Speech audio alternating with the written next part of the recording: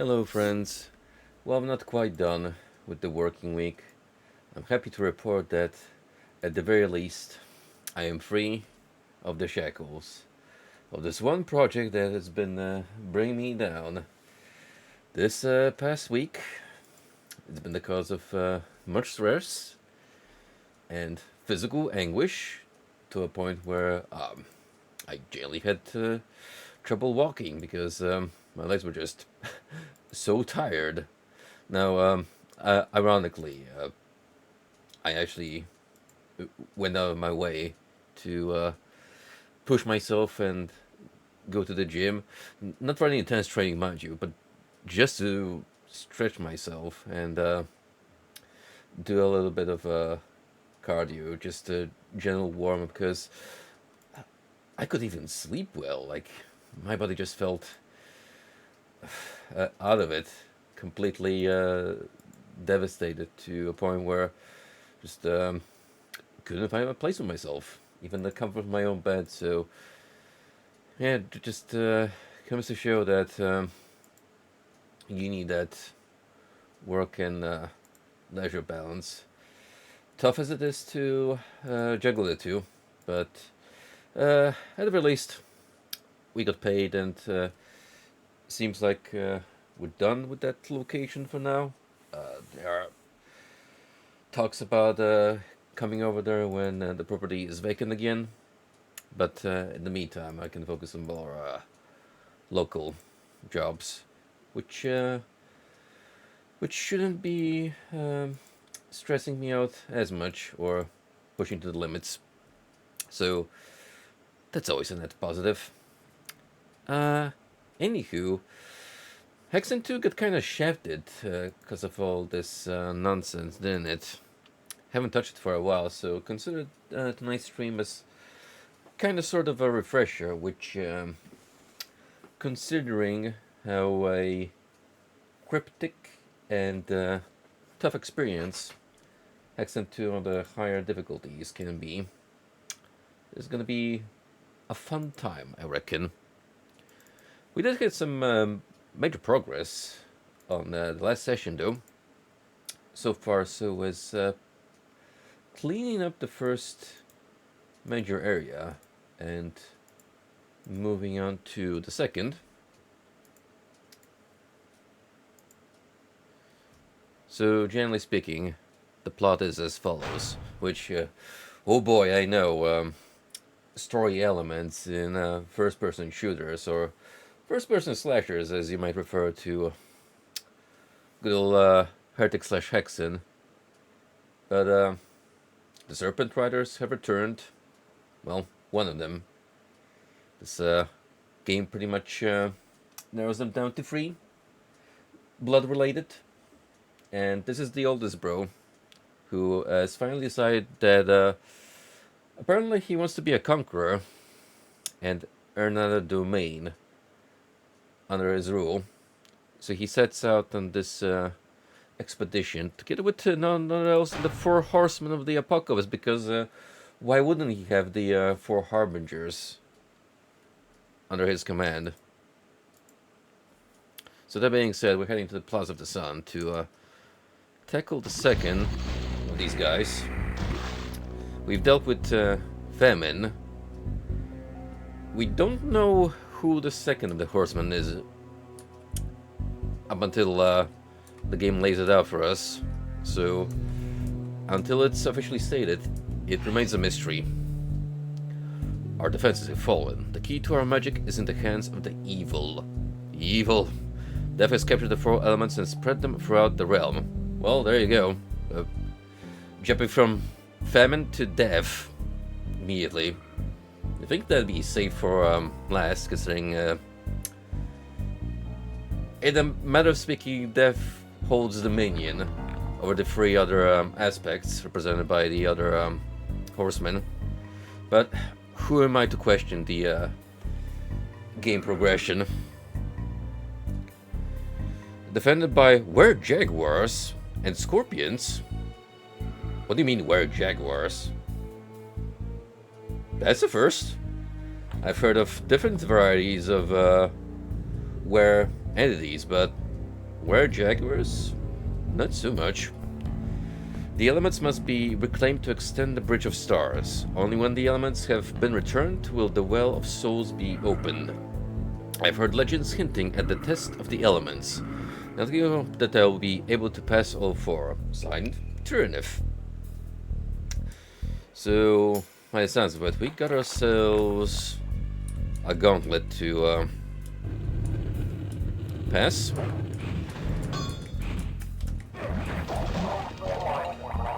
Good.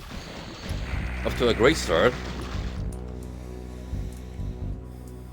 I forget the fact that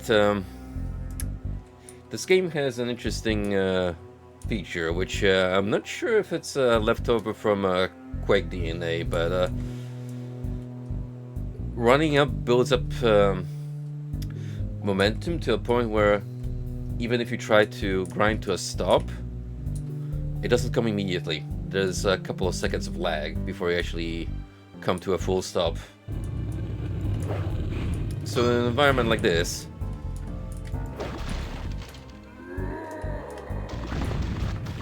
you're actually better off abusing the stage hazards for your own benefit.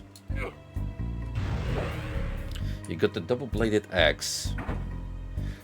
Well, that's awesome, because I think it's high time we finally moved on from the sword.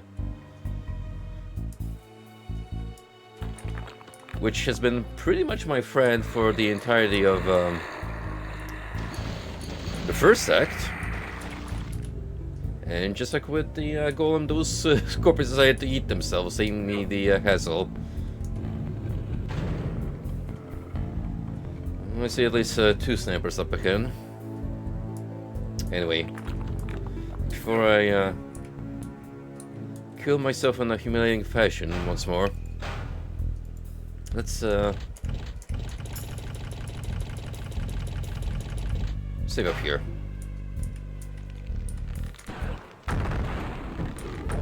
Oh, that's actually a ranged weapon. Huh. I finally don't have to rely on up and close combat necessarily. It's about damn time, one could say. Oh, are these the were jaguars? God damn! I mean, to be fair, I only have 15 health points, but gosh darn it, I got ganked.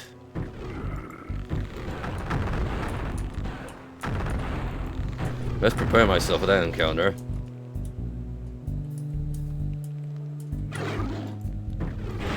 Nice introduction to this enemy type. Just 2 of them simultaneously rolling out. Look at those shmoves though. They are prancing and rolling all around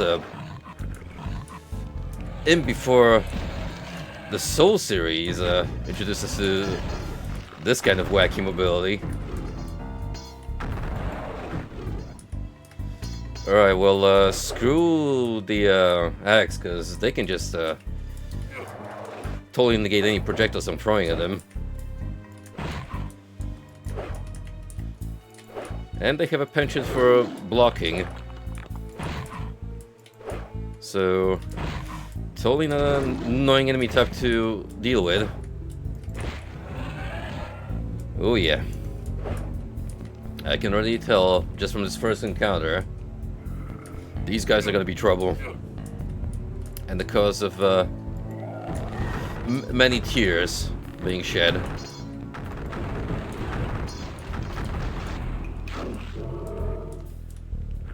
There's another one. Exerting dominance by roaring menacingly. Oh, we're gonna have to cling on to a lot of hell vials for dear life. And we're also gonna have to save scum a lot.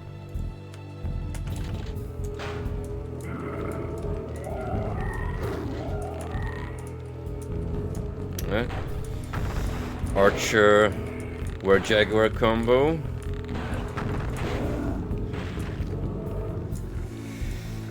Yeah, now that you're not the prime feature of a chapter, it kinda shows how actually low on the danger scale you guys were. Oh.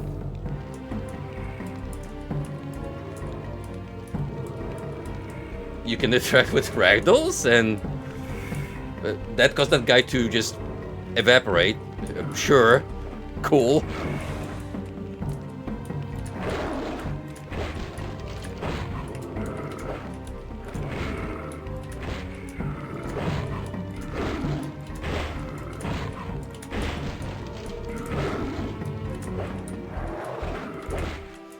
I like the little slide they do when they cancel out their running animation. That's a cool attention to detail on Raven's part.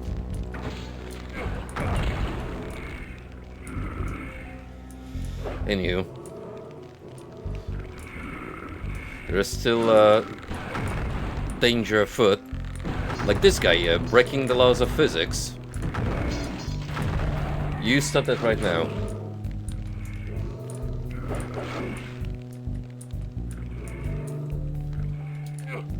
You need the ornamental key. And a place for both doors.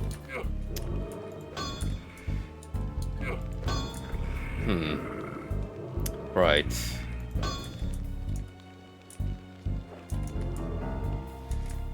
Supposedly nothing suspicious about these decorations.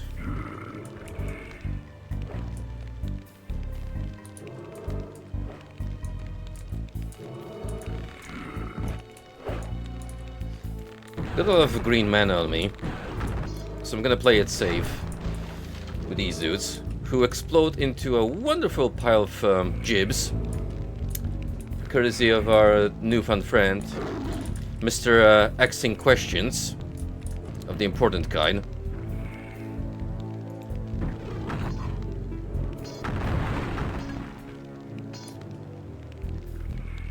Hang on, hang on. I have a strategy here.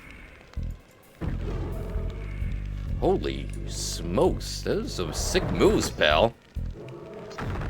I'm fairly certain you could time the throw. But, yeah, they're pretty much determined to avoid your axis. Hard-coded into the behavior pattern. So yeah, good old slice and dicing seems to be the answer here.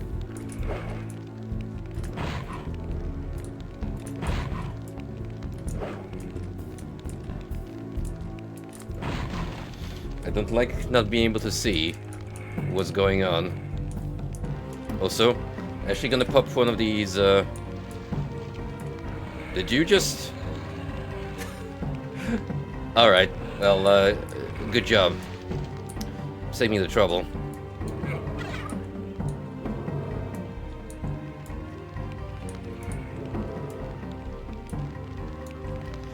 I would be grateful for this Tomb of Power, but I have a sneaky suspicion that if these guys are so good at avoiding physical thrown objects, then energy attacks given from the Tomb of Power are not going to be much different. To the Obelisk of the Moon. Alright, so that's the Plaza of the Sun. Probably want to explore it for all it's worth first, so we can get most of the enemies out of the picture, if it can be helped. Do hear plenty of mobs still, but actually might need that ornamental key in order to advance any further. Doesn't seem like it's gonna be that much of an immediate branching journey as with the first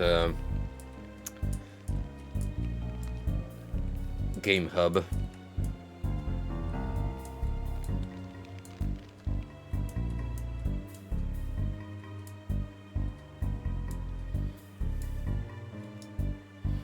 Yeah, as far as I can tell.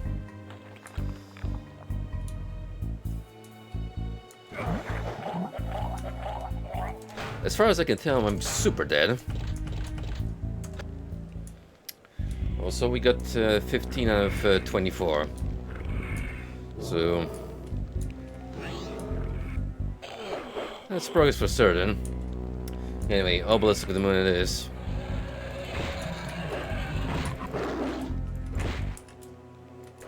Now, if you're just gonna stand there and show me how frightening you are. Which, to be fair, very much so. Look how little damage I deal with the melee. It was like, what, 8 clean hits before he fell? Now imagine that being a common enemy type. Ooh yeah.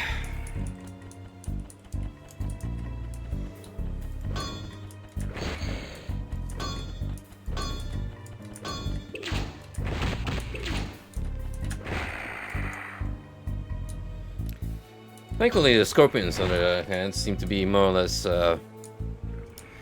within the same range as the common large spider, which is manageable. Actually, it might be even easier considering they're bigger targets.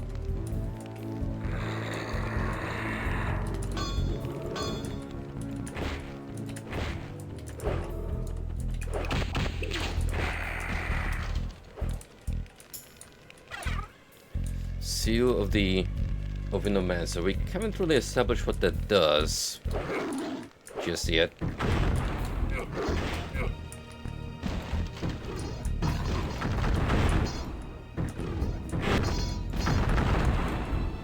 Maybe I gotta throw like multiple of these at him.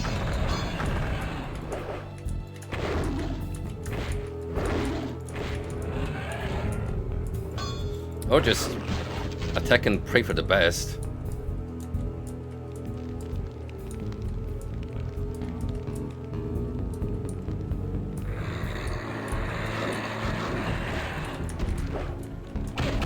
Oh boy. Another room I want to be stuck in. Scorpions I can put up with, but not when paired with a were-jaguar, who is already doing some fancy schmancy acrobatics.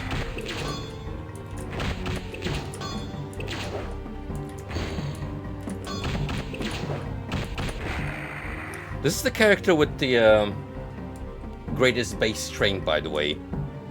The most proficient in melee combat. And yet, the struggle is real.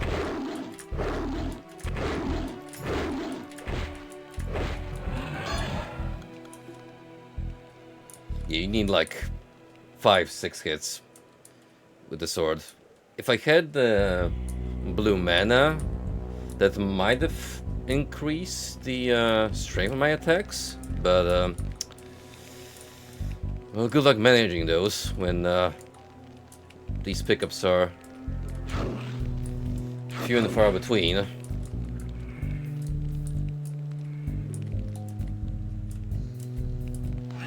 To the Bridge of Stars. Alright, so we're branching in from here, as opposed from the Plaza of the Sun.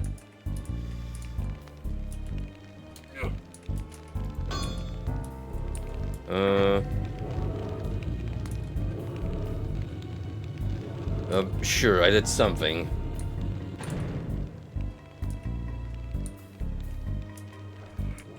Hey, as long as it worked, that's what counts.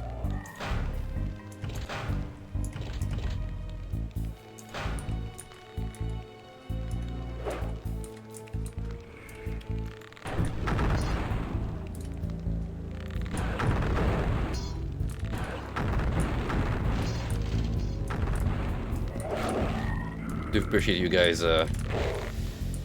dropping mana pickups. Those delayed arrows, though, those always get me. Whoever came up with that attack pattern, you deserve a raise and a kick in the nuts. Because that is evil. Also, you see some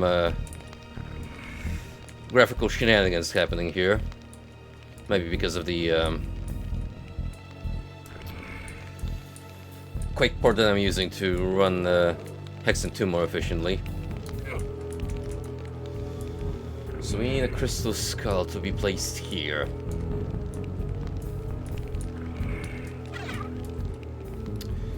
Jade skull goes here.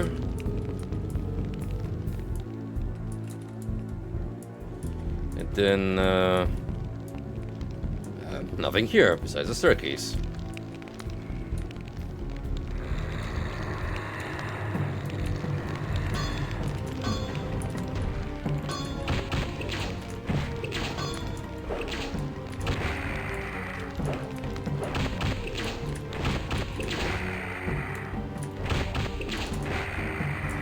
Took a little bit of damage there, but it's a trade-off I'm willing to make.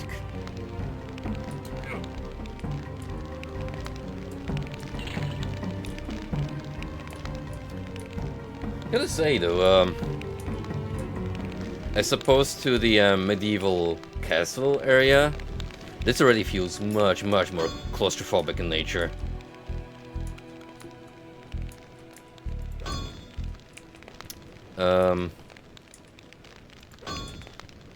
Do you want me to do anything in here, game? You'd think this be wink wink nudge nudge that there's more to this hidey hole than meets the eye.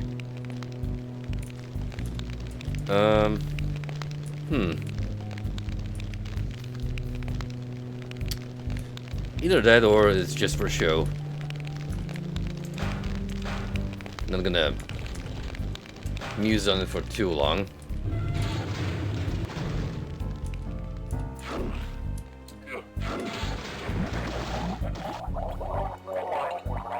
Gee. Who could have seen this coming?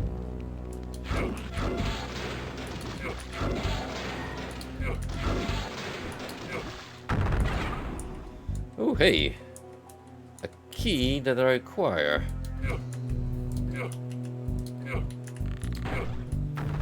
And a friend.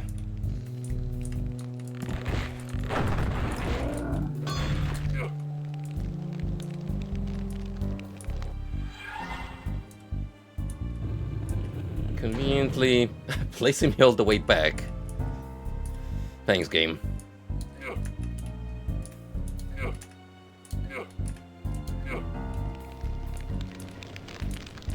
One thing I will say I do respect about the Quake engine, which also carries over to Hexen. Lovely texture, by the way. Although the smudge, people would look at this nowadays and assume it's AI because it's got that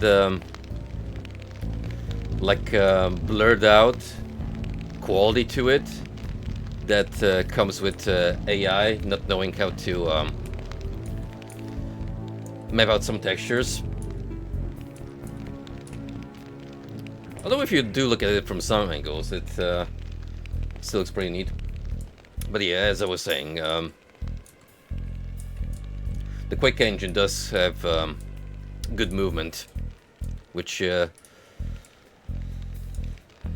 does carry over from Doom in some capacity when it comes to its software's design philosophy, but considering that we also have jumping to add as a whole new dimension of moving around,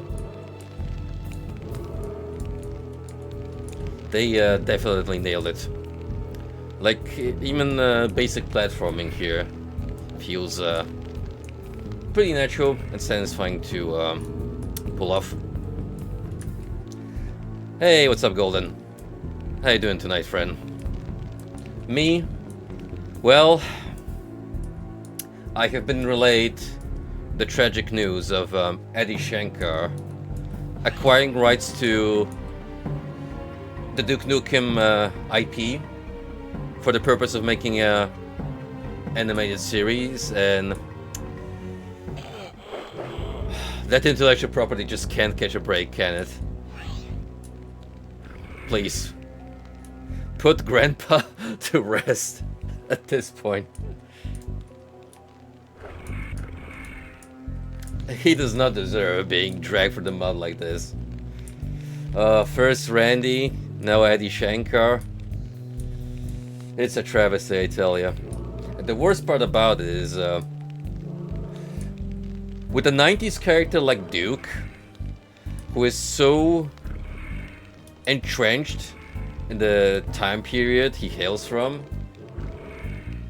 you know they're gonna twist the character to a point where he's a parody of himself, but not even in like a light-hearted way.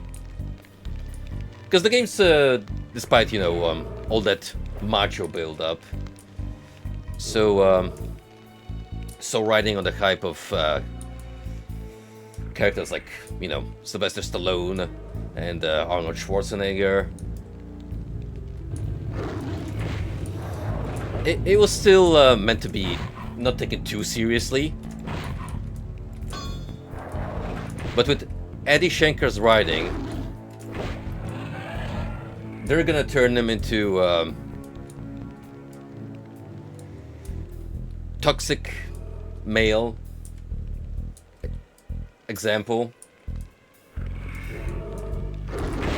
I wouldn't even be surprised if they bring in Shelley to act as a girl boss, which in all earnesty she already is in their own spin-off series. But she'll be there mostly to pinpoint Duke's flaws of character, all for the sake of ending brownie points with the progressive narrative. Kind of like how Lady's there to undermine Dante in the Devil May Cry Netflix series.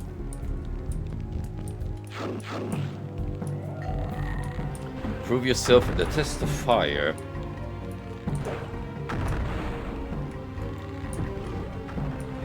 I will, on my own terms.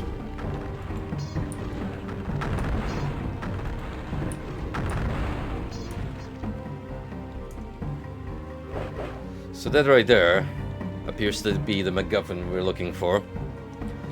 A prime example of good game design, where you enter a new area and you already see the target objective in front of you.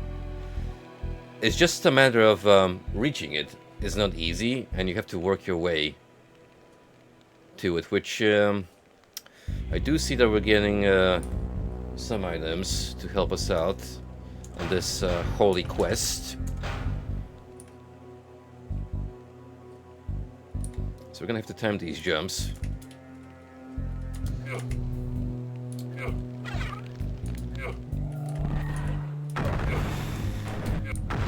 We're also dealing with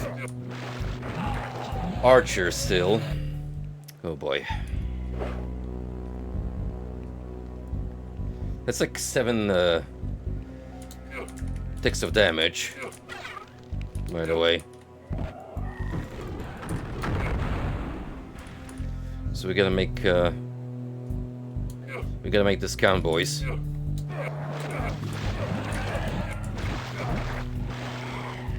Your gov has saved your mortal body. Oh, so that's what the Rook item does. Look at that, we actually started off with full HP.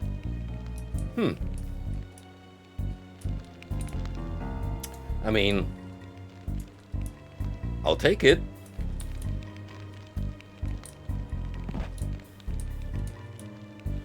We need all the help we can afford.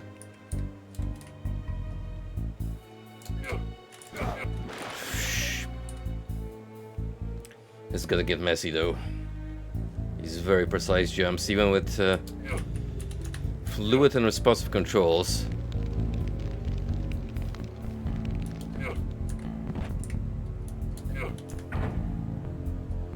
Only 2 more to go. Well, at least it's not 20, like in that one meme image, making fun of the first Hexen.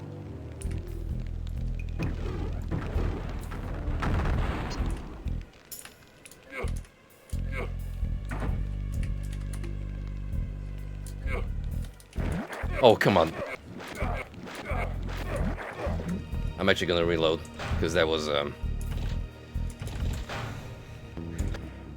unfortunate. How about we go to this side then? Or I could totally flop the jump.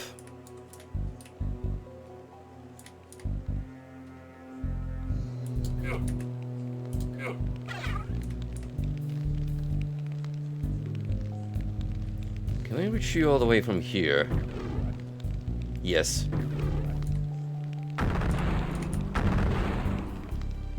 Good. I want these guys out of the picture before I do any precise jumping.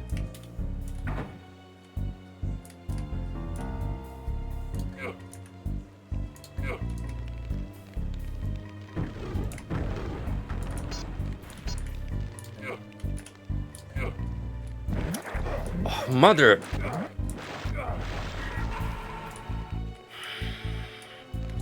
Ugh.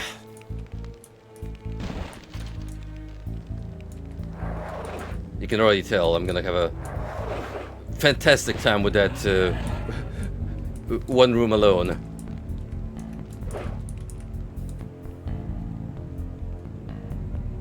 Like I said, many tears will be shed.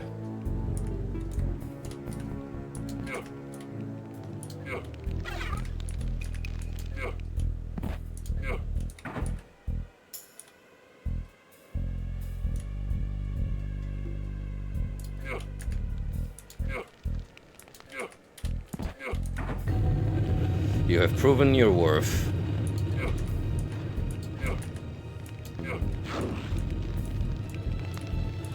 Well, I guess we'll save up these blue vials for later. Not that I want to come back here, mind you. It's already proven to be an unfavorable zone in my eyes. You possess the element of fire.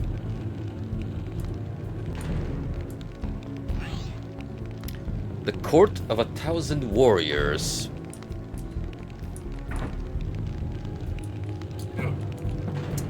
Or I could open up the other door.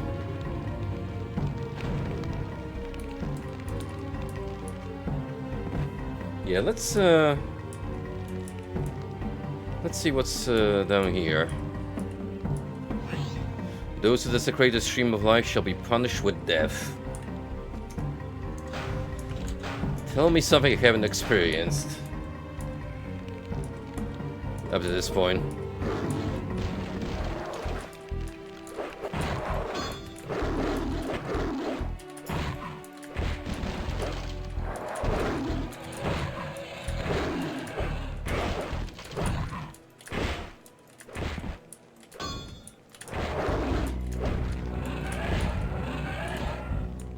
There we go. Pretty clean victory, all things considered.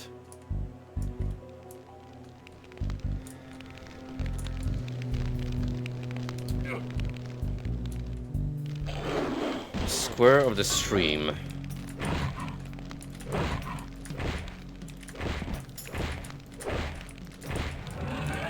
There sure is a lot of side areas.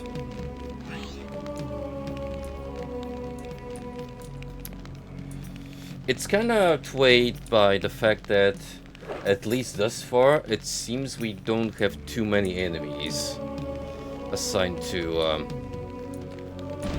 each individual map. And I'm grateful for it, because imagine fighting like 50 of these guys total. Like, where did all my health go from here? One aerial assault almost cooked me.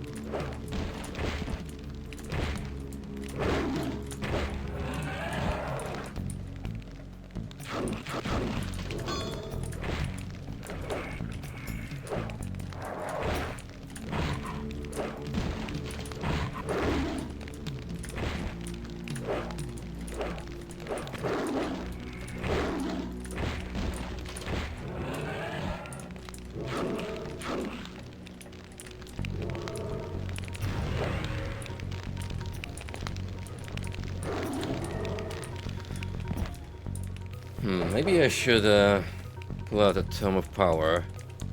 I do have 5 of those after all. See how efficient it is with Jaguars.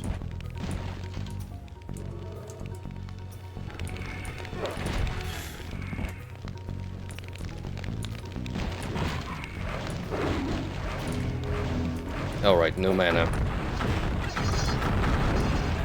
on that thing.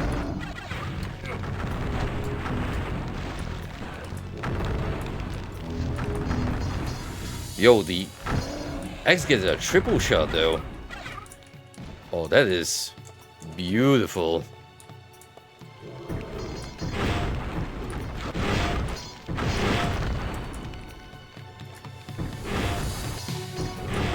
Not good enough to kill this guy though.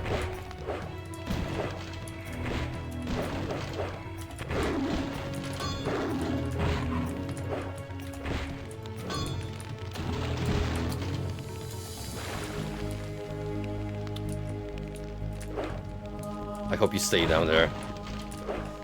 And don't realize you could totally use your leap to get out of the pool.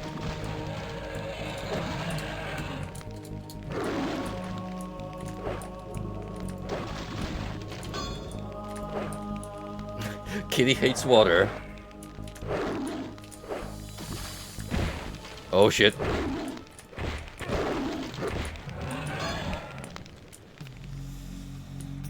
Ooh, brother. You need the Serpent's Card. I need a lot of arbitrarily decided quest items, it would seem. Where do I even begin to accumulating all these?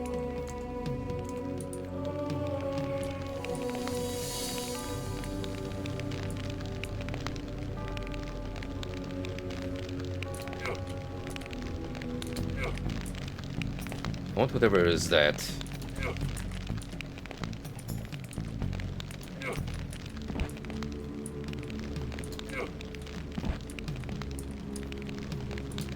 Unfortunately though, this staircase appears to push me right by the ramp instead of onto it. Can we do the old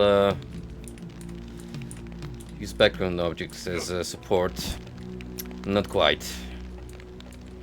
Can I just phase through those lanterns? Do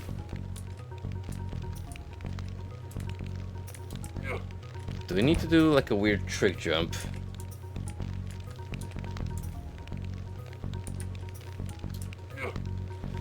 Maybe. It's pretty much a U-turn though, so that requires some wild movement on my part.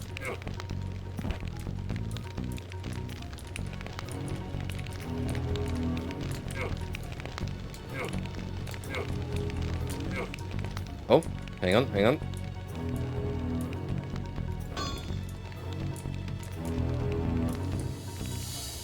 Wrong side, but still.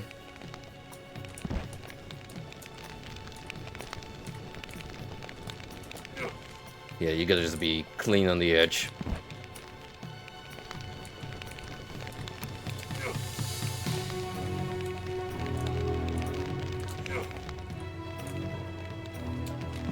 And then make a leap while hugging the wall, because you do slide off eventually.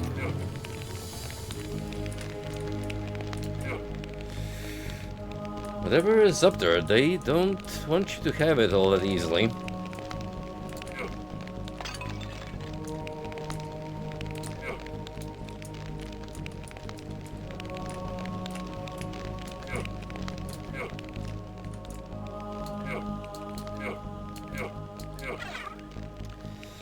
An invisibility sphere. If this was Doom, I would be disappointed. But it's Hexen, so it might be worthwhile, depending how it works.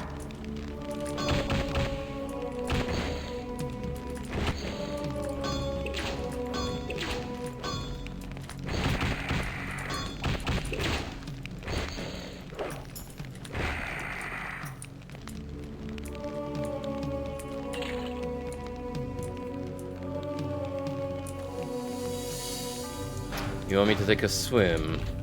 Hmm?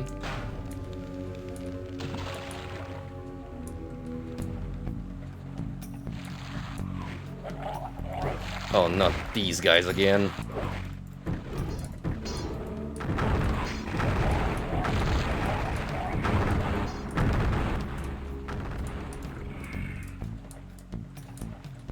Oh boy.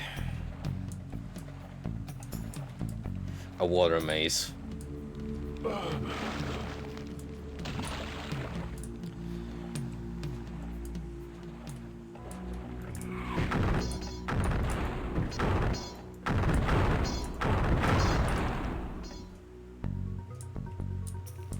At least I have a throwing weapon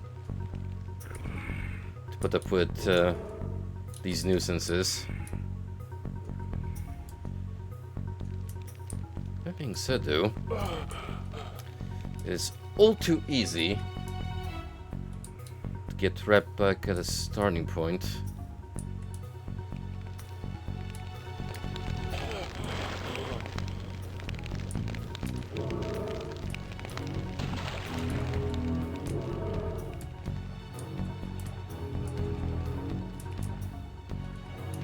It kind of told me that I'm on the correct way.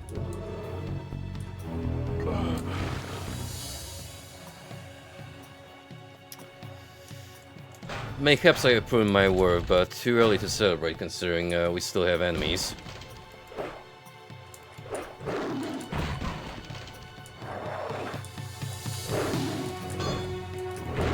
Now I'm gonna have to play Ring Around the Rosie with the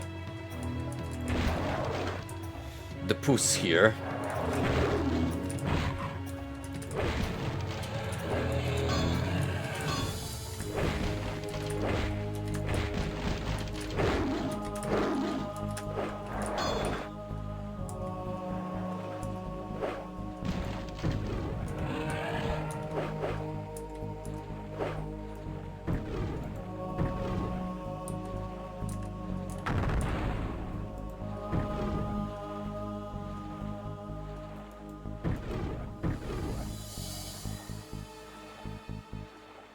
One more.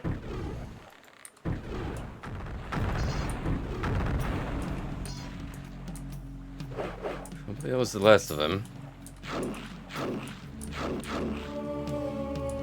Gonna get the elixirs ready up just in case.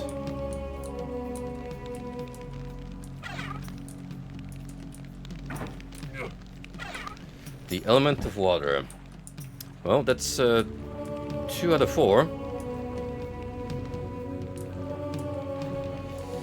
All that remains are earth and air.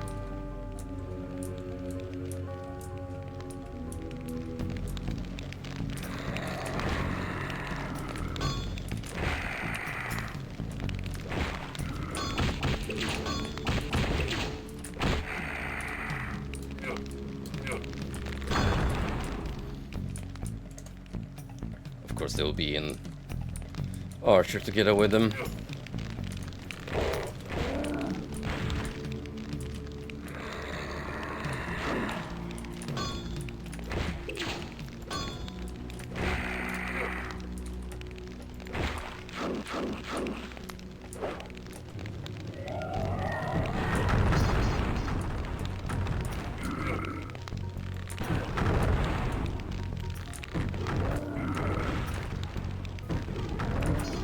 Always reassuring to see enemies come up with a previously explored area.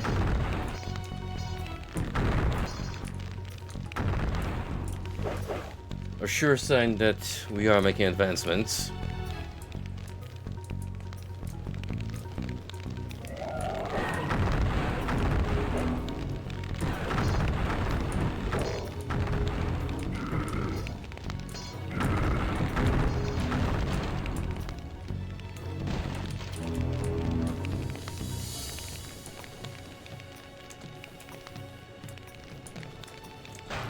You, my good sir. I do want to have some health before tackling.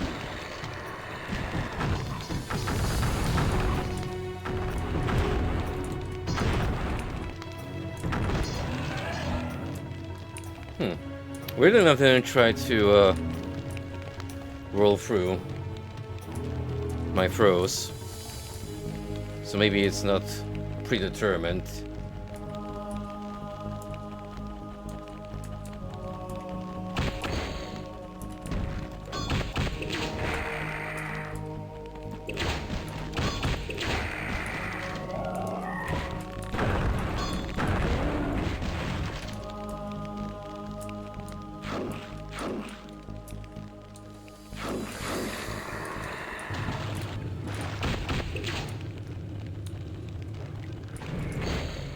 Oh, thanks for putting it even higher.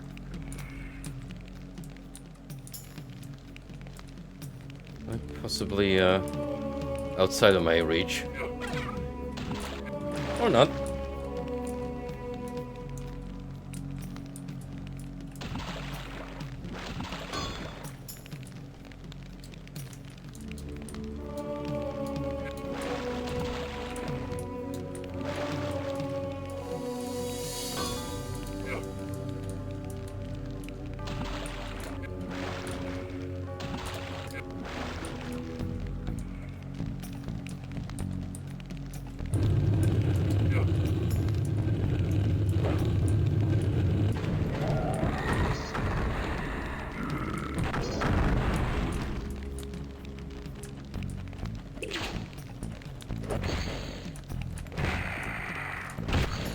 I'm fine with scorpions.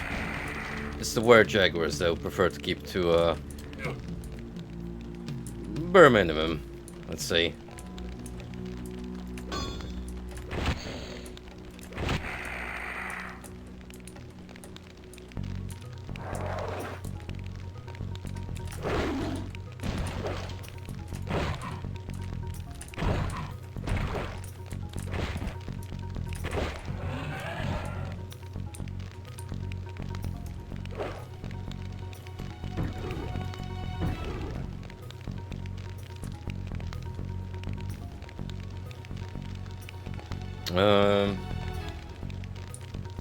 That one's still stationary.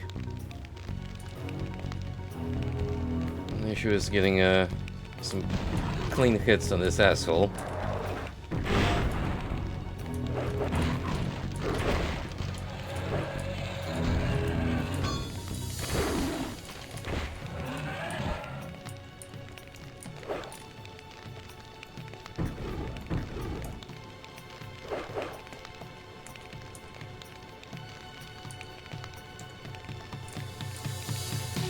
May as well.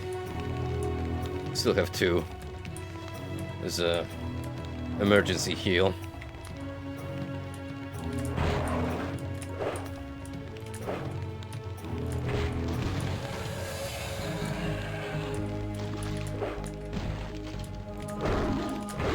I think that sucks about the roar is that those were jaguars appear to be invincible while at animation state. I tried to calm him and that didn't do nothing, so...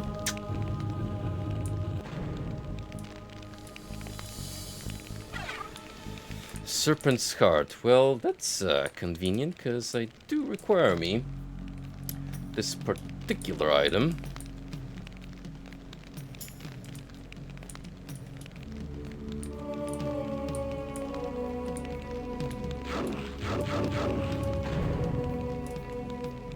So I do believe, for all it's worth,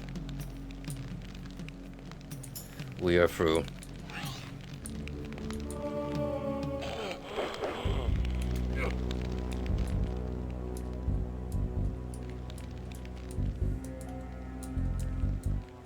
Don't have any new mobs spawned in.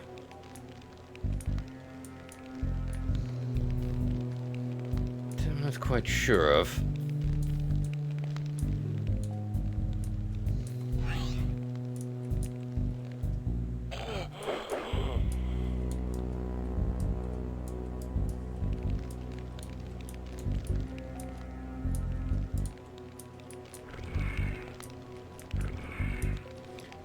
So this is where I need the skulls in order to progress. Already kinda... I'm already misremembering where the altar for the Serpent's Heart was.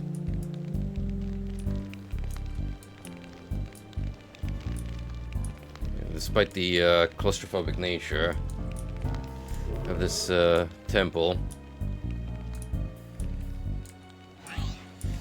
it does get a little loopy when it comes to navigating these areas.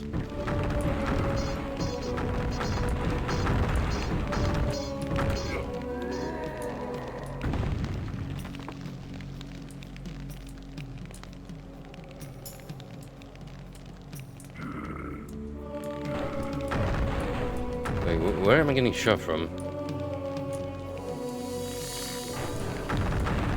Where's the sniper? Oh.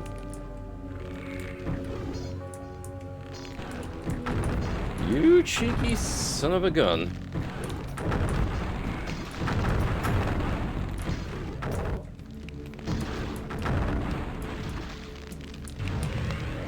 Purifier piece number 1.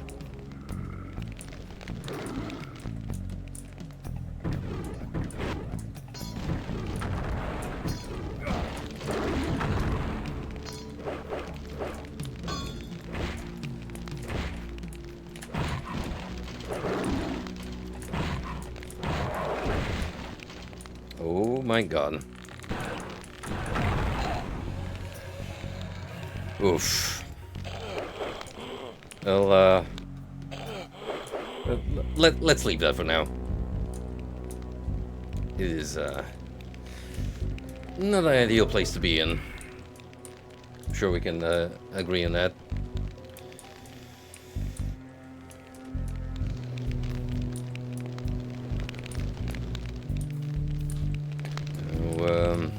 Where's the damn altar? Maybe I need to traverse from the plaza. Bridge of Stars. That's where I came from.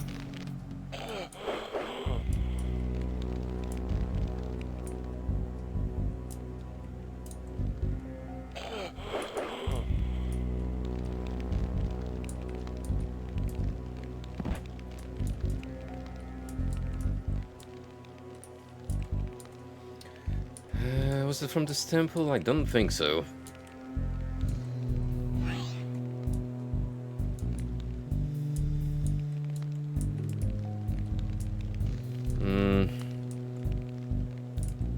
That's the problem.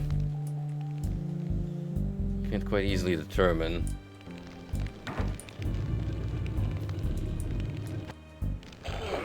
Path of progression. Yeah, that doesn't seem familiar at all.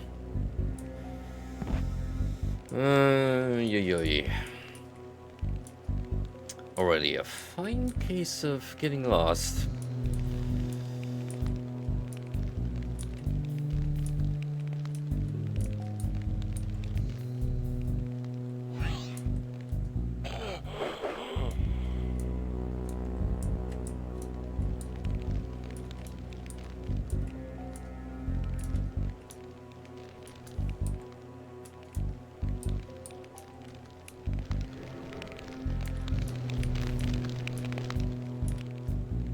can't be here, because that's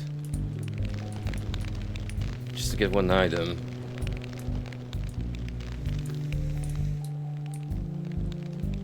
If only I had a map I could follow, but no such luck.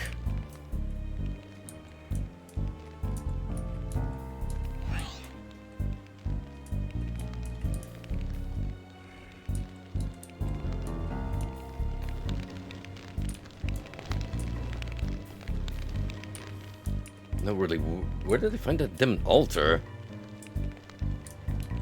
Where the heck was it? In the, stream? Was it really there? I'm just not remembering? Oh, it could be at this point.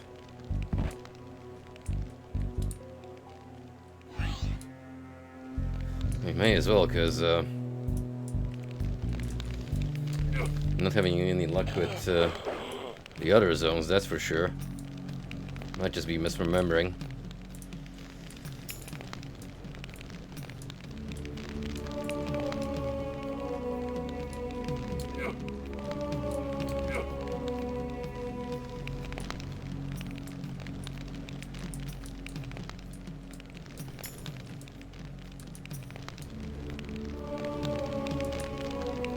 Oh, I am totally here. Oh shit, spellcaster. Haven't seen one of your kind in a minute.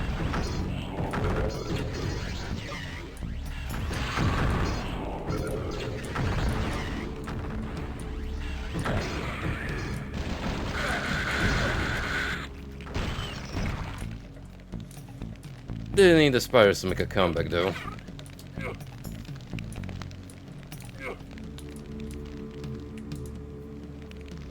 Anywho, there's indeed a skull that I now possess.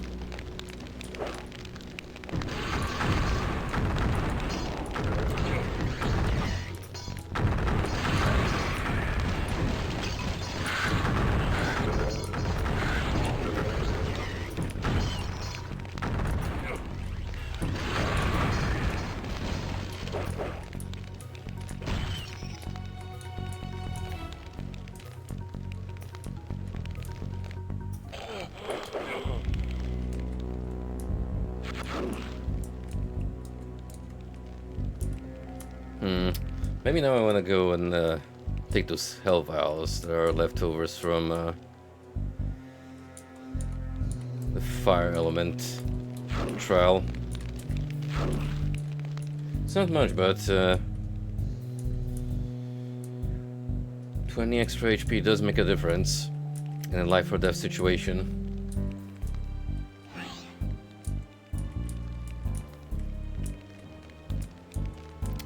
Okie dokie, now we can move our asses back here and deposit one of these skulls.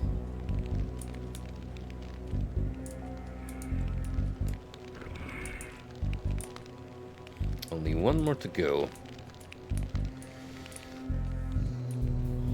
I see. So on its own, that doesn't really do anything. It needs its partner Jade Skull, which we still need to acquire. Well, that's where the Bridge of Stars comes in, and the 1000 Warriors district.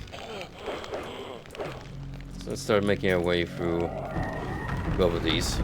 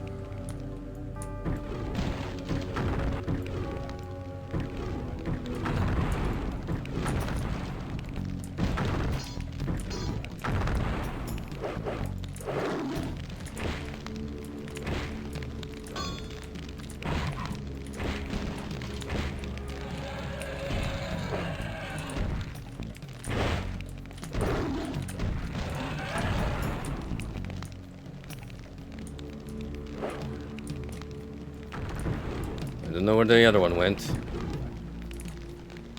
But I will remain on guard. Probably he... Oh, I was gonna say fell into the lava, but... Nice surprise ambush. The were-jaguar jump scare.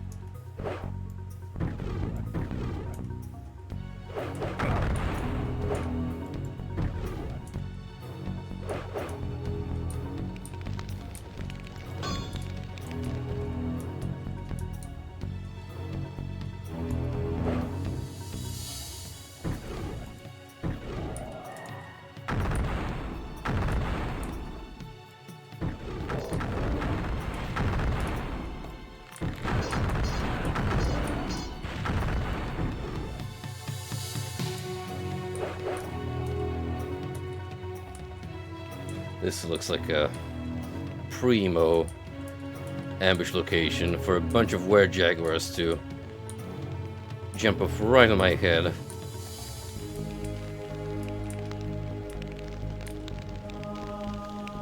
This texture looks a little bit different compared to the rest, doesn't it? What could it mean? Apparently nothing. For now. Oh, okay. So we deposited one of the elemental artifacts. This is where the earth one goes. And this is where you drop to die. Which, I'll be honest, we didn't need that. At all.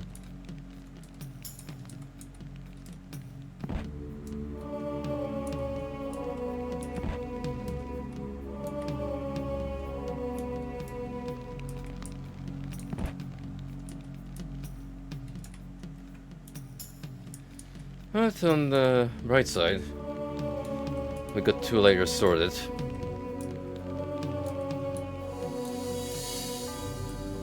So we shall need to return here, for sure. It's rather small and self-contained zone. Which leaves us with only one other location that we haven't really touched upon yet. That's where I reckon we'll find the other skull. And the purifier piece, maybe, whatever the heck that is.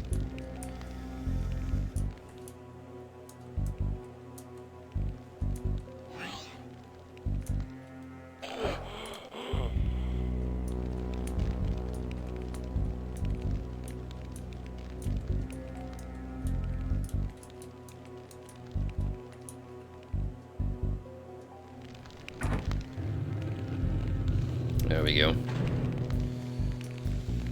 Another save for prosperity's sake.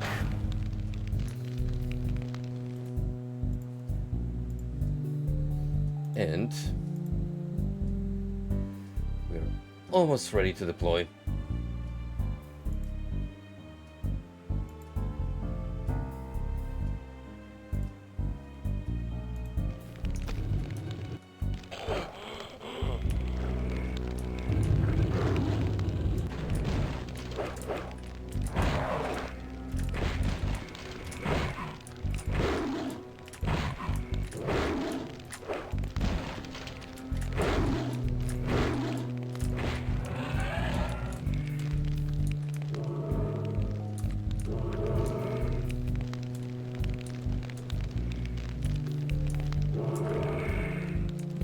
So many were-jaguars that I hear roaring in the distance.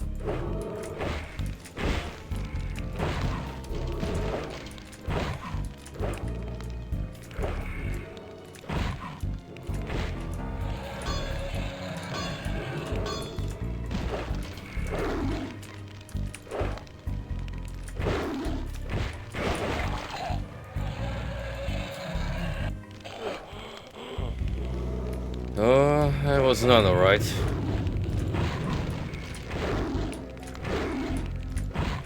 I don't know if there's any difference between the two types. Well, it might be a case of a Ranger versus Elite Ranger. The one with the red motifs on his armor.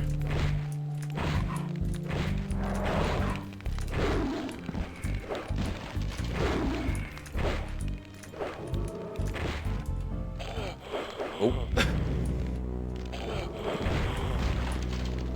Combat so intense, I would send him back to the plaza.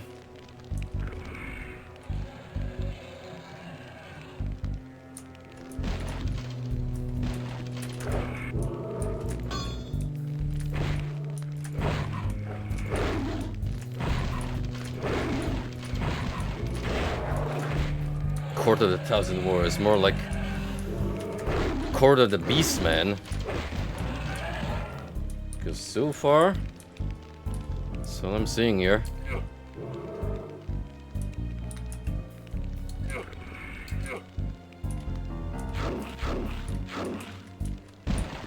Another one.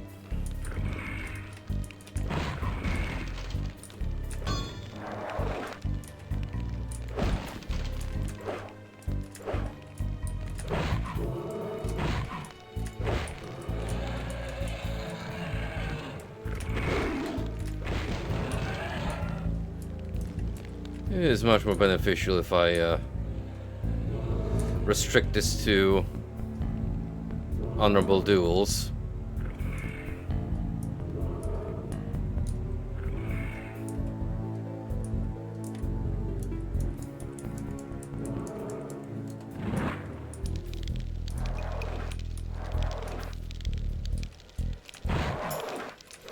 Oh, your textures get super funky.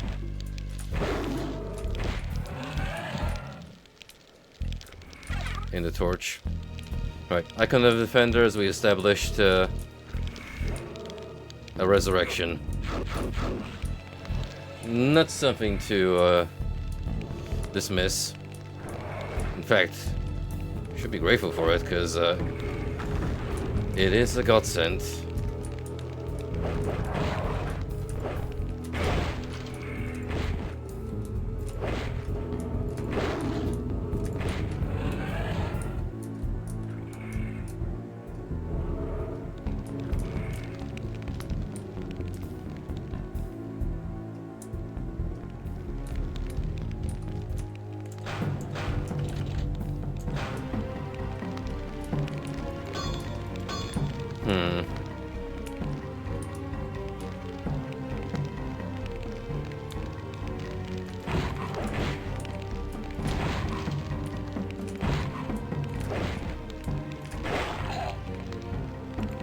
Bro did not appreciate me giving him a good whack from behind.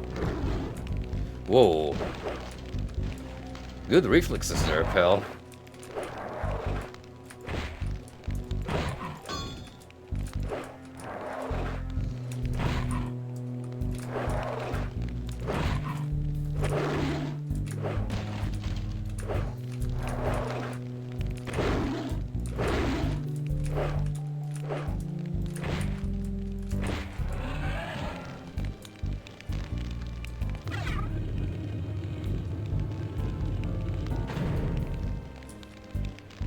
Ta-da. Mission accomplished. Whatever said mission was. And that is acquire this thing. The Stone of Summoning.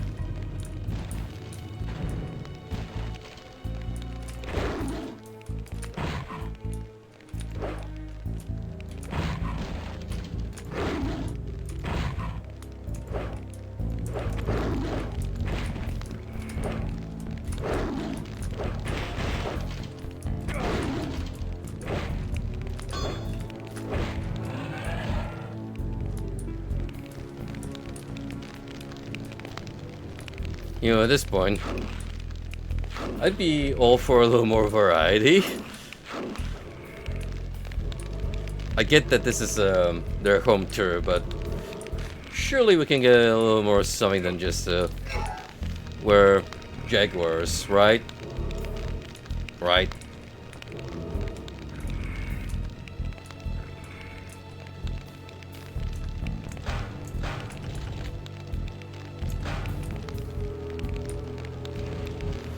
Oh Lord.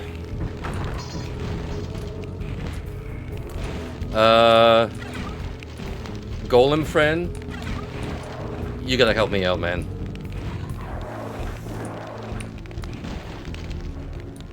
I am not putting up with all this on my own.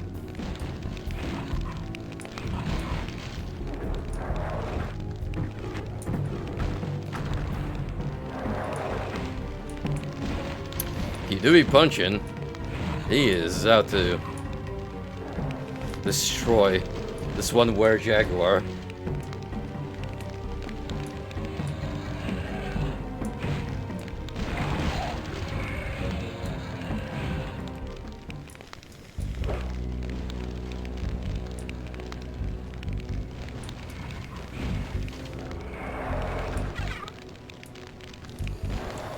I'm gonna need a Tomb of Power.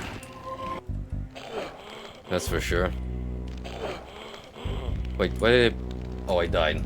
That's why.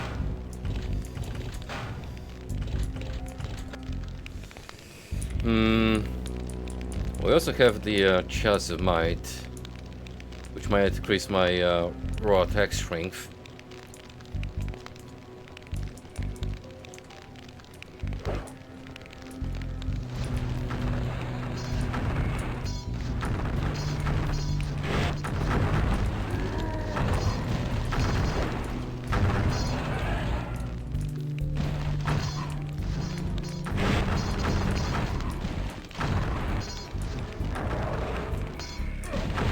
We'll just casually burn through all of my mana. Well, why not?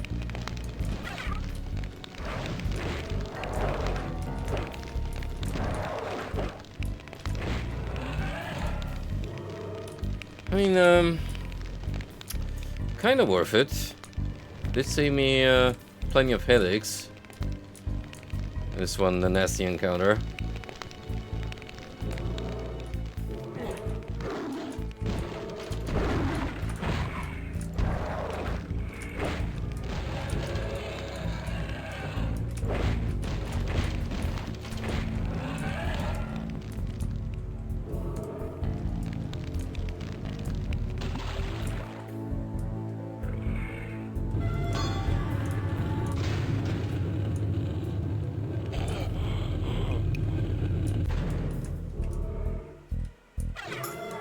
Oh, hey.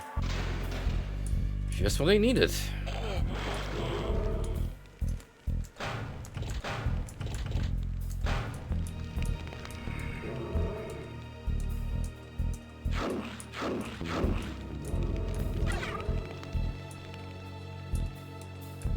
I still don't know what this item does, but I'm tempted to use it.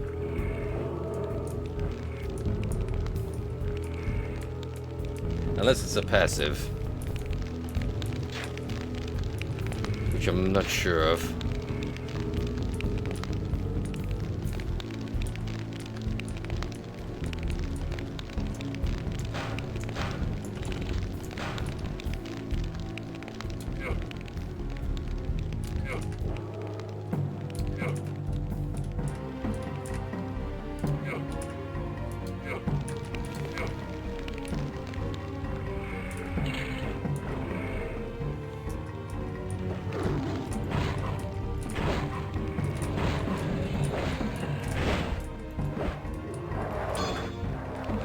Oh, brother.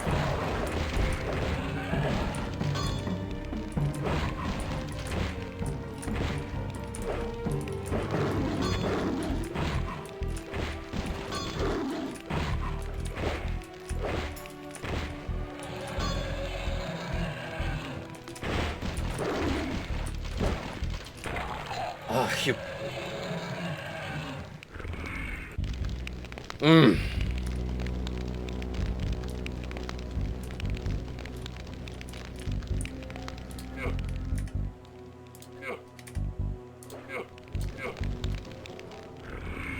It's not gonna be easy.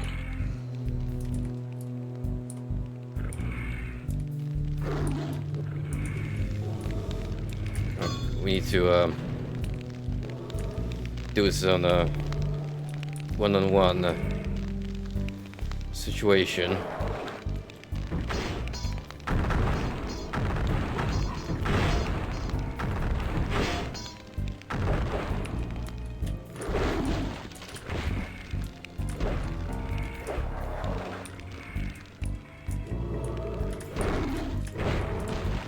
Oh, got a free tome of power. Actually, pretty impressive.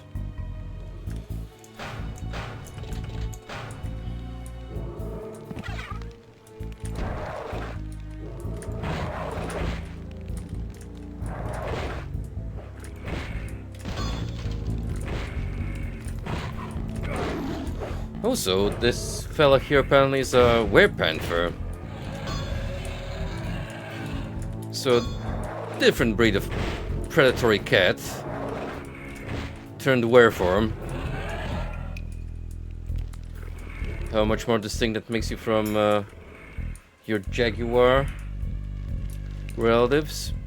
Well, I don't know. But both are very, very lethal.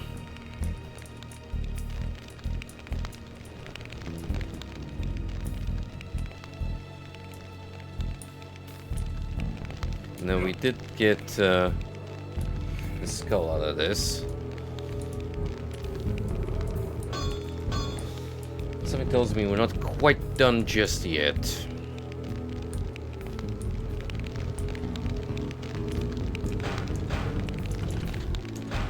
If the enemy count is anything to adhere.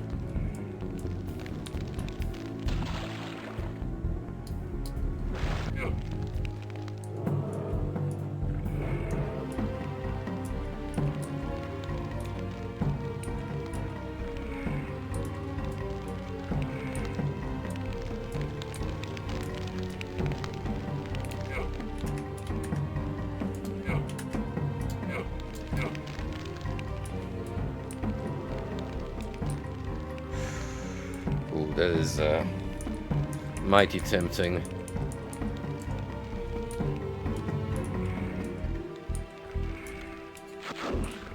For free? I have a hard time believing it.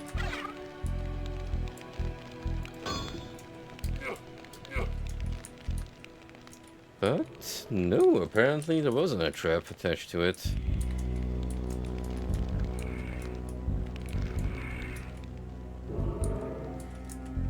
Alright then, definitely worth picking up. What else does that leave us with? Good question.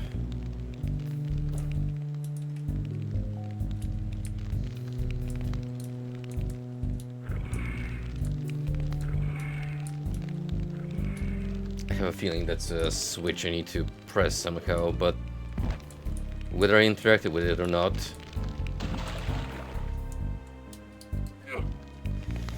that's a little difficult to determine. Until I hop back there and try again.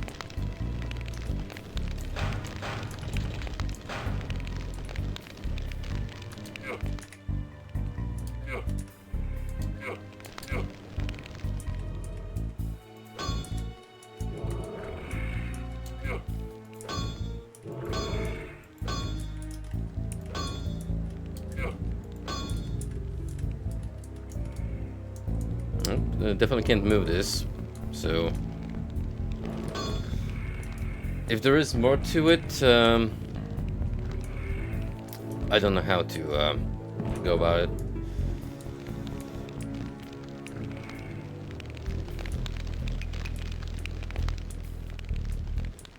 As a Berman, we did get the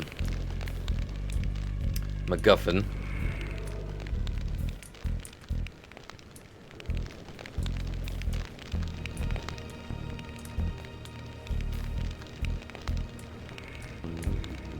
Still curious as to what's down there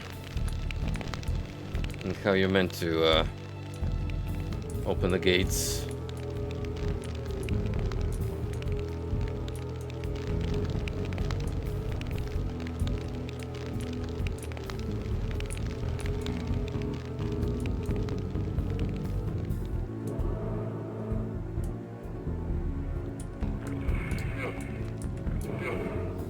it could be a semi-secret location that you can open if you're diligent enough in exploring.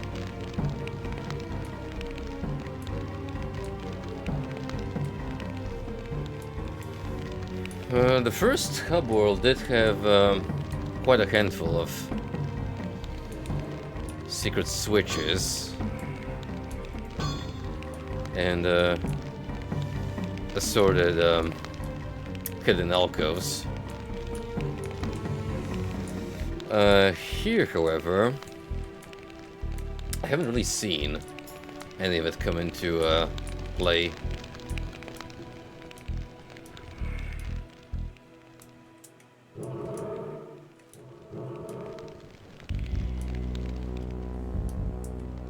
So as far as I'm concerned, it may not even be a feature at all.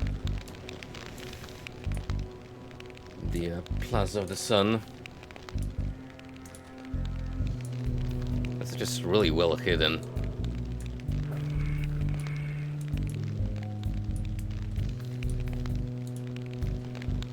Or you have to interact with that lever in a very specific way, which I couldn't even begin to comprehend.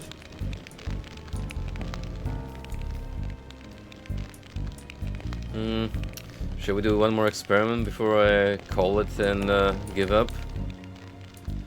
May as well. That will be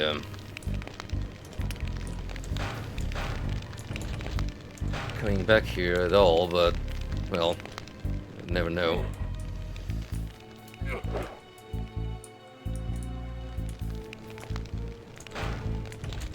Gonna save us some hassle by reloading accordingly.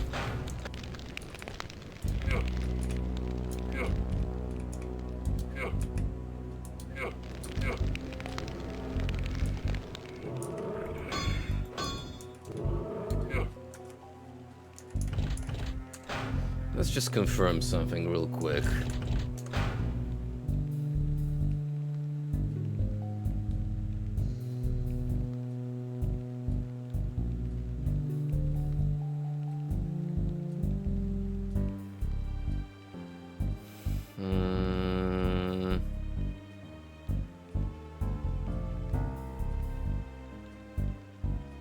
Jump swim up.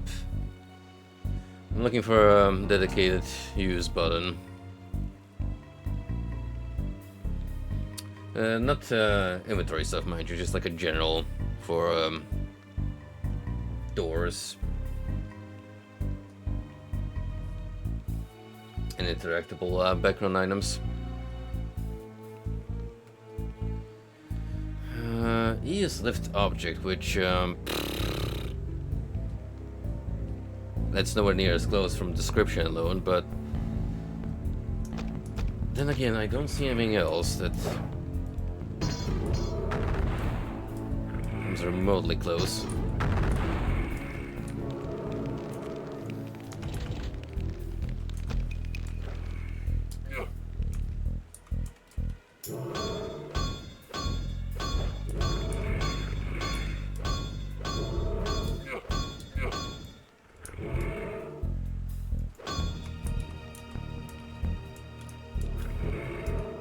You can't move into this, you can't like knock it around.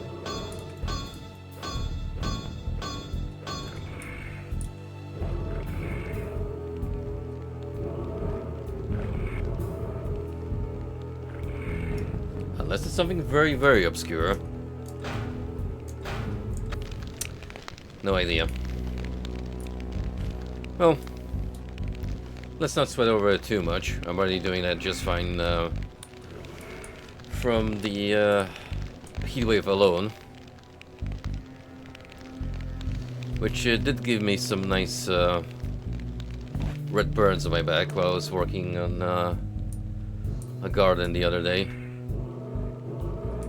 Hey, I'll take that over the old rain and cold.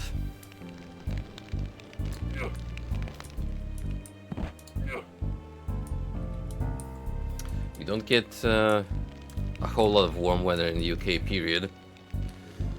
So may as well make the best of it and enjoy those high temperatures while they last, which, to be fair, summer did come around earlier this year. For June, for it to peak, it's rather unusual.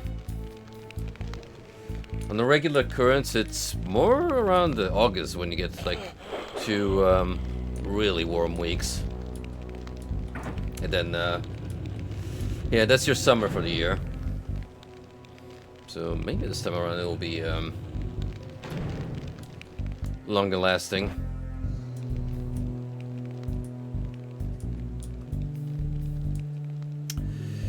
Anywho, where was I? Alright, I got another skull to deposit.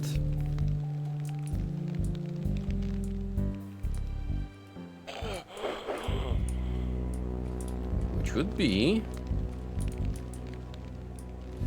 right here.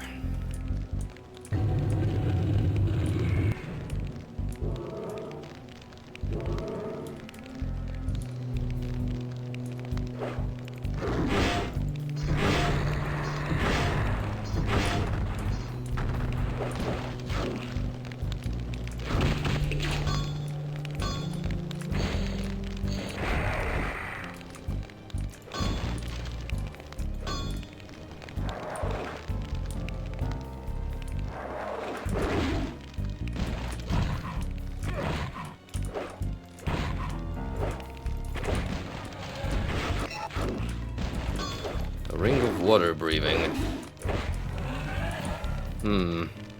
I wonder what's that alluding to. To the Palace of Columns. Oh boy. Another subsequent area. Oh, here. Ah, that's just opening from both sides. Rather underwhelming, but hey, I'll take one direction over multiple paths spreading.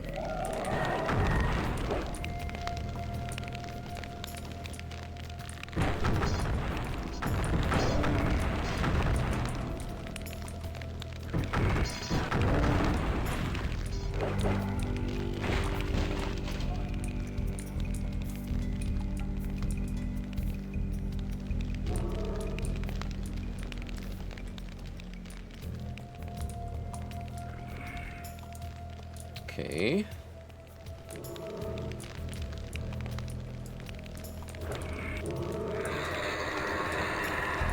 Oh, that was a lot of spiders waking up. Spiders, scorpions.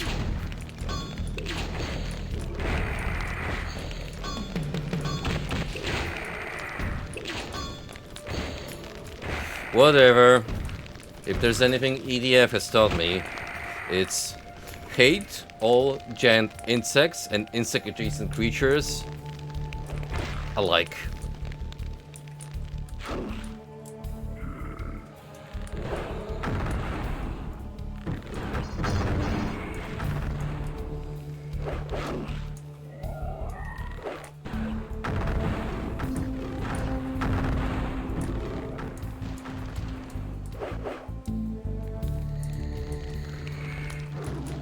There better be an elemental artifact somewhere around here.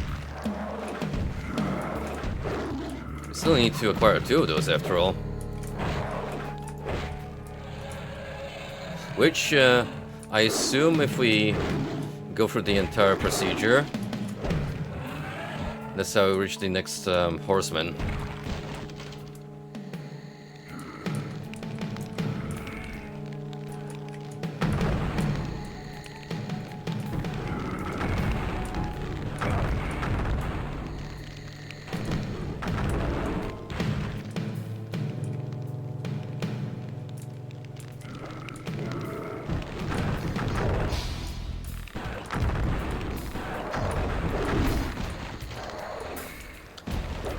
Can't take my eyes off a werejagger for a second.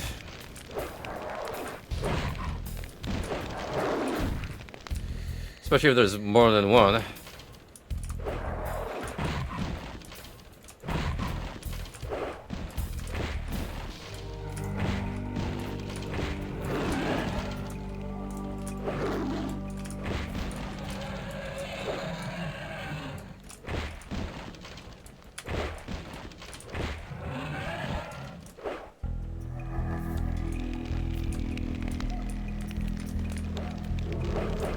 freaking night owl sound effect mixed into the background music.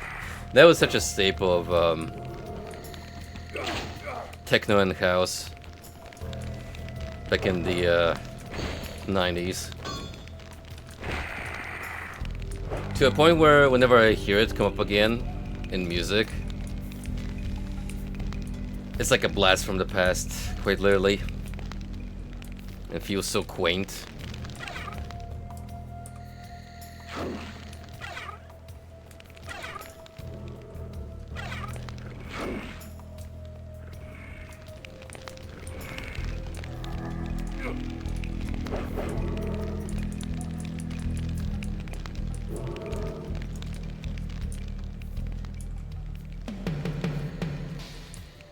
Words not just drums.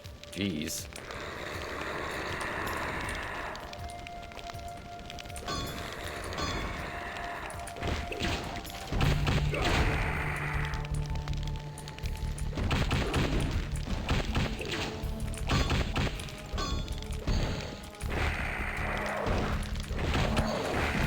Hey now.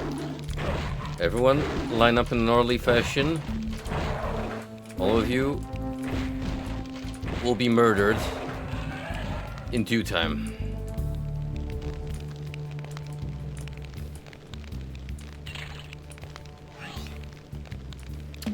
Oh, that goes back to the court. Ah, so maybe it leads back to the sealed gate I saw.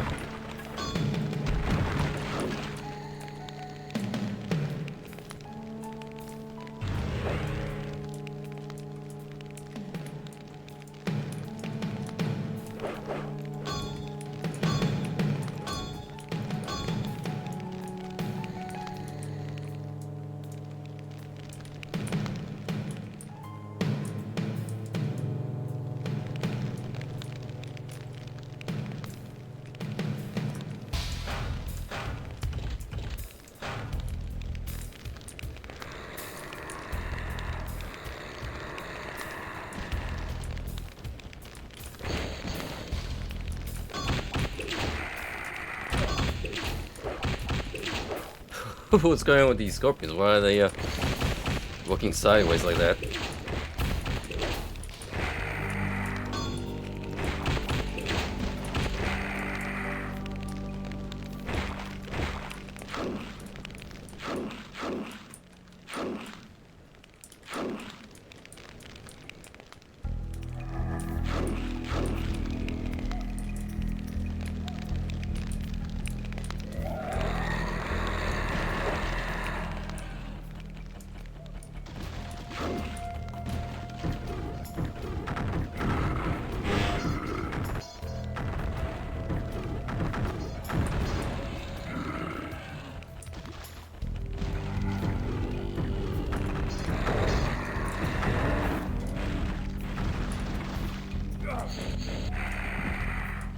The fact that you managed to reach me all the way up here is quite impressive.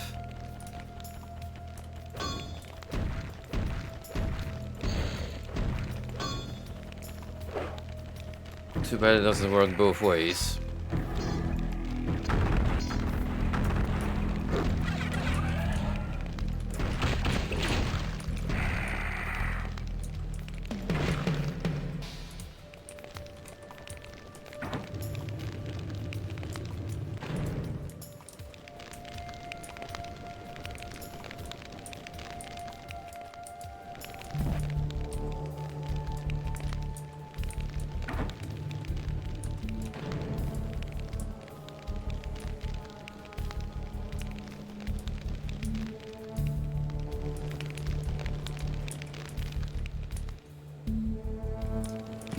Ooh. A little too fast there for my own good. And again, why is that rail pushing me off? Is it the rail or what's going on here? It's an invisible barrier. The hell?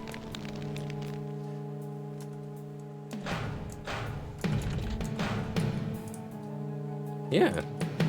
Like, I can't go into this crevice. I actually have to jump at an angle, because... Oh, that is so cursed. Look, I can perfectly move from here to here, but not the opposite.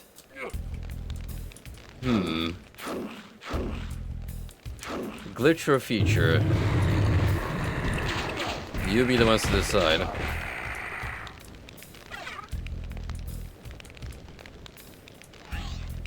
To the tomb of the High Priest.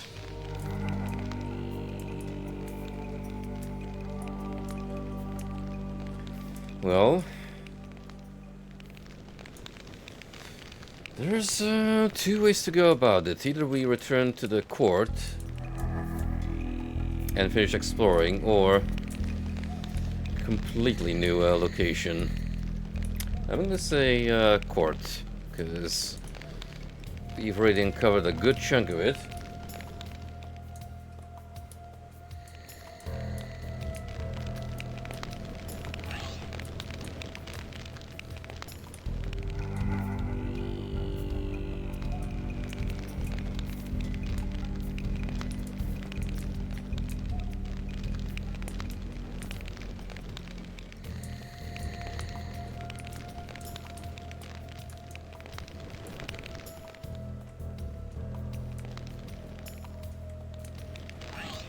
The High Priest Coatepec has taken the element of air with him to the other side.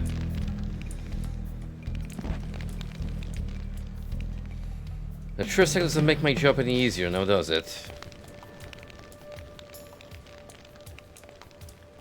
Heck, I'll have to go to the netherworld or whatever, just to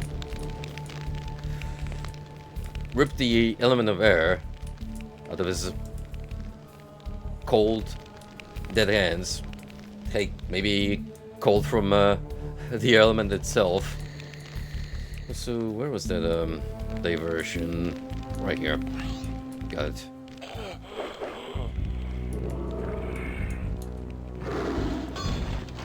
There we are.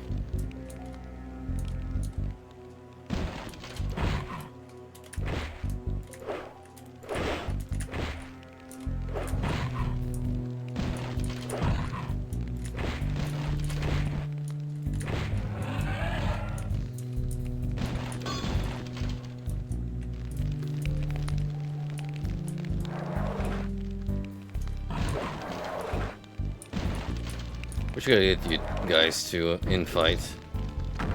We sure as heck don't feel like dropping down and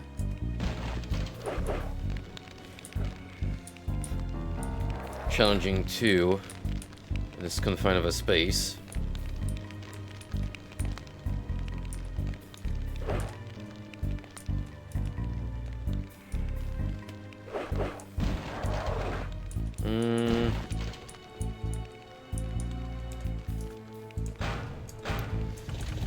Screw it, we ballin'.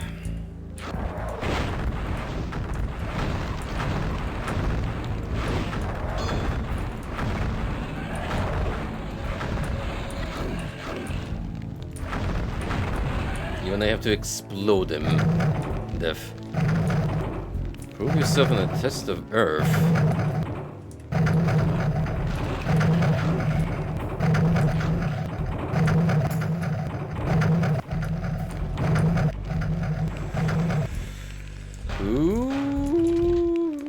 Okay.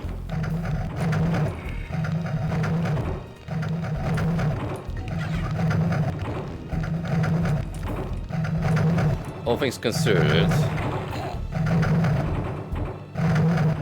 I was gonna say wing those crushers quite well, but I just had to open my big mouth.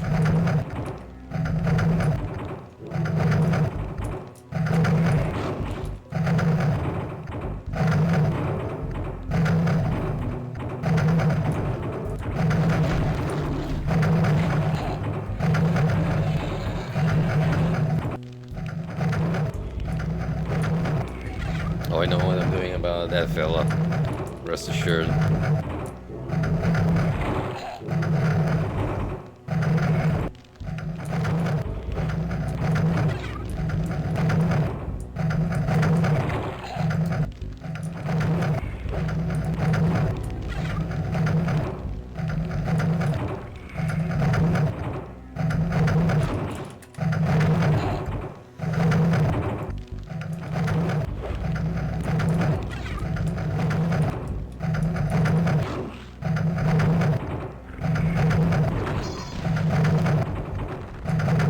Please get crushed at your discretion. Thank you. Real swell of you.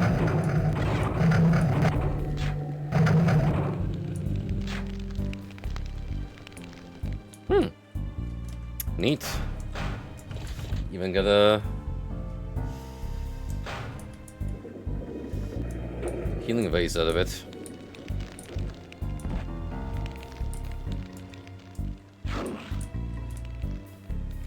Or vase, however you wanna pronounce that.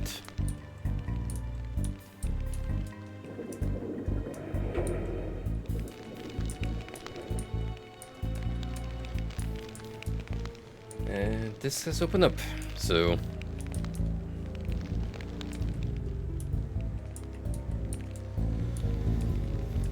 we got interconnected locations. Now that's all fine and dandy, but now one more piece of the puzzle remains to be put together, and that is acquiring the element of air.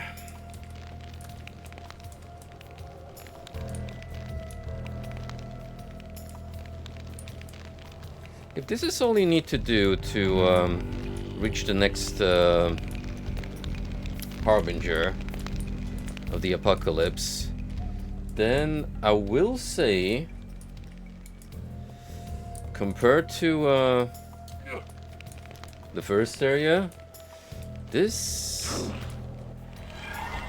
is much more self-contained. And by that I mean it's more about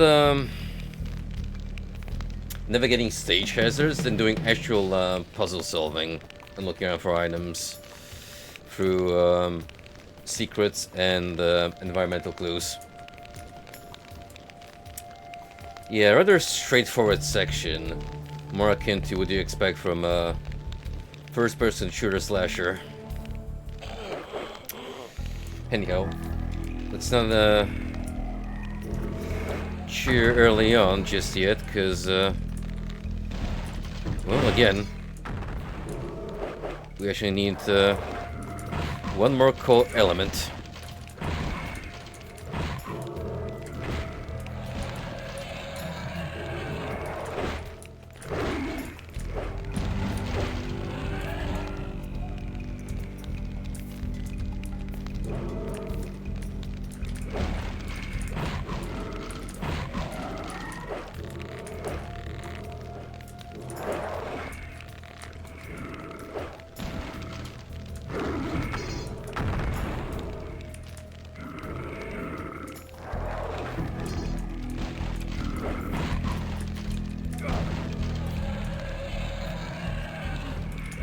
Yeah, roar, Mr.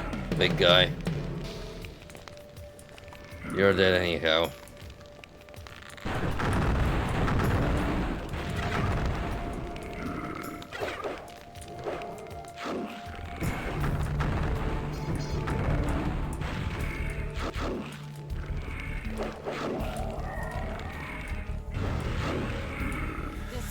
Whoa, shit. New weapon? Oh, hold on. We got ourselves an actual staff. Yo, what's up, Dine? Thank you for the 52 months, my man. Time sure flies by, doesn't it? That is, what, like... Let's do a quick math. 4 years and 4 months. God damn. Whenever I look back at all of my accumulated streaming experience, I think to myself, I've been around the block for quite a formidable period of time now. But on the flip side, there are so many more streamers, like absolute legends on the platform, and that's taking Twitch into consideration, who have done this double the time I've devoted, if not more. But at that point, that is a lifestyle. That is dedication to the cause.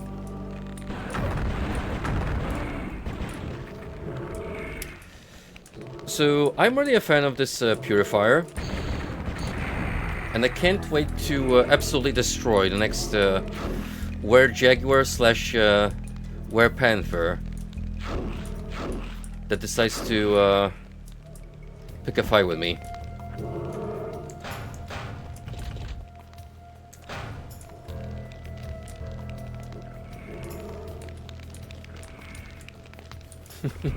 I wouldn't necessarily go as far as calling myself a legend, just more of a veteran who has pretty much found his niche. Like, even as treating it as a hobby, I like this little setup I built for myself, and I'm gonna continue doing it as long as I have the time, motivation, and it continues to bring me joy. Which it does.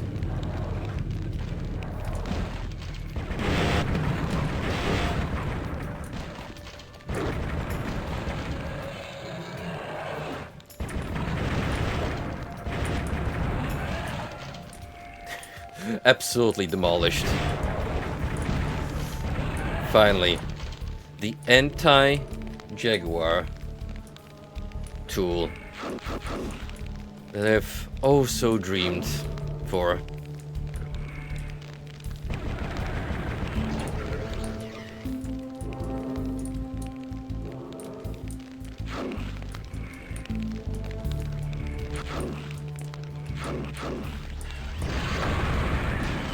How's life been treating you, my man?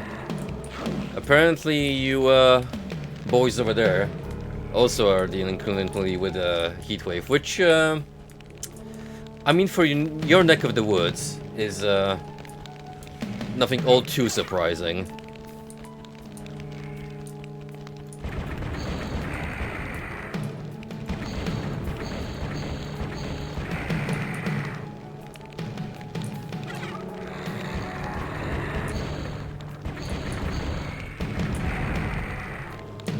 Paladin gained a level.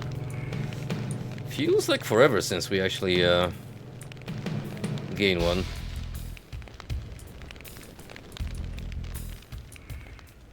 Is the jump from 6 to 7 really that major?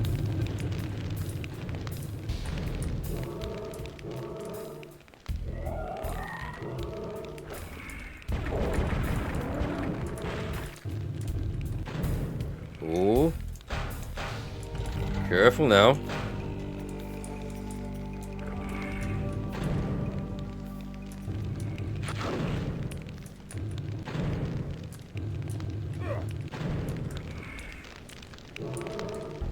You can tell we're definitely building up to the finale of this act with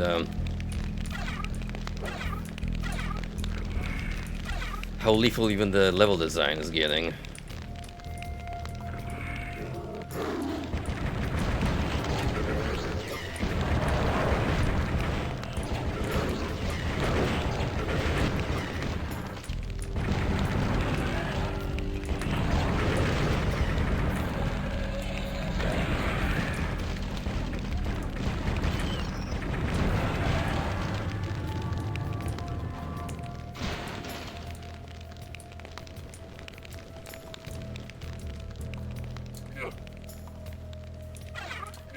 Well, you keep at it and make sure that both you and Rusty stay hydrated for the season.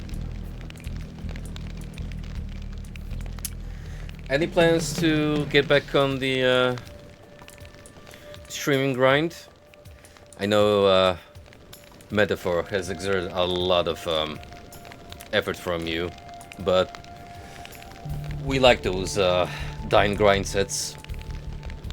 They are comfy sessions to tune in and tide the weariness of our own toils with.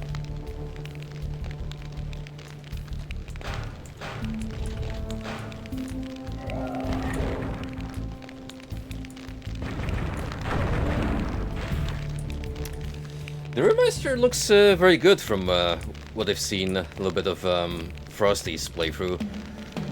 I'm probably gonna have to, for the most part, skip it or just tune in small doses, because I don't want to be spoiled. I do want to eventually either playing the remaster myself.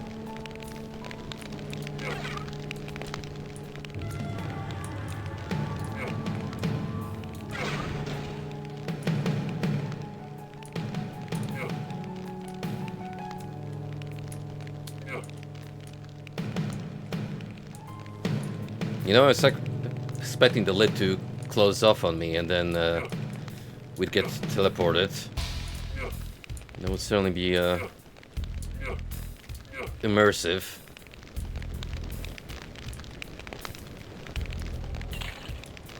But this works as well.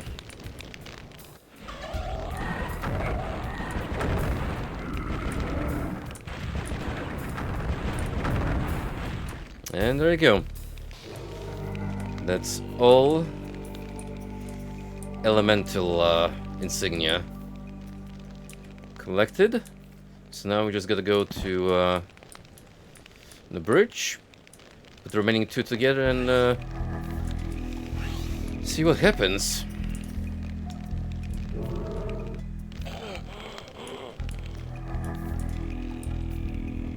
And that might be a little bit of backtracking involved.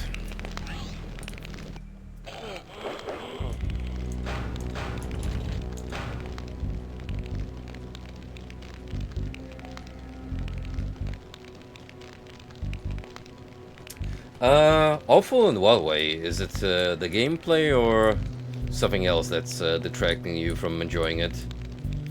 Because isn't Clock Tower 3 the one that's real different from the other two?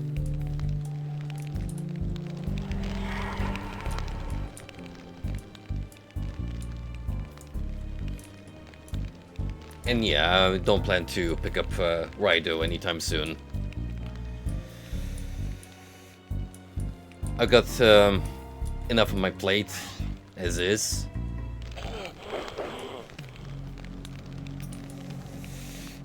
I mean, in terms of just casual play, I might start Persona 5 Royal as soon as I'm done with Divinity Original Sin 2, which I did put on the back burner for now, because Heroes of Might and Magic 3 have sucked me in again. So I'm just kind of having fun with the Armageddon's Blade campaigns. Good challenge though. You may now enter the realm of death. So, as I suspected,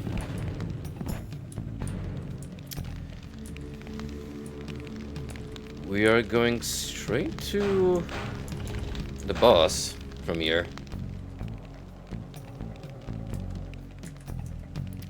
I mean, hopefully we will have enough juice to deal with him. Yeah, because we're doing very poorly on mana reserves, and I'm certain there's no other pickups in the places we've been. So let's hope that there's plenty of restocks, which they should have, honestly.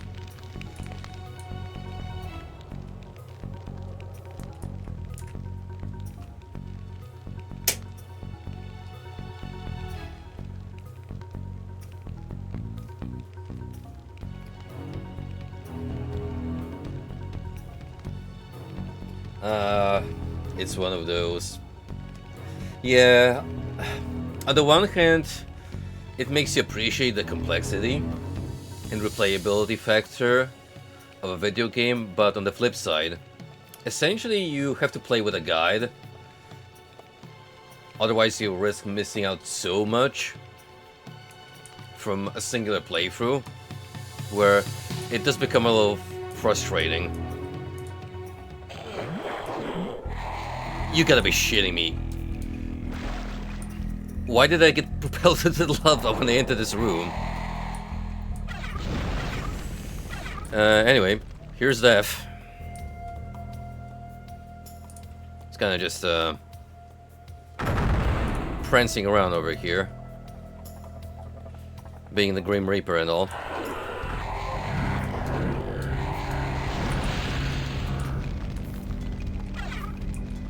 Not really doing much otherwise, though.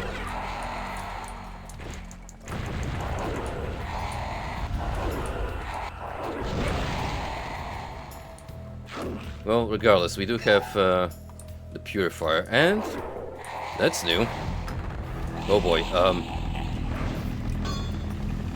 oh boy. How do I control my character while I'm in there? Oh dear.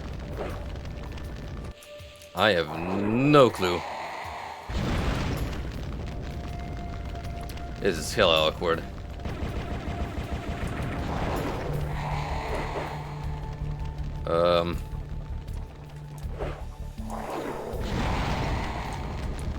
Can I, like, move down, please? I need ammo. How about we don't pick up the Ring of Light? That seems more preferable. Instead, let me get as much juice as possible to power up the Purifier, because that's gonna be our main damage dealer.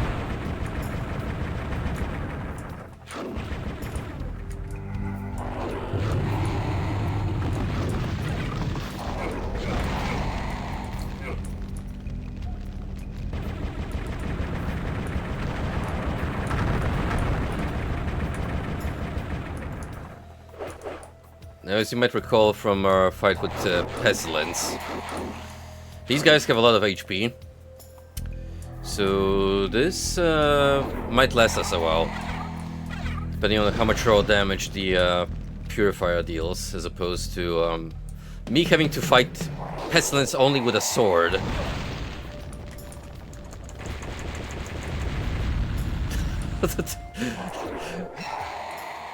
Oh.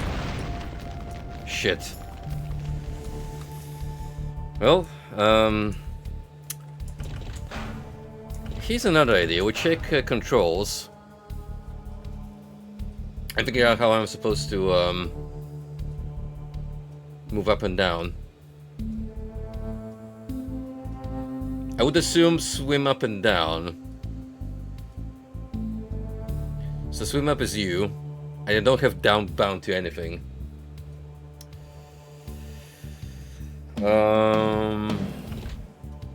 M?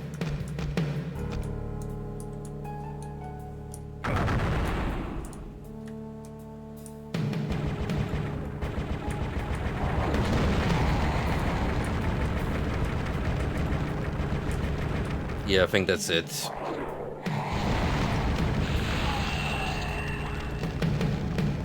One problem though. Your air control is quite shit. So, not a pickup I would recommend collecting. And I did it anyway.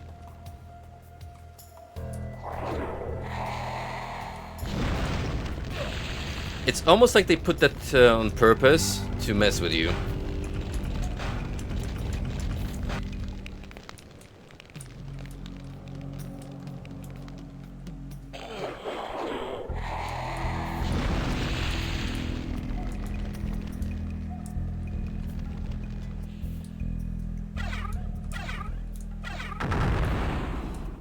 I think it's just the ring that gives you a boost. Because I don't see anything different about that floor texture. Or it could be hidden. We don't really know that.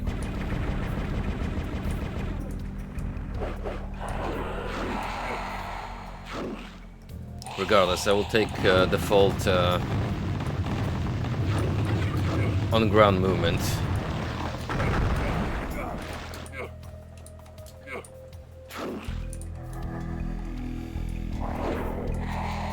Thank goodness for this hidden stash.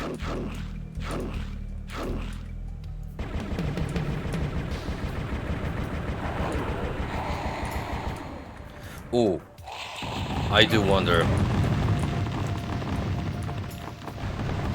Yo, fireballs.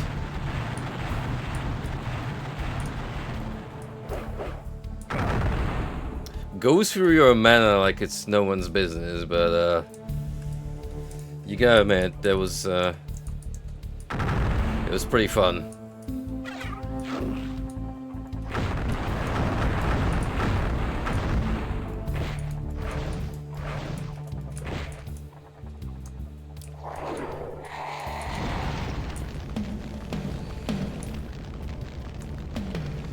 Okay, mental note, this deck comes in on you.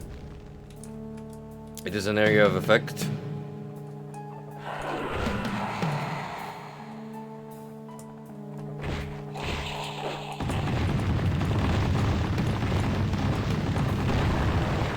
We might have to do a little bit of a hit and run.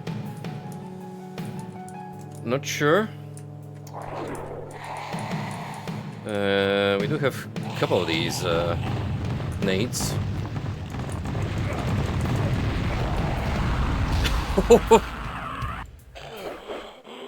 I killed myself and the boss from the AoE.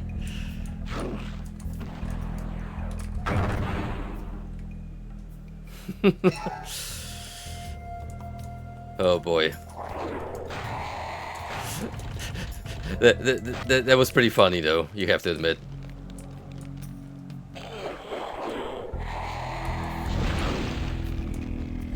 Alright, new game plan. We stack up on mana, use the Tome of Power to maximize our damage dealt with the Purifier, and we kick Dev's ass again. Just like the good old days of SMT5.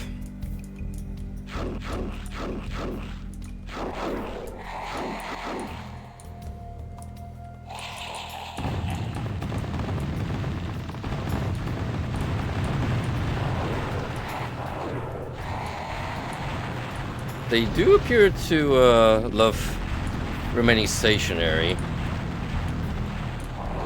at seemingly random intervals. Anyway, get nuked.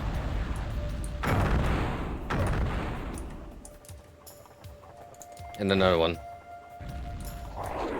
Just because.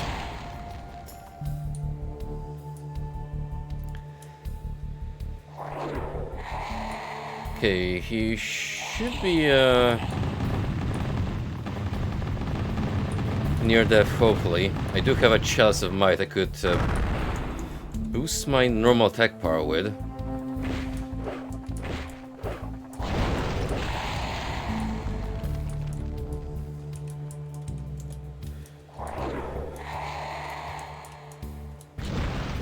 I don't have much in the way of anything else, so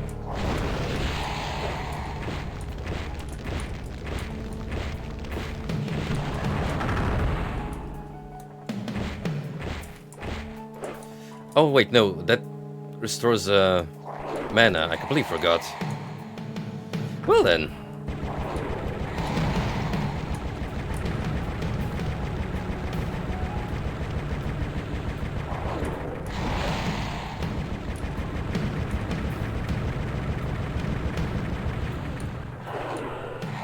feels like it's going on longer. Though that one time I managed to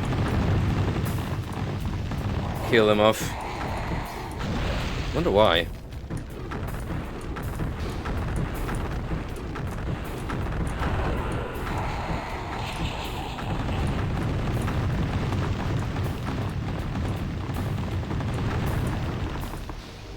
Come on. You can't have too much health remaining.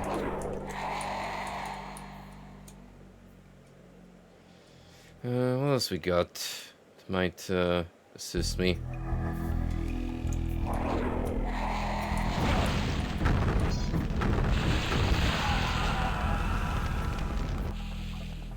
Lovely. Just perfect. Well, back to the drawing board.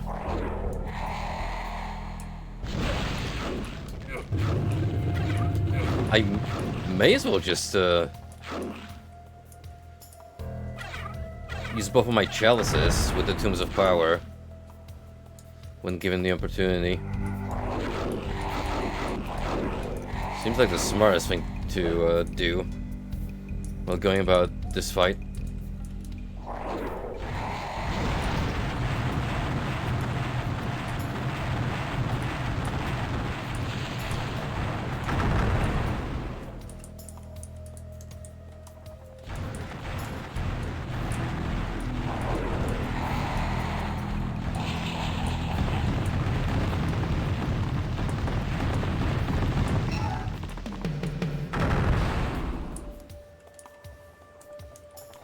That was up by accident, mind you.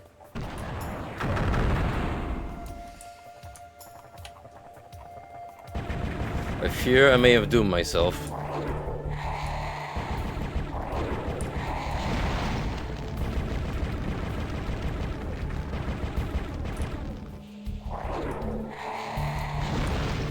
Curious how the moment I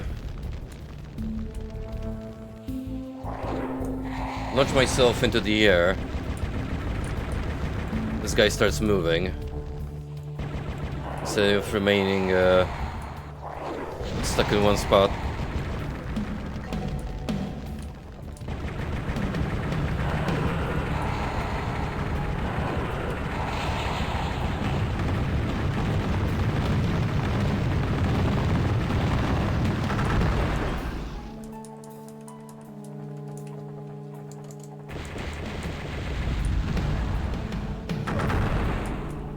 Bro.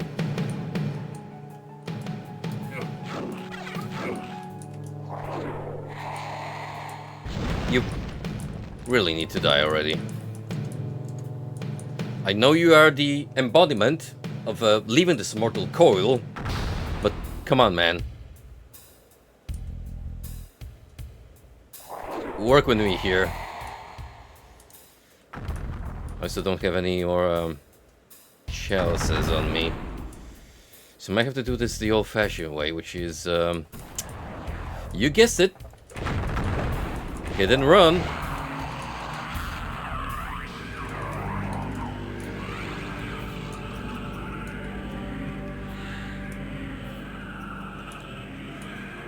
Oh, thank goodness. Oh my gosh, what is the background of this transition? That is... Ooh, my eyes feel like they're about to start bleeding. Trying to make out this text. As the screams of death fade to silence, you are once again ripped through the ethereal plane. Sunlight shines down from the uncaring heavens, and you recognize your surroundings as the land of Physis. Physis? Once a cultural haven for learning and art, the land is now a barren, deserted place. Deep within his hidden stronghold lies Pestilence, master of curses and pain. It was his diseases and plagues that decimated the people of Physis, allowing Eidolon to enter this realm with barely a fight. Perhaps now, with your newfound abilities and weapons, a cure has finally arrived. We're going back to Egypt, boys. It's Serious Sam all over. But you know this is before Serious Sam's timeline, because the Sphinx is still there. it has not been blown up to pieces.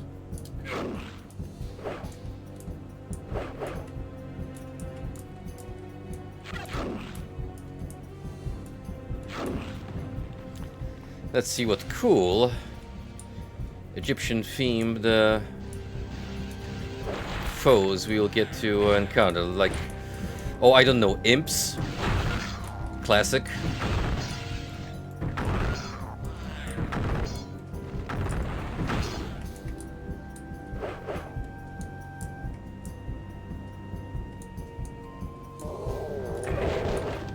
Yep, there's your Ceph-adjacent jackal creature.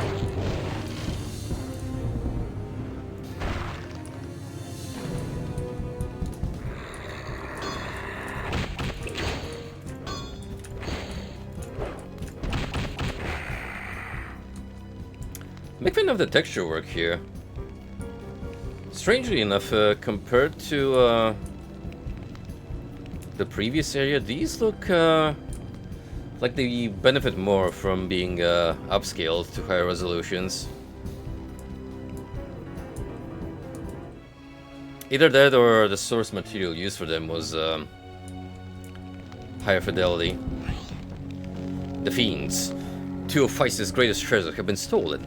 For the sake of honor, both crowns must be returned to their resting place. First, I must find the 4 canopic jars and enter the Afterworld, a place I hope to never see. I happened upon a gravely wounded scribe who told me to use the Staff of Nefertim to advance the Wheel of Ages. I have put down this as the delirium of a dying man. Let us hope that this is the case.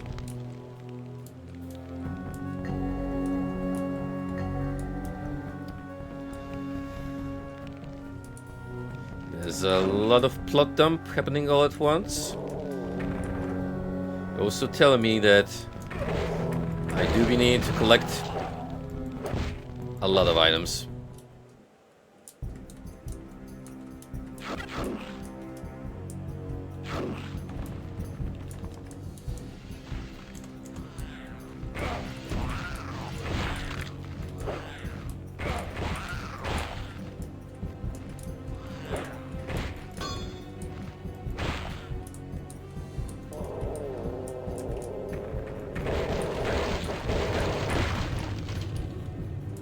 So these mummies, pretty squishy, but essentially machine gunners with their rapid rate of fire.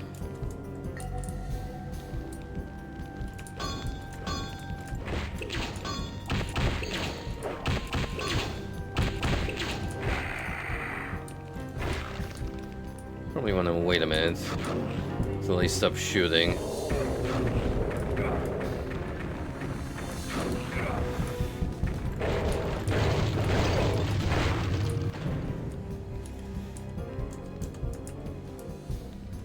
Either that or try and take him down from distance. Look who's back.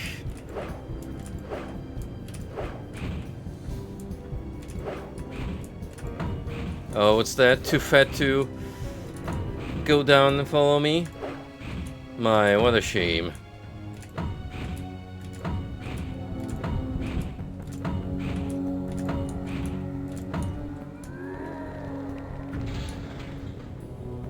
That variant felt sturdier. As usual, incarnation.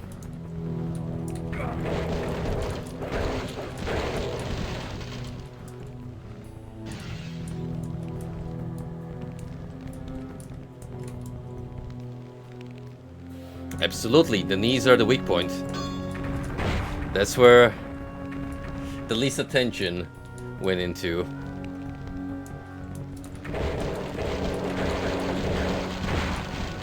I do like how you're essentially quote-unquote deconstructing the mummies piece by piece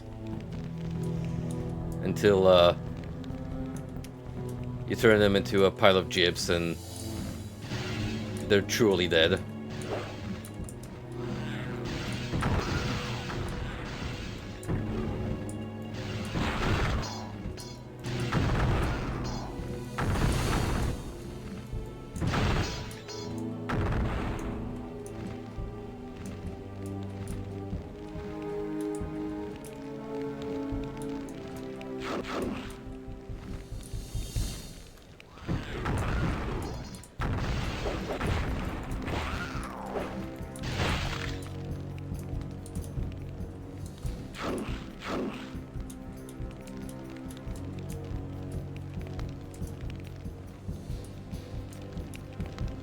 I got to watch Magula's perspective on Ultima Underworld 2, and man, just listening someone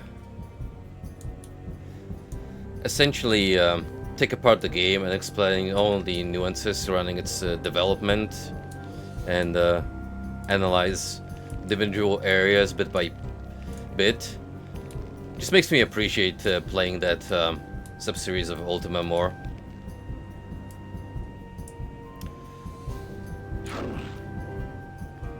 Probably a great entry point for getting into first-person dungeon crawlers, especially with how complex and nuanced the Underworld series gets. Especially with the sequel, like putting them side by side, the first and second entry really makes you realize just how distinct those games are. Ultima 1 being more focused on traversing the floors bit by bit, building up your character, uncovering more of the Stygian Abyss's secrets. Well, the sequel on the flip side, it's more like the writers just getting creative with the setting. Instead of sticking it to one specific location, you branch off into the sprawling universe of Ultima and realize that it's actually a pretty vibrant and distinct universe with its quirks and limitless potential, essentially, depending on how you go about it. Which, it is a damn shame that the third entry never came to be, even though it was pitched by Looking Glass. But I'm gonna say this much, considering that by that point Origin got acquired by EA, maybe it's for the best. Under their guidance, I don't think a third entry would have been as close to its predecessors, because I'm sure EA would find a way to force Looking Glass in to do some cuts, just to push a faster product and more streamlined. The obelisk tells of the god Horus creating an all-seeing eye for Ramses II. I'm sure this will bear no relevance to our exploits here.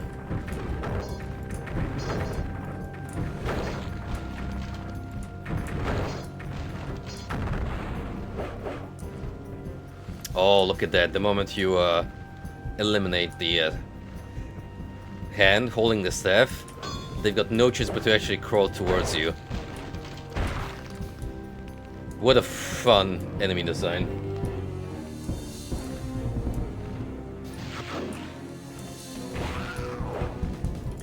Also with Magula specifically, I have purposely avoided his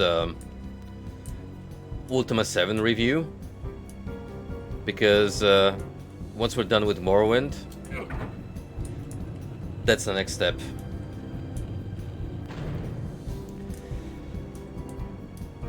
I am actually looking forward to jumping into the mainline series.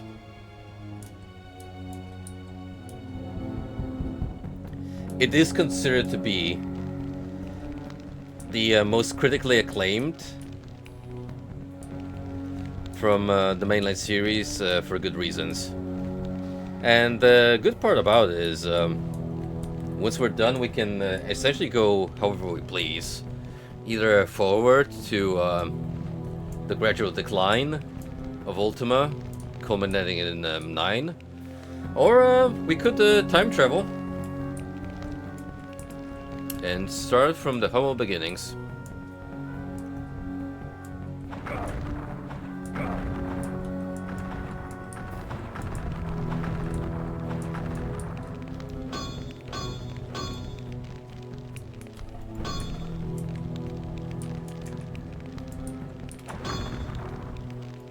Um, what do you want me to do here?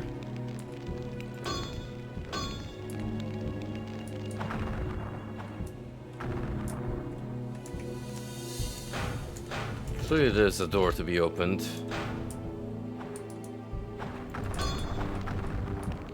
But I don't know how. Oh, you gotta push this thing. Gotcha. And of course has been acquired.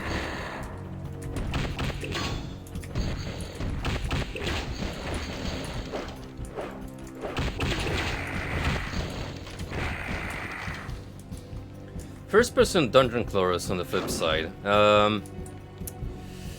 If I ever tackle another one, see, the beauty of it is we got plenty of choice in the matter. There's Lands of Lore, there's Eye of the Beholder, Ishar.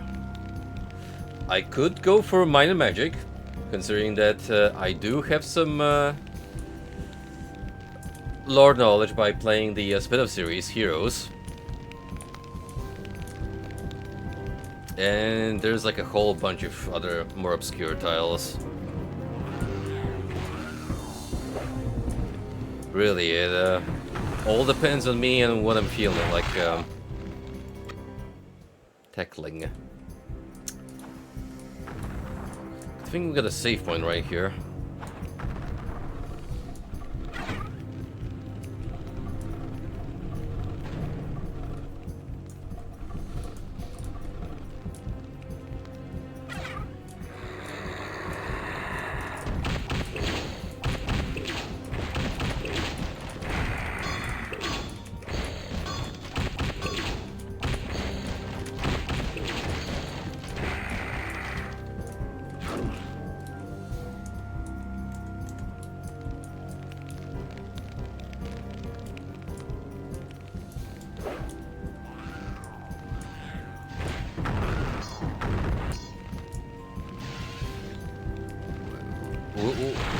Whatever that message was, don't worry about it. I'm sure it will not return to bite me in the ass later.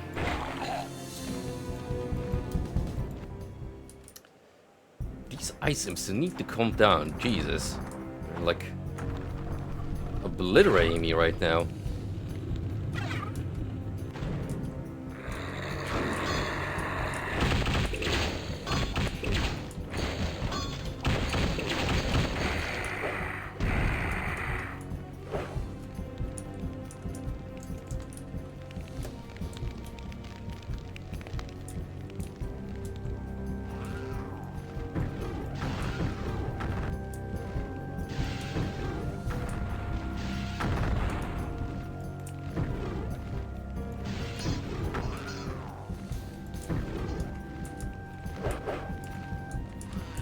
So fast, these critters.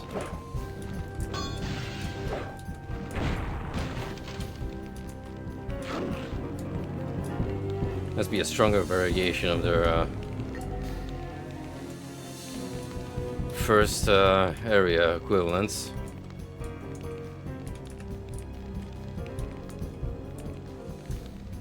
Hold up, we got a mana pickups down here.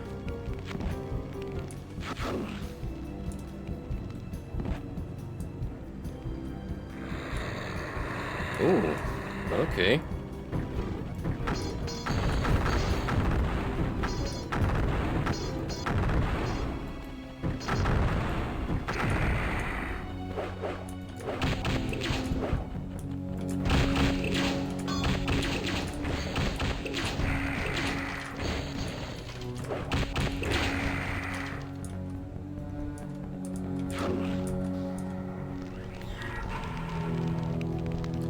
I think we're still in the starting area, which is already much different from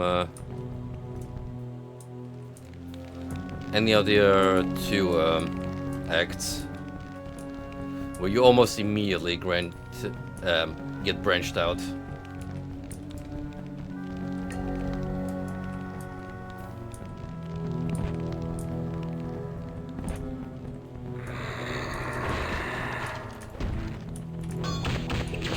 More spiders. Interesting. What? Why did I keep miscalling them spiders? Arachnids, sure, but a different branch.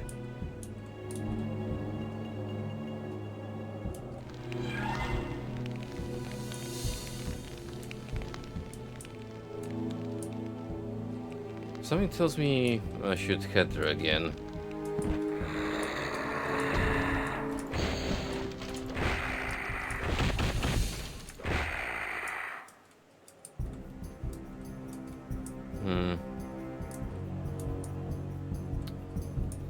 I'd think there'd be some kind of payoff from jumping down here. Not that I see it, to be honest. We've got the Eye of Horus. Maybe you need it for a different location entirely.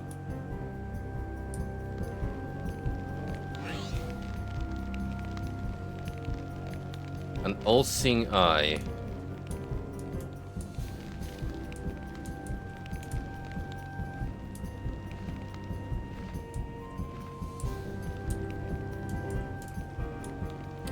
That alone could be our hint as to what to do with the Eye of Horus. Or it could be very, very cryptic still. Look at the Temple of Horus, god of the sky and protector of the Pharaoh.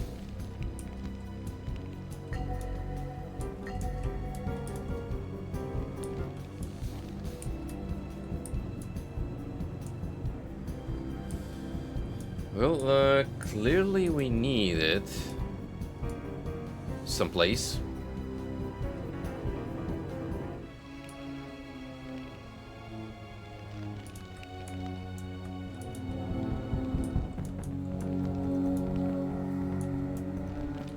I'm sure at the moment the appropriate location comes up, this thing will react.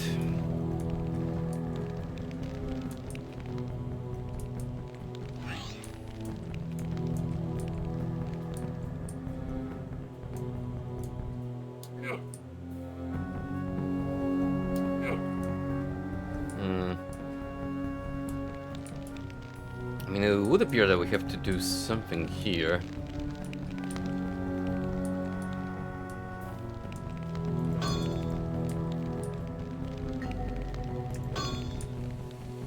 Alright, we need the key, but how does one acquire the key?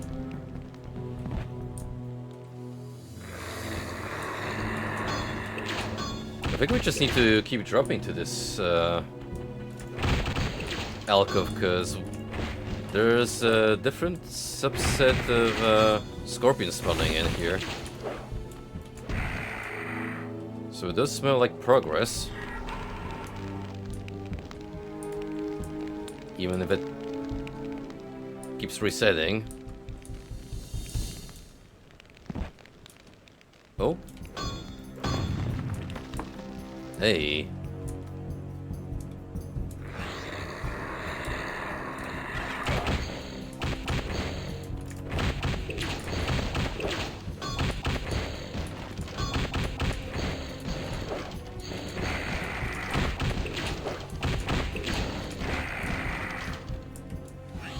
Summer solstice falls in the constellation of the hippopotamus. We really struggle to pronounce the name of that animal there. Also, key acquired.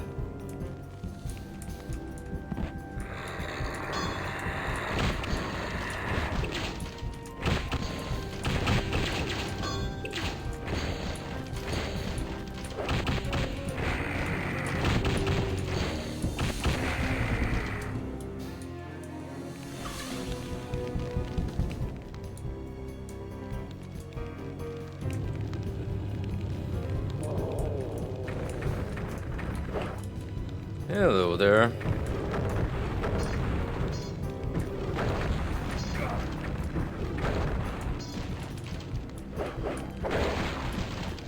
Unfortunately, I am lacking in blue mana, so can't rely on the staff all that much. Prophecy of Set. When Ra rides his chariot highest in the heavens at the palace of the pharaoh, shall the staff of Nefertum be set free from this chamber of the sun. Ooh. This feels like a build-up to a puzzle of sorts. Highest in the heavens at the palace of the pharaoh. So something about the sun being set in zenith, so this highest point of the day.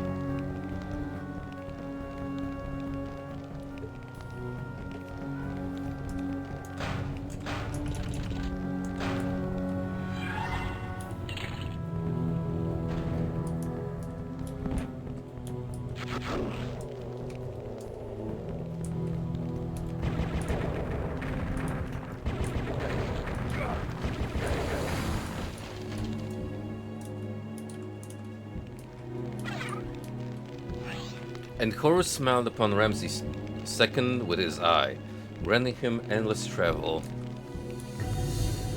Horus breaks the seal and opens your path. Ah, there we go. And looky, there's the staff again. As if you didn't get it from the previous area. That would be your next opportunity.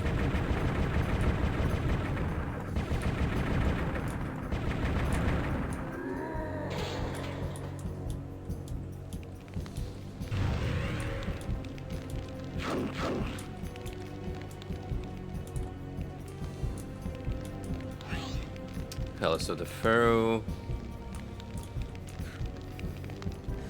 Resting place for the upper crown of Egypt and the lower crown of Egypt. Temple of Nefertum. And finally, the Pyramid of Anubis. Well, as is, we got some contextual clues as to how to acquire the crowns, which is, from the looks of it, gonna involve some time-traveling shenanigans.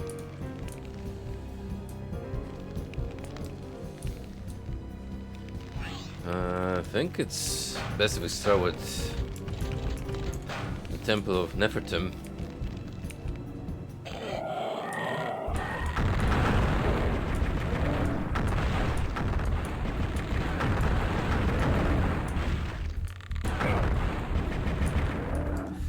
We'll go as far as we can for each new zone.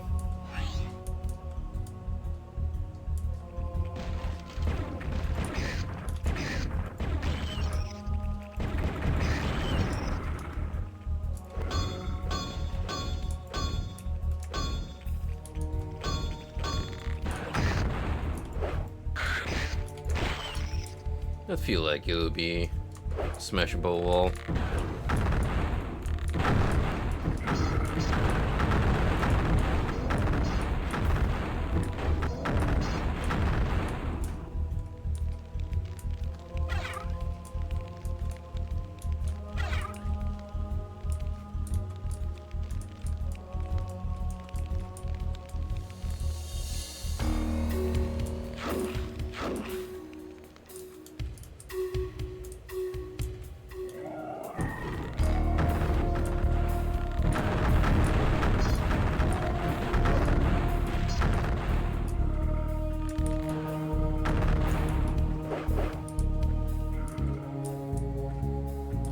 So now that we're this far into the game, I will stay true to what I said on the first stream about my initial impressions of Hexen II being already much more positive than the predecessor. I do feel like this concept for a game benefits more from an advanced engine like Quake's, as opposed to trying to bend Doom into a more exploration-heavy game with complex puzzles.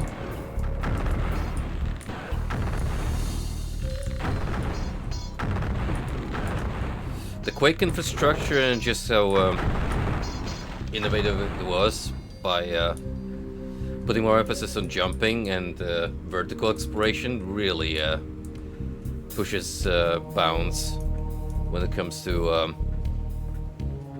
unlocking your creative potential. And yeah, this guy is just, you know, defying the laws of gravity.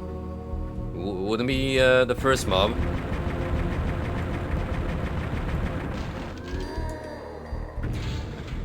Really demonstrating that vertical potential was just explaining.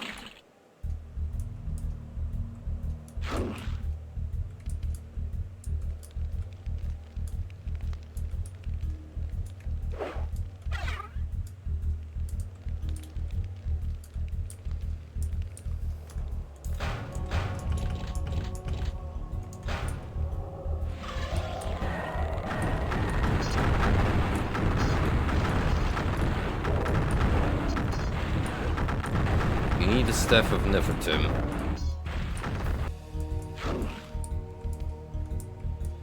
Should have figured as much.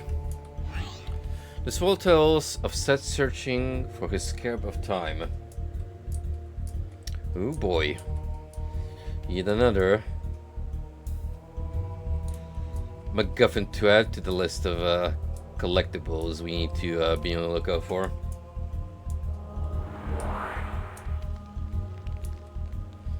Well, if that's the case, we won't really be able to do much here. We've seen about as much of the temple as it allows us currently. But we cleared the way for now, and that's a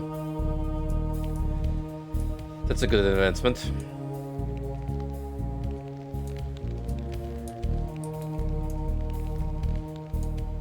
Oh, on the subject of kick-ass game reviews, Dungeon Chill's The Last Express, wholeheartedly recommend, because like Magular, who I mentioned earlier, Dungeon Chill is another game reviewer I've really developed a lot of respect for, because the guy just does a lot of research. He goes out of his way not only to talk about the game he's covering, but also the developer, the history cycle, and even more of their catalog. So specifically with The Last Express, he talked a lot about Jordan Mechner, responsible for the project, who you might also recognize from the Prince of Persia games, especially the first two classic platformers. So that did hit a lot close to home for me, because I do have memories, very distinct ones, of me and my brother trying to wrap our heads around those games, especially the second one, which was such a graphical technological advancement over the first one that it blew our teenage and child minds respectively.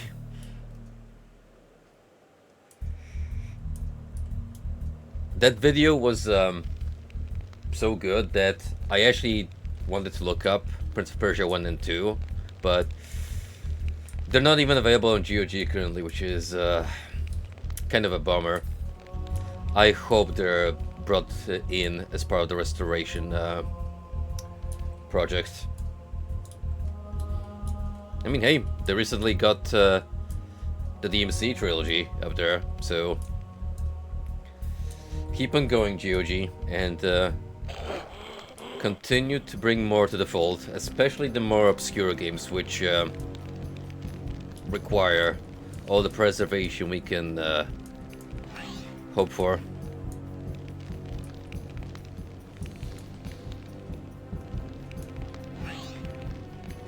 Oh, please do, Dine. Dungeon Chill is a great content creator. I think you will enjoy his format a lot. Also covers a lot of, like I said, more niche titles. So you'll get to learn some interesting pieces of game history through his uploads.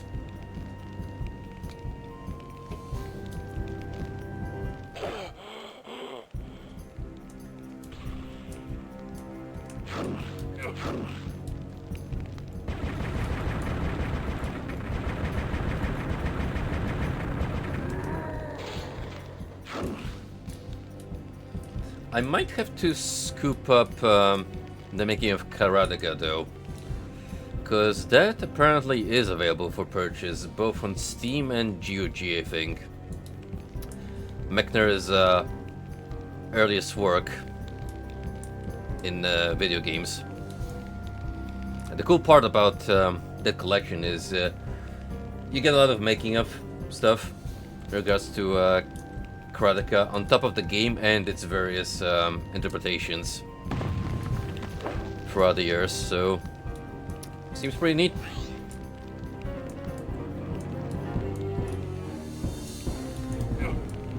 Maybe if there's a sale for it, which now that I think about it, there might be, because GOG is just kicked off its summer sale.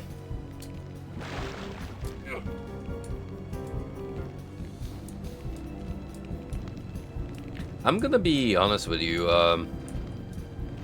even though this Steam one is coming up in like a week, I haven't really been hyped up all that much.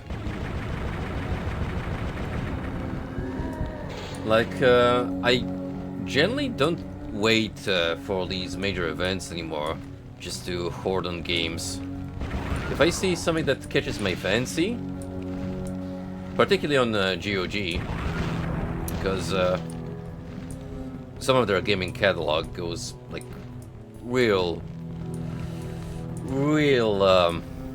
great deal for very small money. I just scoop it. With Steam, those kind of seasonal sales, I tend to use an excuse to stock up on smaller indie games, especially for the Museum of Oddity streams. And that's probably how I'll end up this time around too.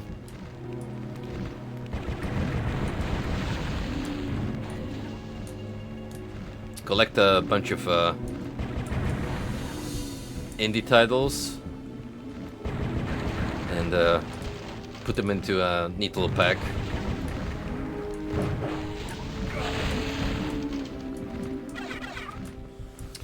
Ooh, that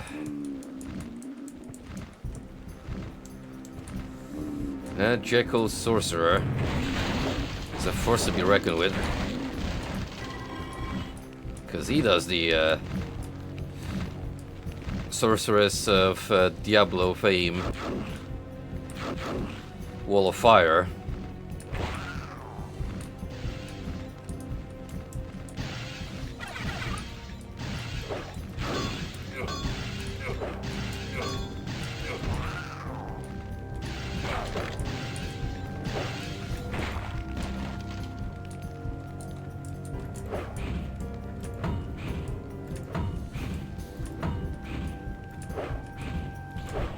Well, you know the drill by now. Break his knees. Attack the kneecaps.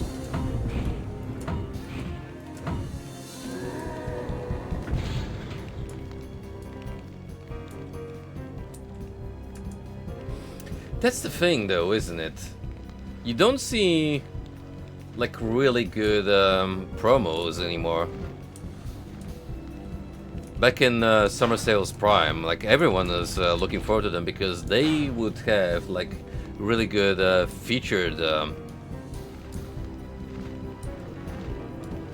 Well, that's not unsettling in the slightest. You stop that. Anyway, you'd have deals of the day, which had really, really astonishing discounts. And at a certain point, those just went away.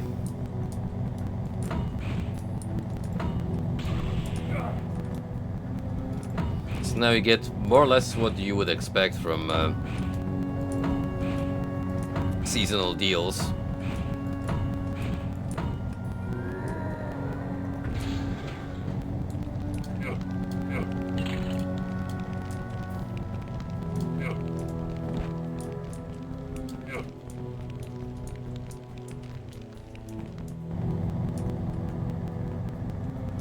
I feel like I'm supposed to bring an item here because of reaction. Or it's just a elaborate trap. Who knows? Don't stand in the beams though. That's what I learned. Very valuable lesson in survival.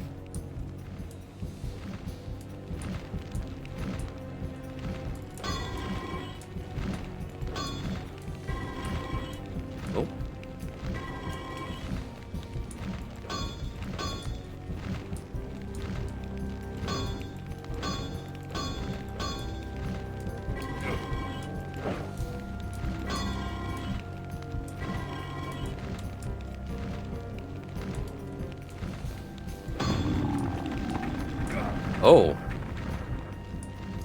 Okay. Well, that's neat.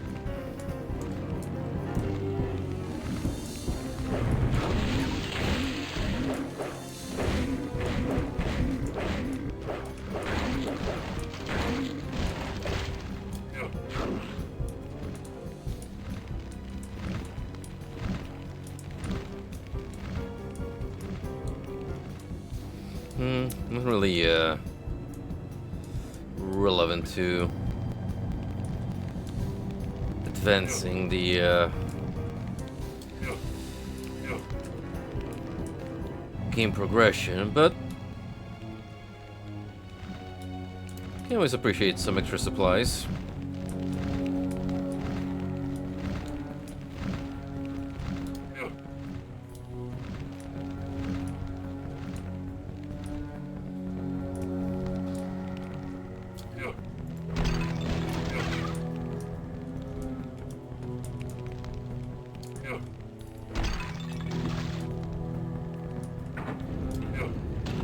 Oh? By pure coincidence, I open up this pathway.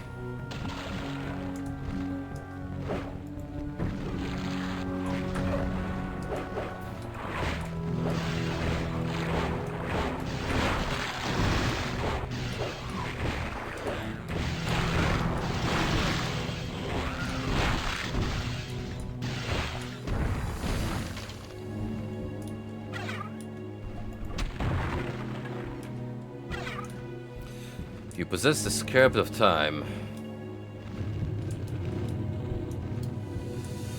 Well, good, because I actually was a little worried I wasn't getting any quest items.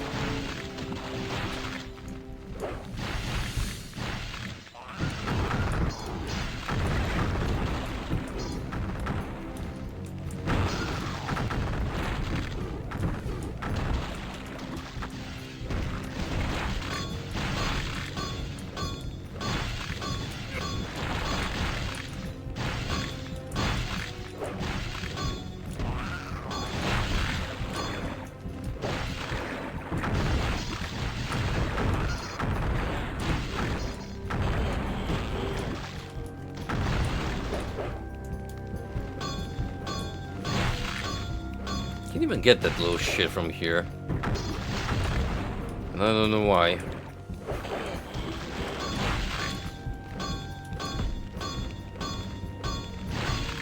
What the hell?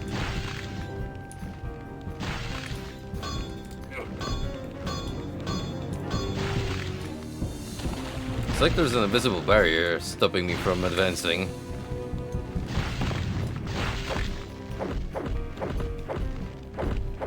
How bizarre.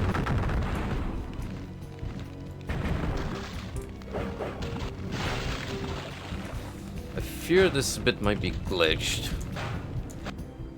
So we're gonna try it again.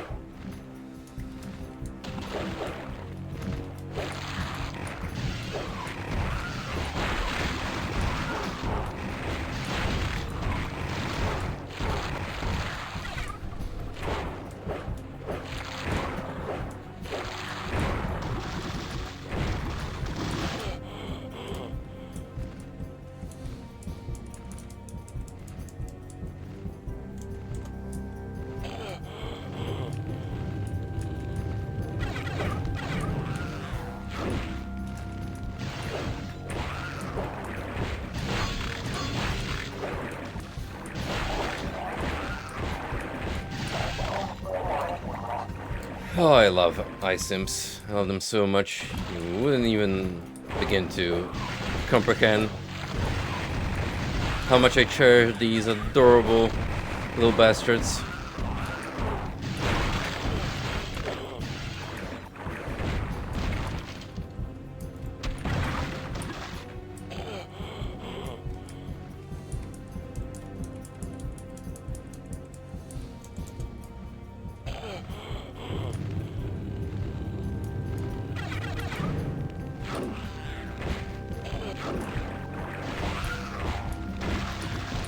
This one. Pick this fella. Now the third one. Come over here.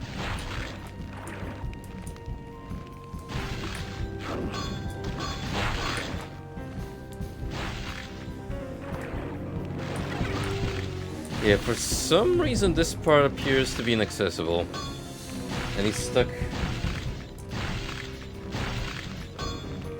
by an invisible wall of sorts.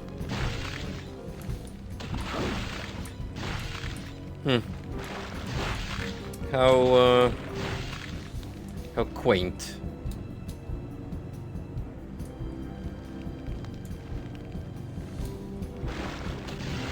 Which is weird, because you'd expect to be able to reach this and read the text that's on here.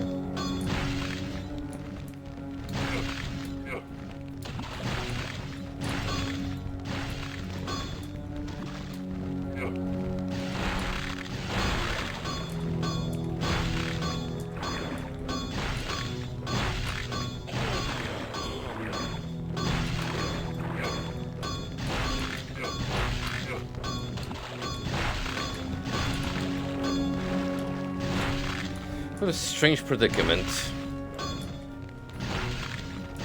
I sure hope this is not important.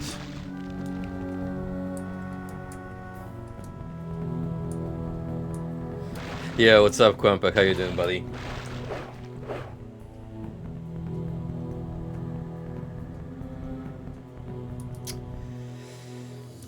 That is a good mindset to have, Dine. Like, even if I were to withhold any kind of game purchases for a year, I would still have plenty in my current possessions to just play my off time and manage streaming likewise.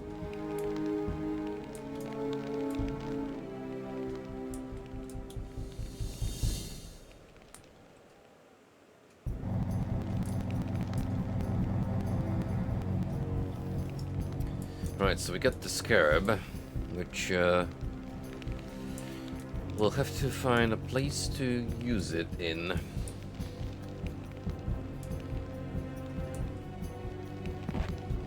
Can only think of one other place to mosey on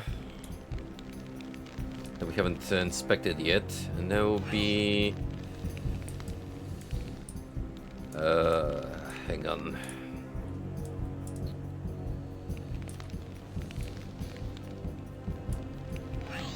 Palace of the Pharaoh. I think. No, that's where we've just been. Suppress of the foe. We've been to the temple.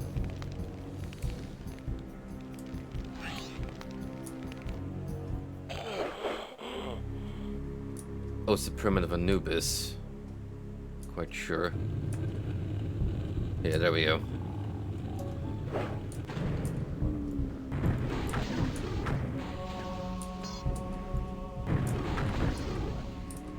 What a nasty enemy type to even try and approach.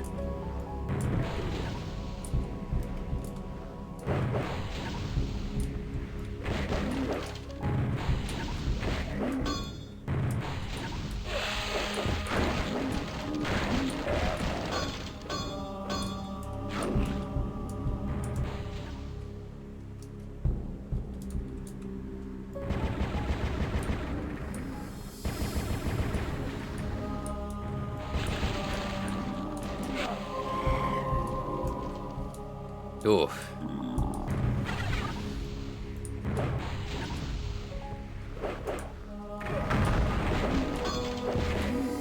Very much grateful for that revival.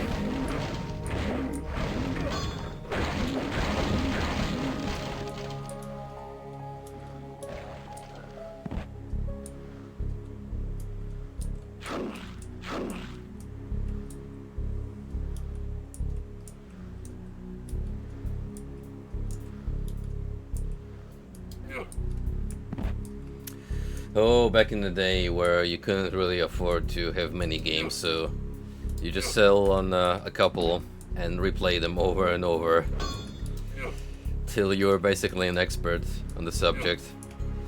Those were essentially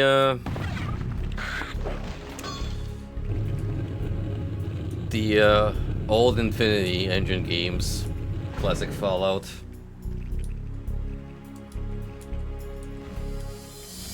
On my end.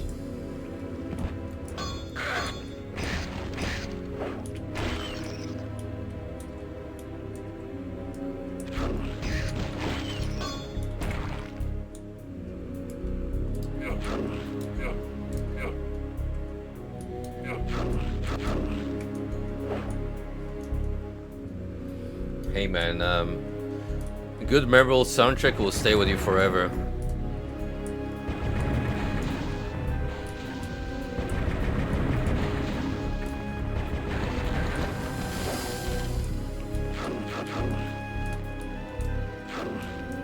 I wonder how many people who got Silver Surfer on the SNES were like, this is one of the most frustrating games I've ever played in my life, but damn, the music does make me want to keep going.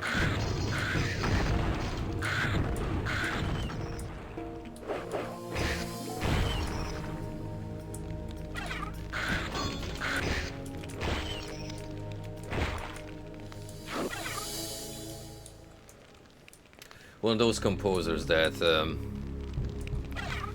really stuck with me was Mark Morgan, responsible for the Planescape Torment soundtrack, the Fallout Classic Duology, and I'm pretty sure New Blood recruited him for the Neo Fallout game, or Fallout-like rather, because can't really use the name due to legal issues, but it's the closest to Spirit to like a classic Fallout experience.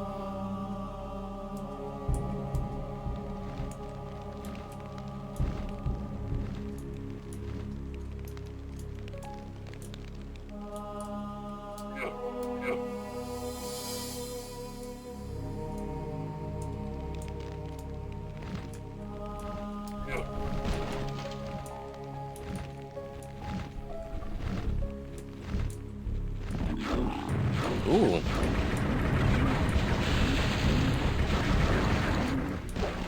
Oh, a mystery compartment here.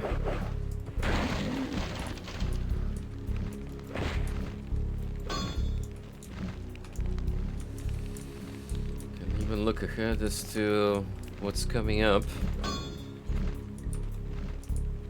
Intriguing.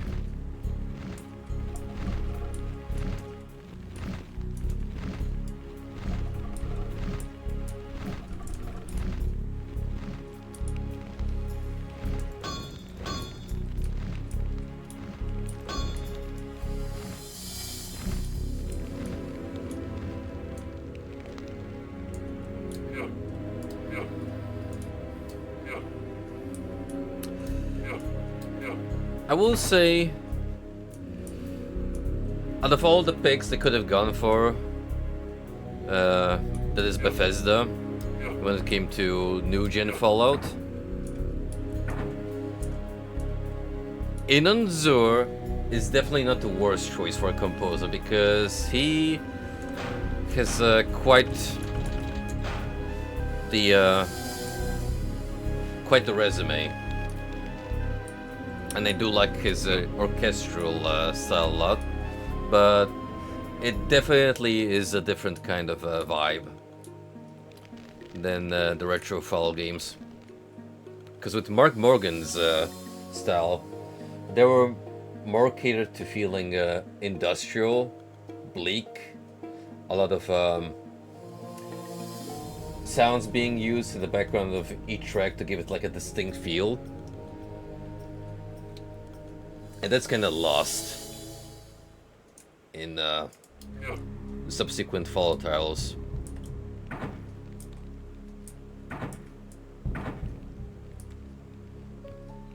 Interesting. So we got ourselves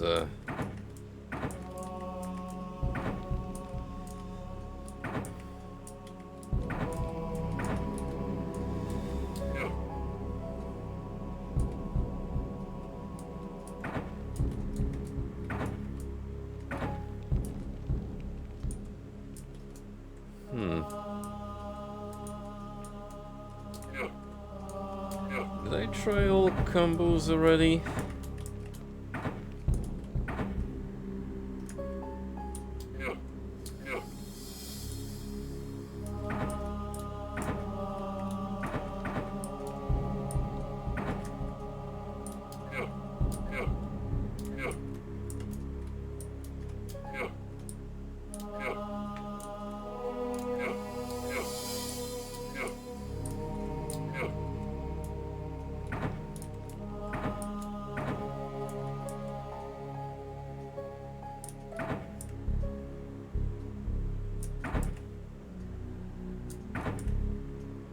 Oh, you can even push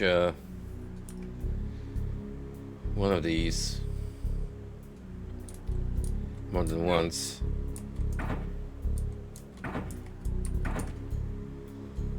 So 3 is the limit.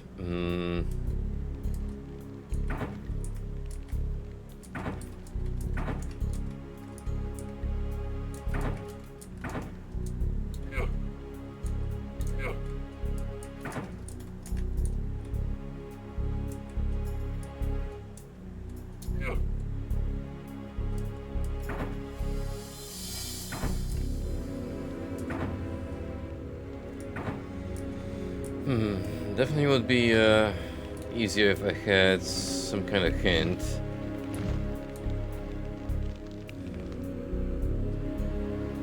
As to the sequence. Because right now it just boils down to a pure trial and error.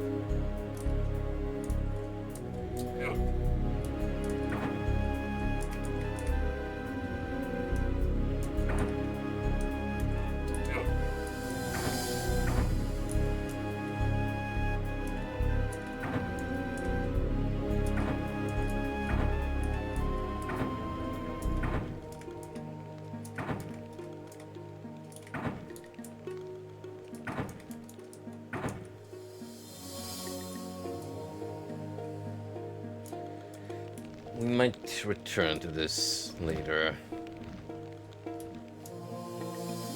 Let's have a better idea what to do.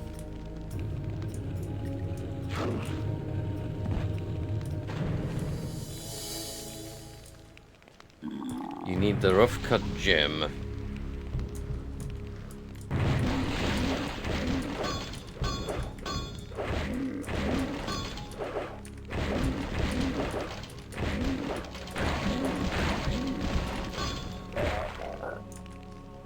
I see how to deal with these guys. Pretty much just run close and bait the melee staff attack.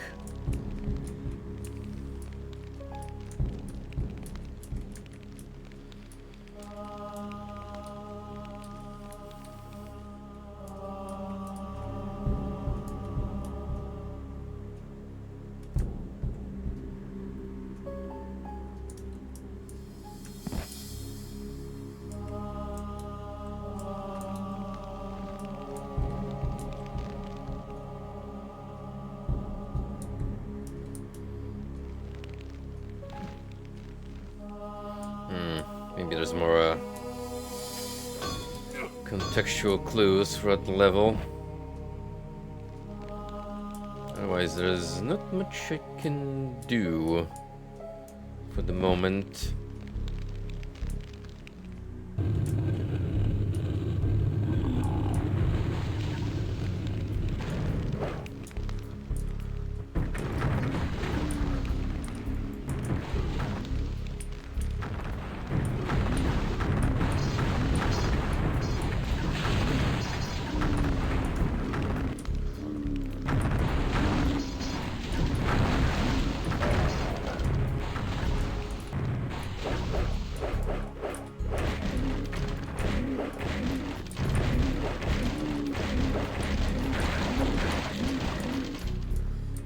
Got him. The Eye of the Serpent holds the key. You need the Serpent's Eye gem.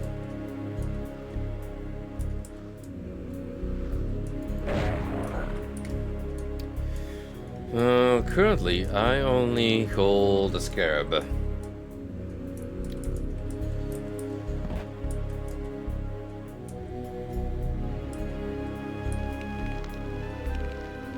I did see mention of a scarab somewhere.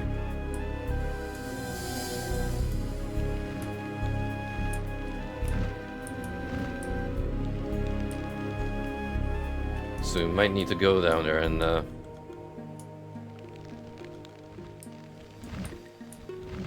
try to figure out where to place it.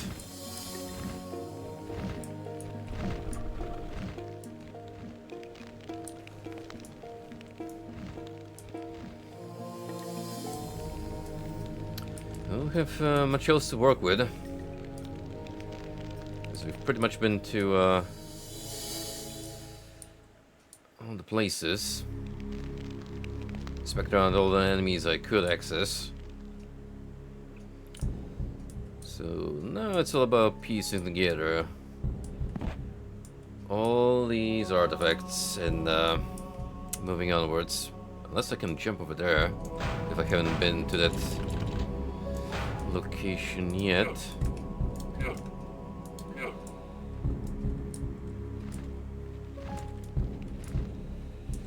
I have not.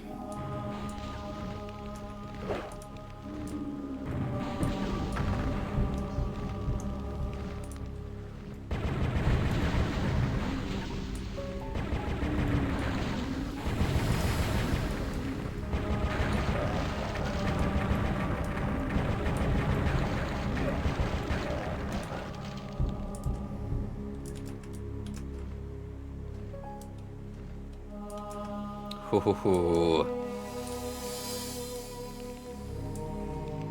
That is a good bait, I'll admit.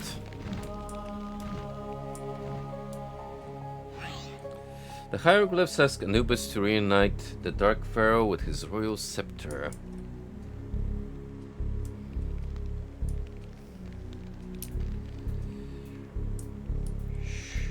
Sure enough, but we need to reach it first, don't we?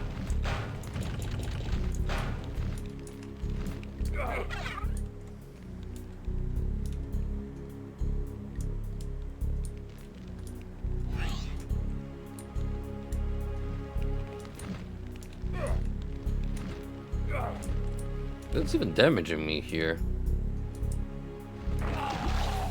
It's the door again, isn't it?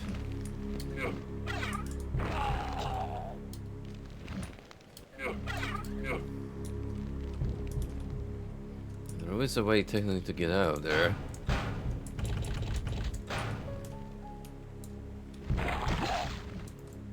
But, can you not risk?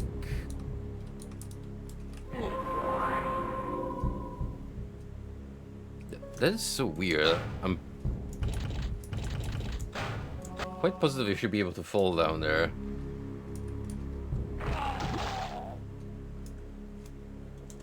Considering there is an item. Maybe you gotta reach it from the bottom then. However it may be.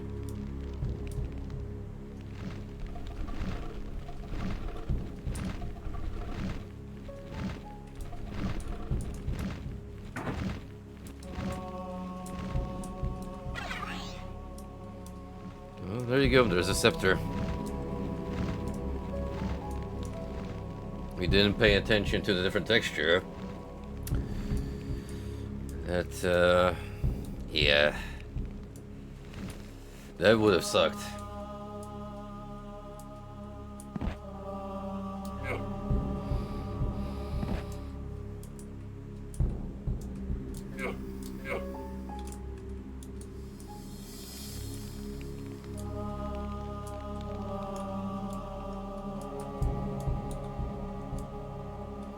We got 2. I think it's high time.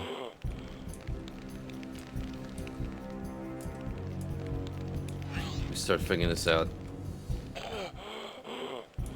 So I do have the scepter.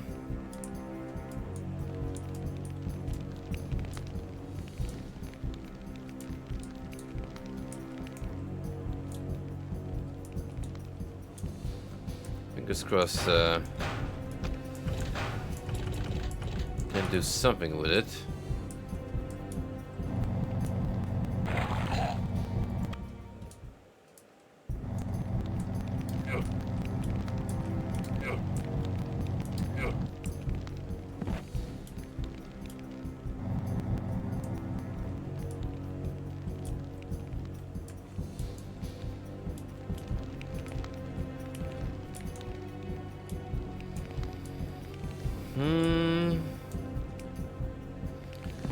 And the question is where?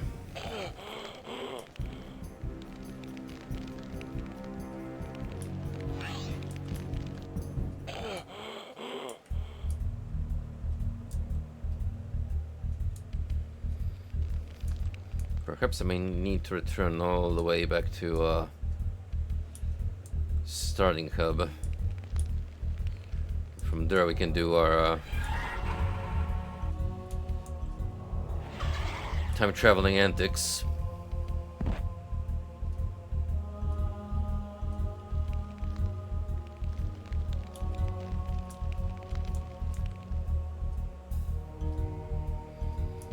Yeah, I see. Let's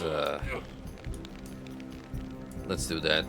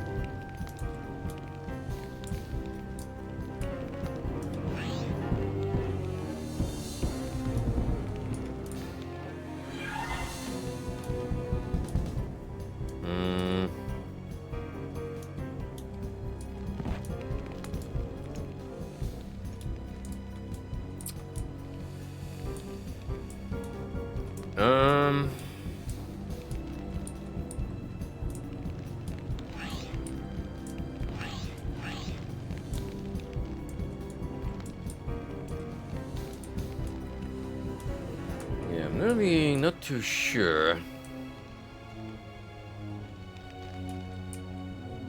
do with this Stefan Scarab for the moment.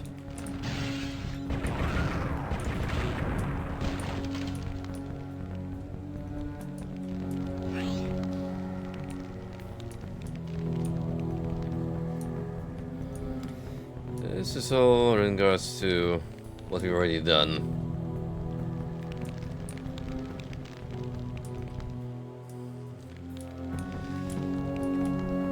Did get the key from here. Unlocking this chamber.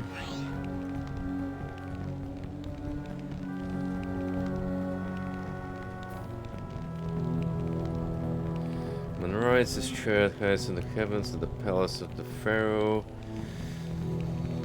Shall the Stephanarton be set free from this chamber of the sun?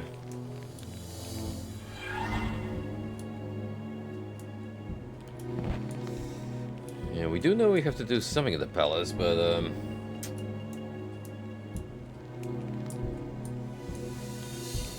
I'm not sure just yet.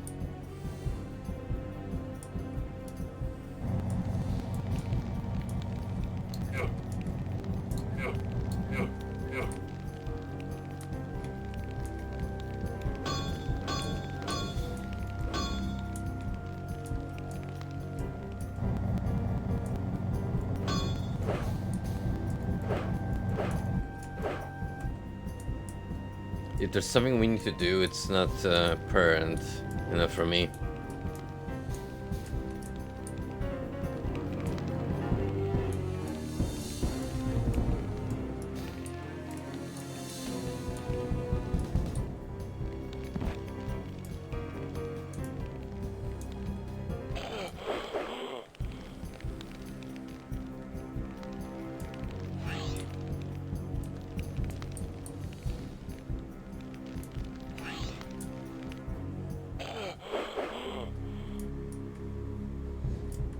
The pyramid of a Manubis seems like a viable option.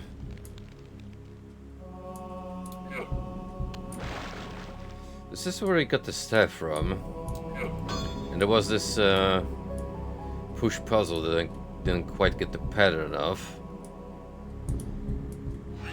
So definitely not everything here is done, that's for sure.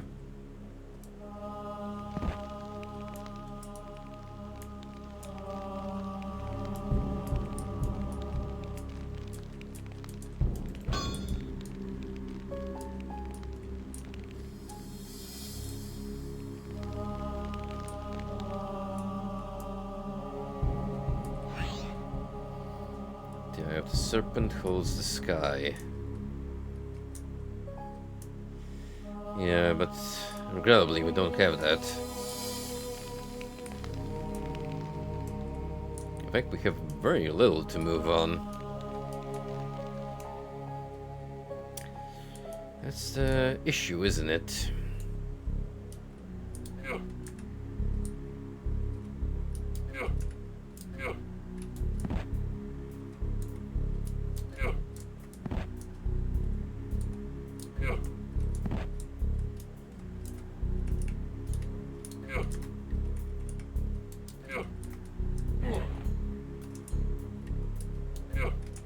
We're filling these jumps right about. What was that?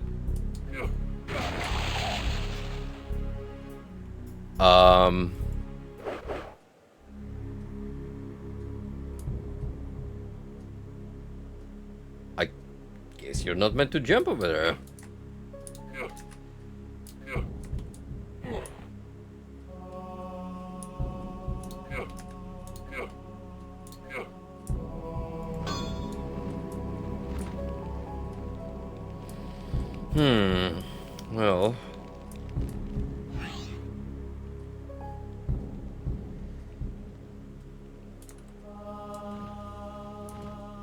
We definitely need to bring this scepter over to Anubis.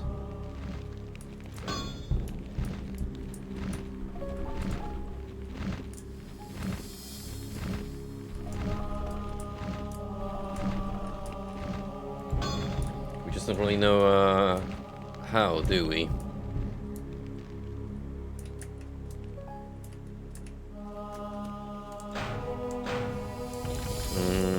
Have a little idea here.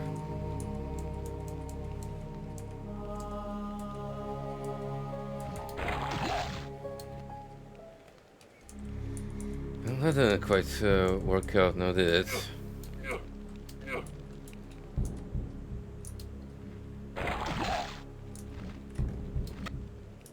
But these boots were supposed to like give you a flight.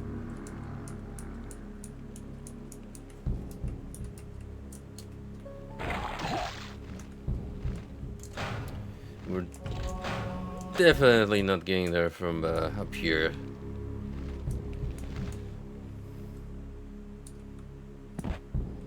Rest assured.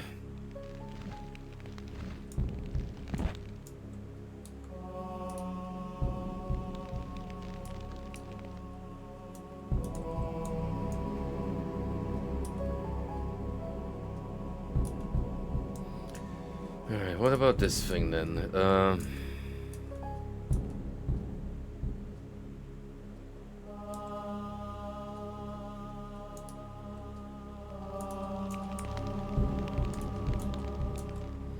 There's nothing I see. That could help.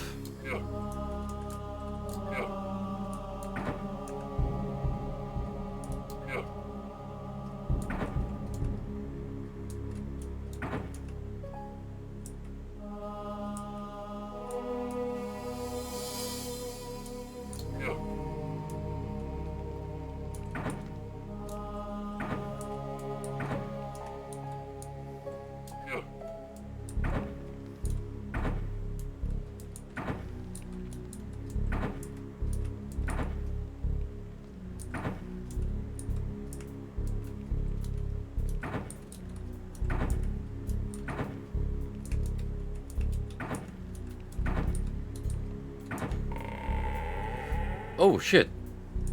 Hell yeah.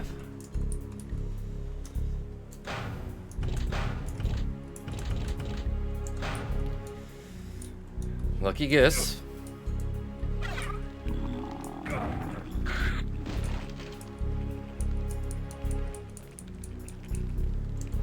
It's not every day you get one of these errands.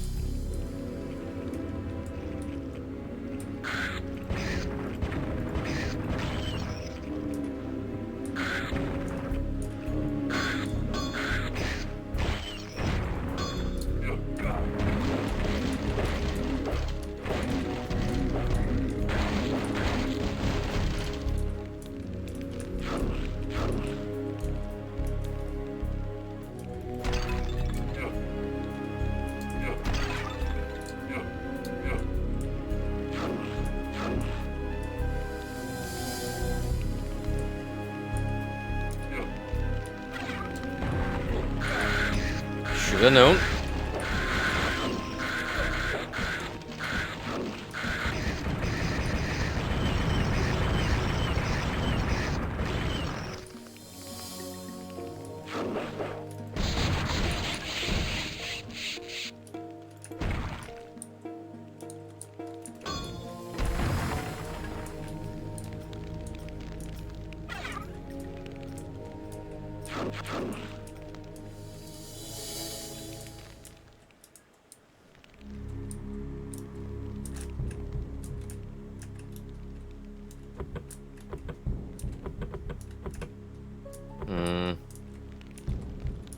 I'm gonna say we need to push one of these barrels on this plate.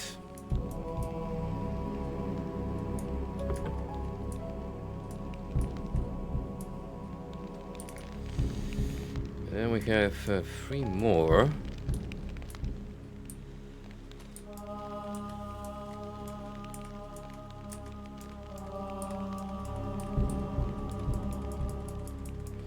mean, hey, this game came around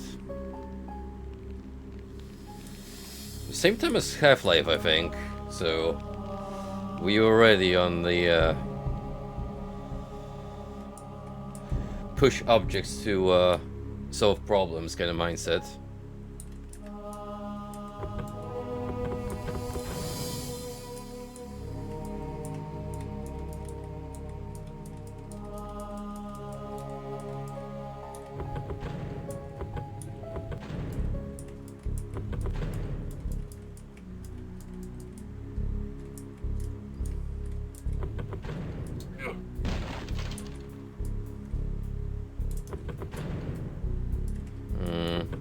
Where does this one? Don't want to be placed here.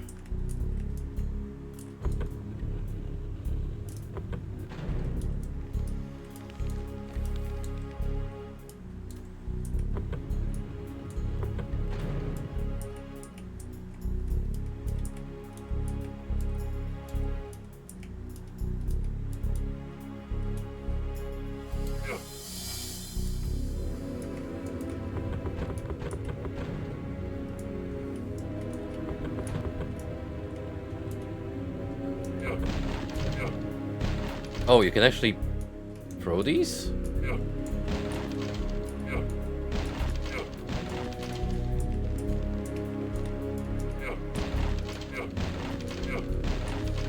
Huh.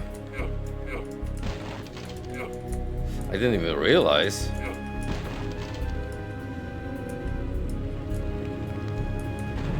That's even more dope. I gotta say I'm impressed by the pure technical prowess of the second Hexen.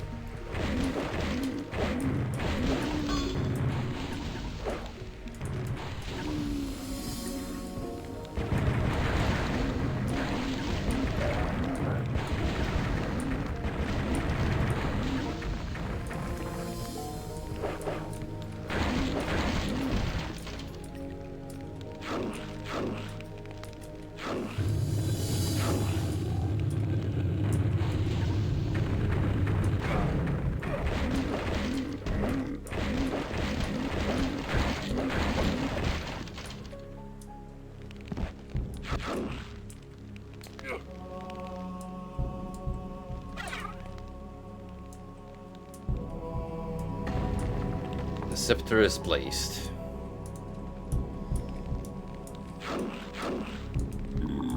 Oh.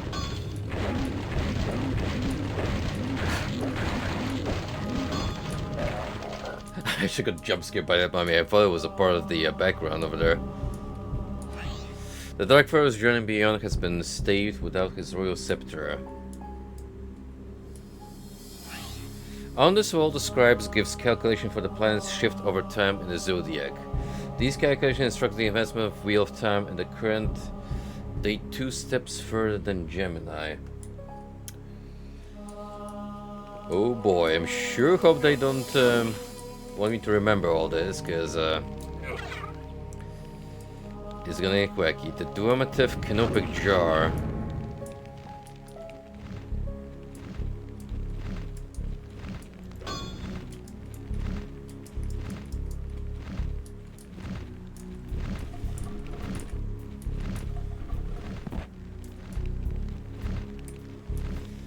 Alright, we made it over here.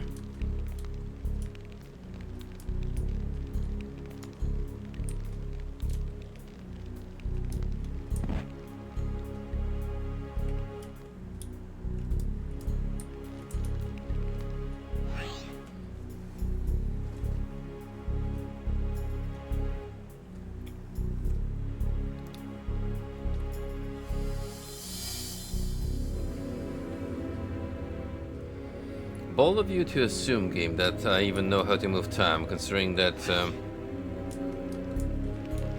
we haven't gone as far.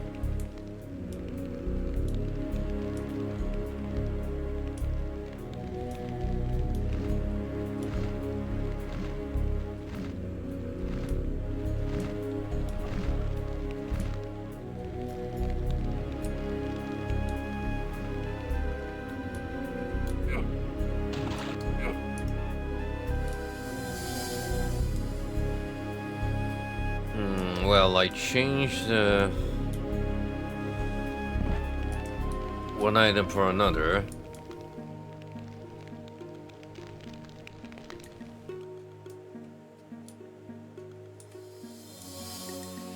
Not sure how that helps me in the long run.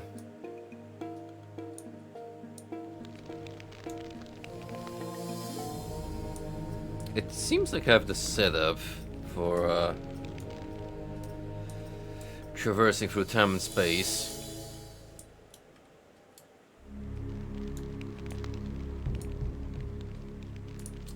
The question is reaching whatever allows me to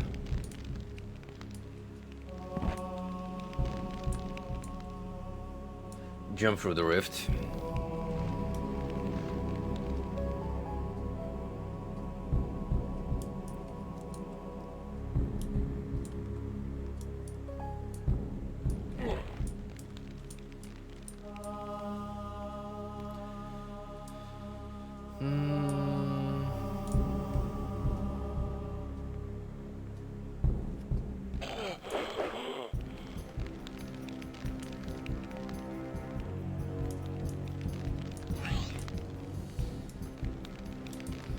Maybe now go to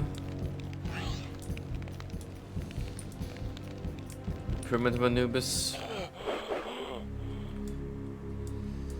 No, not the pyramid. Confusing areas again.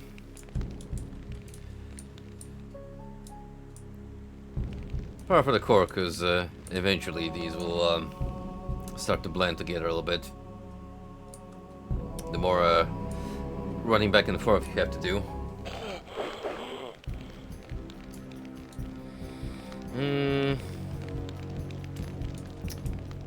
Thinking of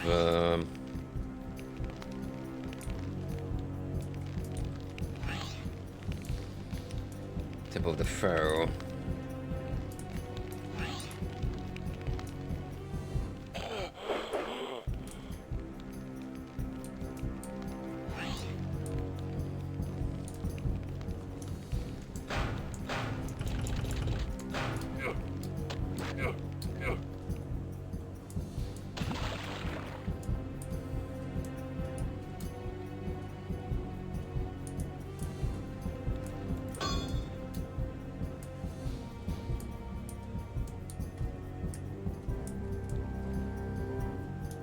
Climb up there is what I'm curious about.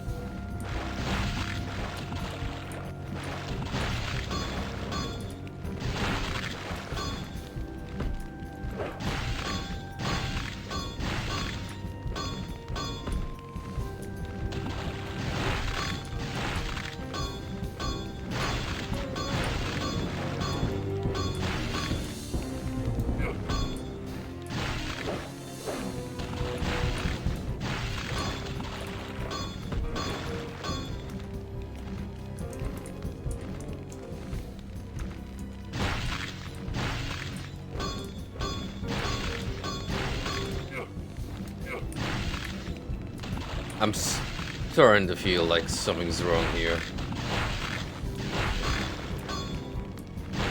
I should be able to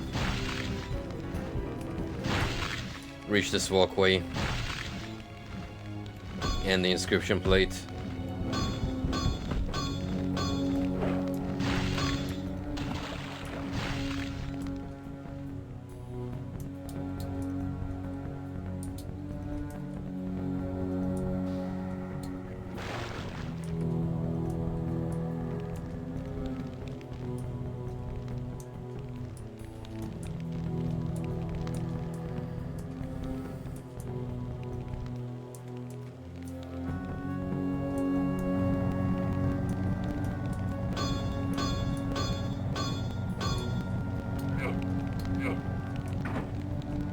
Oh.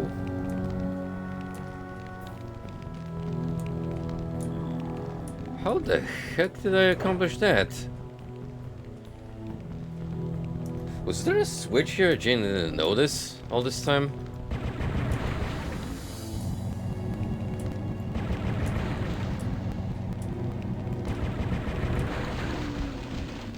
I swear, the Egypt stretch thus far has been lots of happy little accidents. Aligning more than the stars themselves.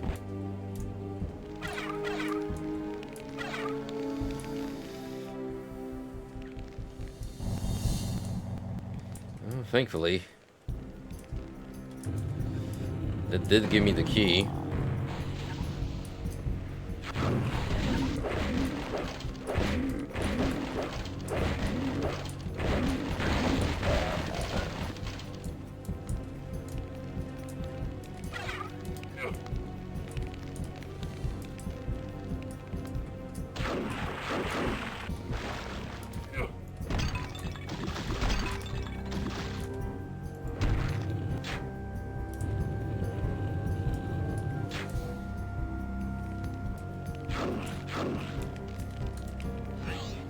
You have found the burial chamber of the Dark Pharaoh.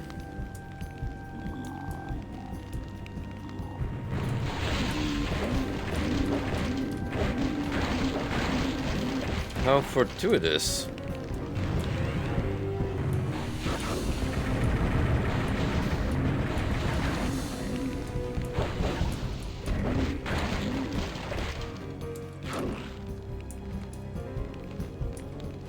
Only 3 more to go.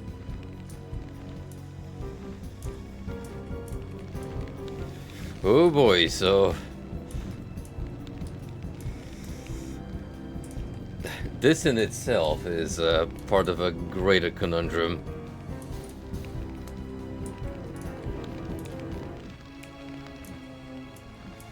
Alright, where do you even read the glyphs?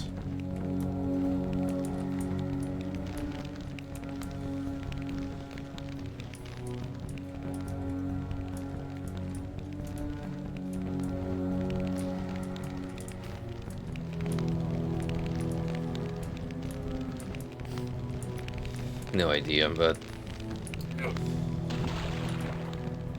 there's this cool gondola. The sarcophagus on it.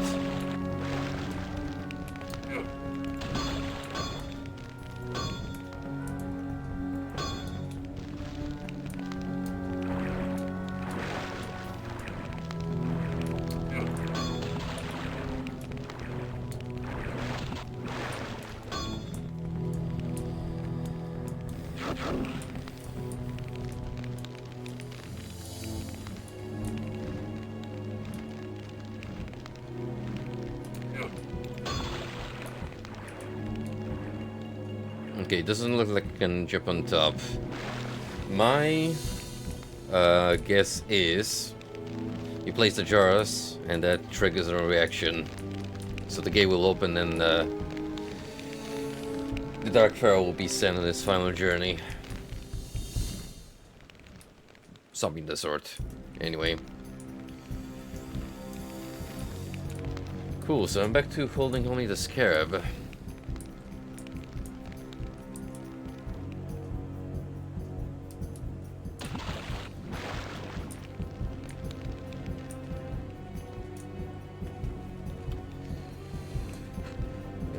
Gotta say,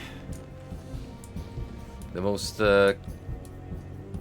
complex zone yet in the entire game. Beats the first one for sure. Second can't even hold a camera with how simple it was. Sheer comparison.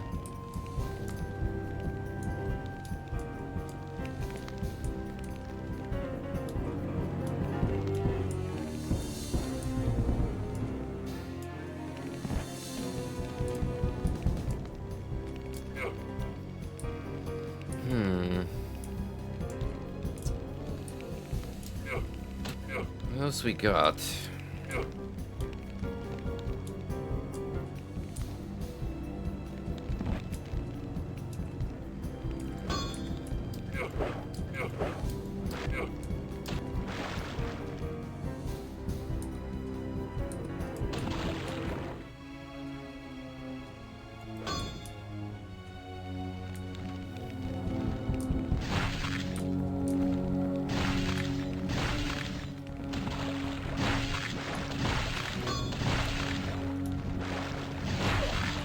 Oh, I did get hit. So, is there like a gap here?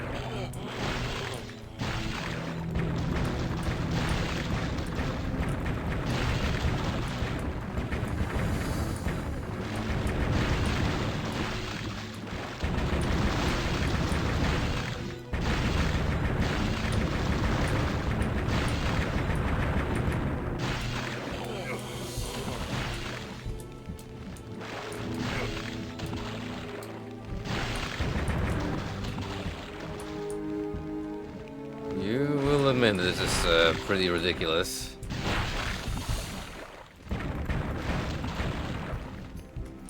Isn't there being an invisible wall here in the first place?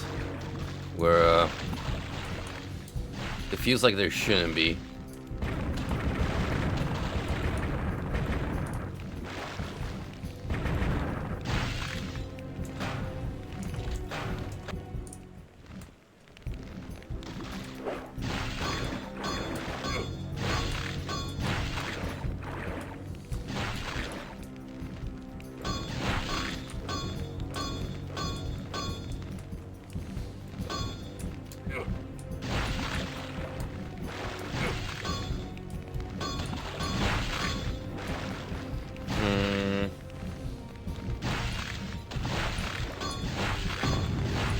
Oh, hello. Perhaps I was focusing on the wrong aspect all this time.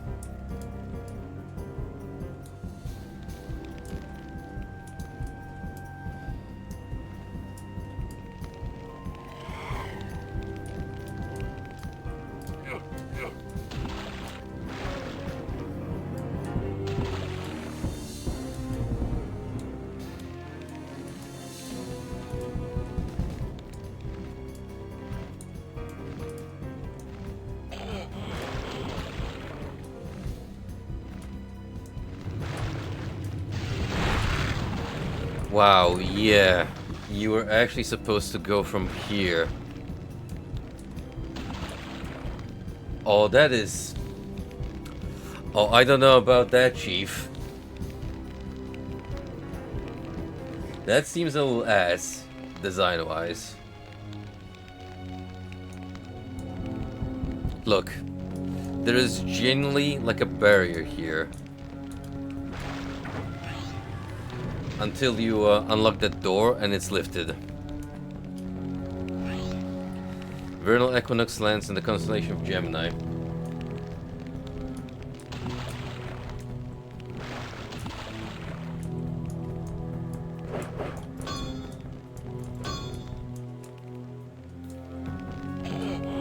I mean, yeah, once you uncover it, it makes sense because it's like, oh, it bars the way into reading the plaque, but if you didn't find that, it'd be like, is the game generally just shitting itself?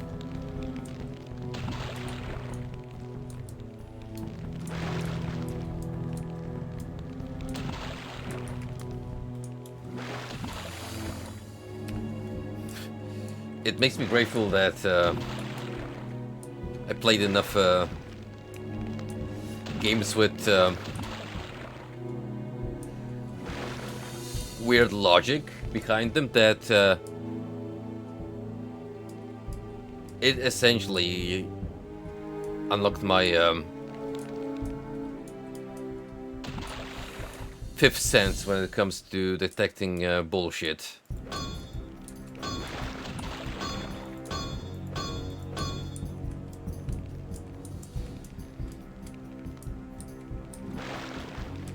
I think the pathway up there opened from me stepping on this pressure plate.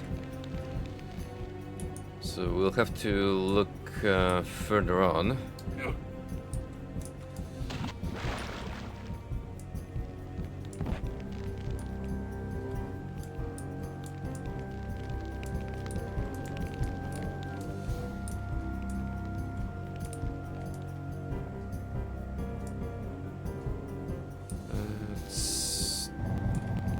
not in the throne room though.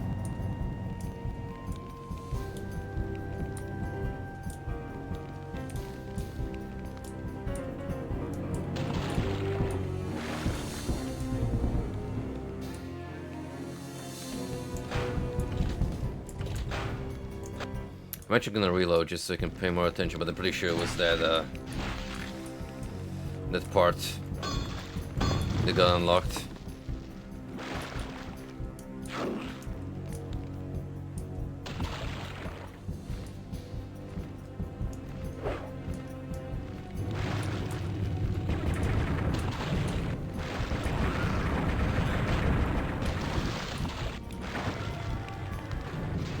Yeah, sure enough. Now it's a matter of how do we get up there?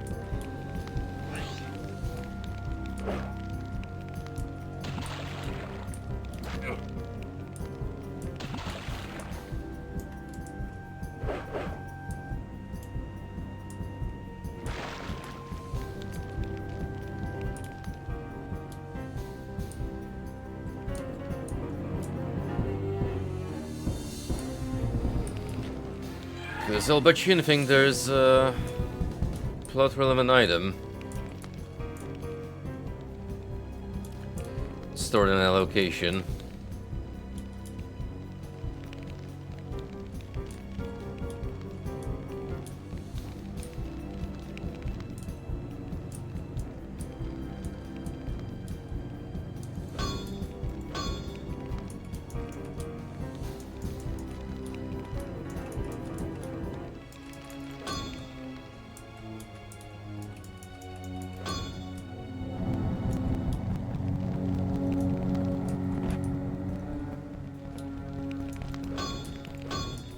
It wouldn't be from anywhere here now, would it?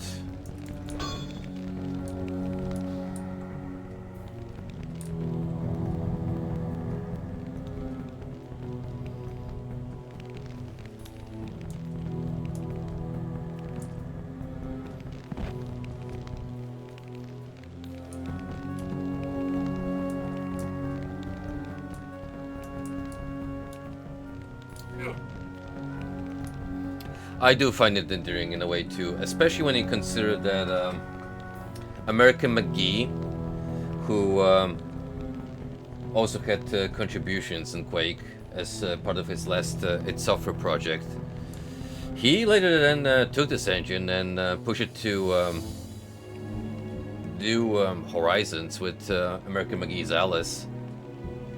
And when you remember what kind of amazing set pieces the first Alice game has, you realize just how revolutionary this tech was on its release. That being said, Hexen II does a fine job at also showing its capabilities.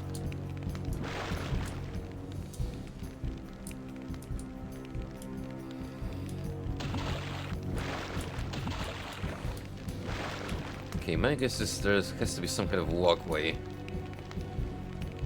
from here. We just gotta find it.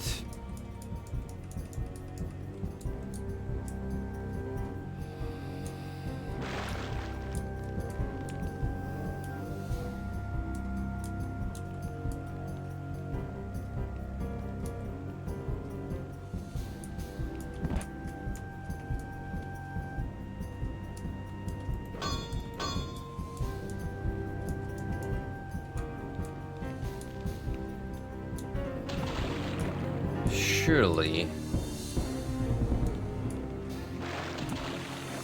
we've opened up for some reason.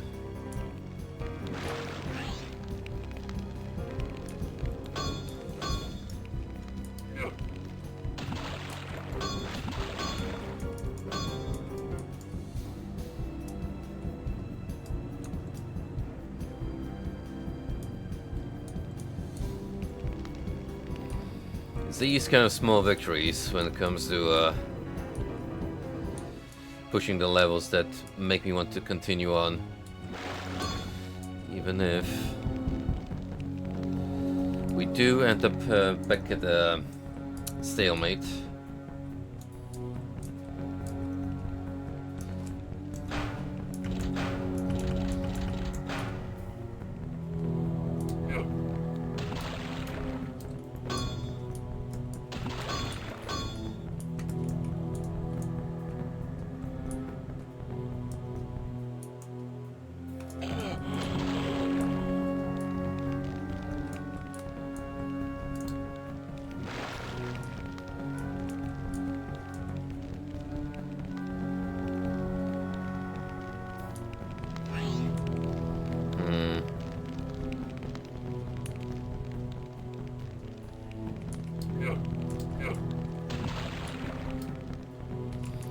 I have not yet seen any of the other areas interconnect, like with the South American themed temple.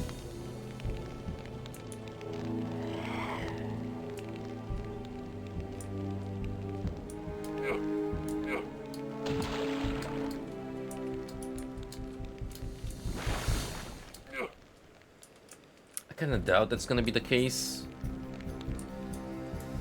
because we hop between these using teleporters. Well, unless there's gonna be a teleporter unlocked in a different map, which could happen.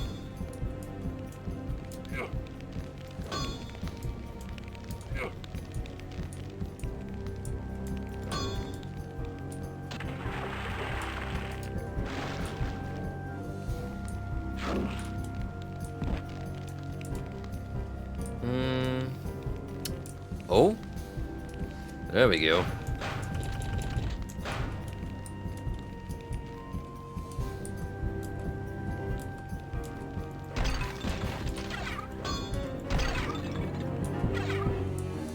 Not only that, but I also got another jar. So close to home.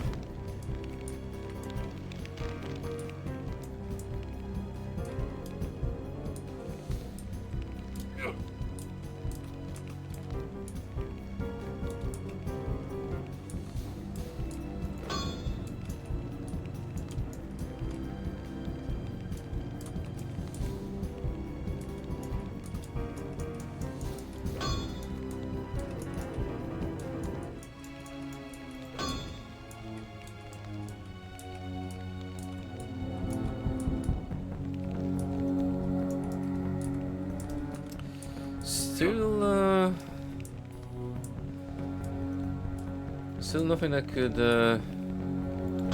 give me a hint on time travel. I do have the scarab, but yeah, where do you place that bugger? That's what interests me.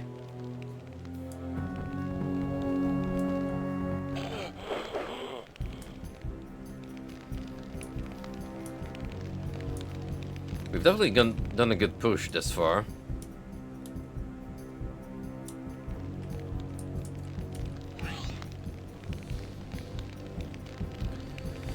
Alright, let's see. So, must find the 4 canopy jars after the afterworld.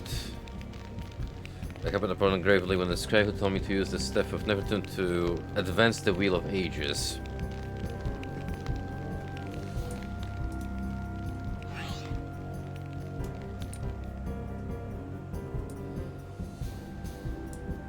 I did find a plaque somewhere that mentioned the scarab. Just don't remember where it is exactly.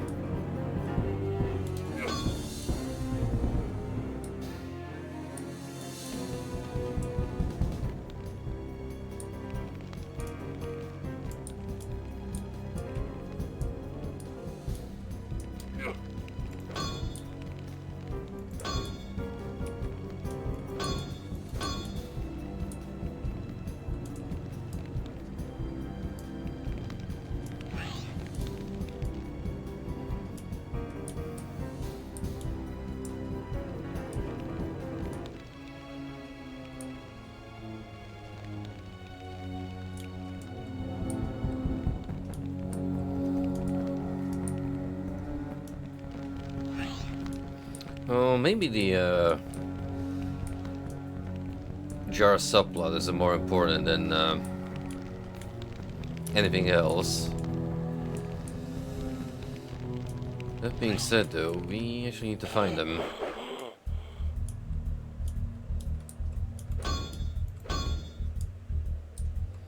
Only got 2 out of 4 thus far.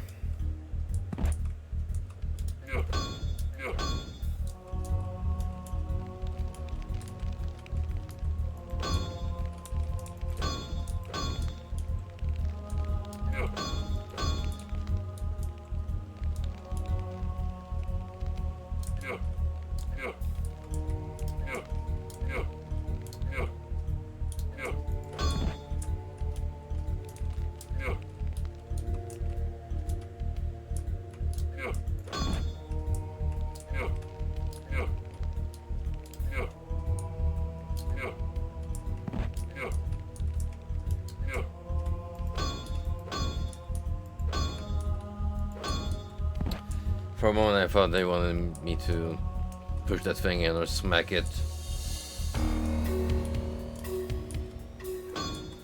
It seemed natural enough of an idea.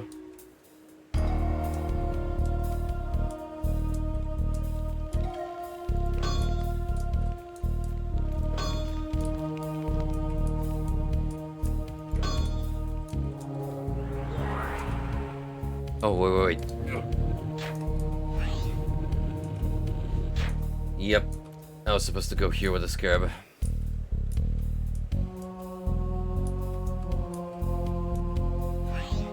Ancient Temple of Nefertum.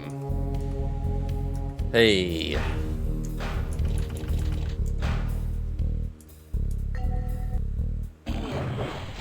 Wait, what did that say?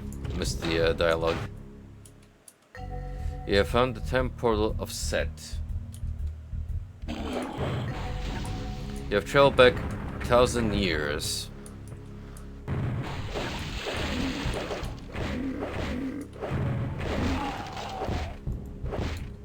Mummy Lord, huh?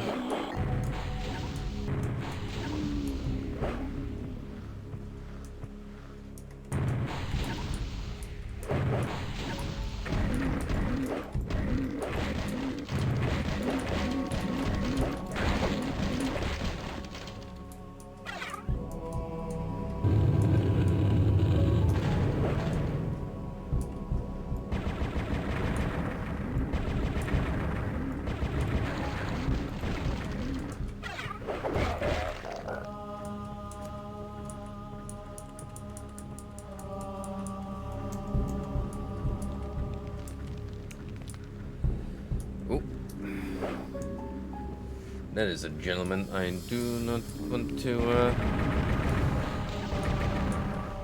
engage in melee with, if it can be helped.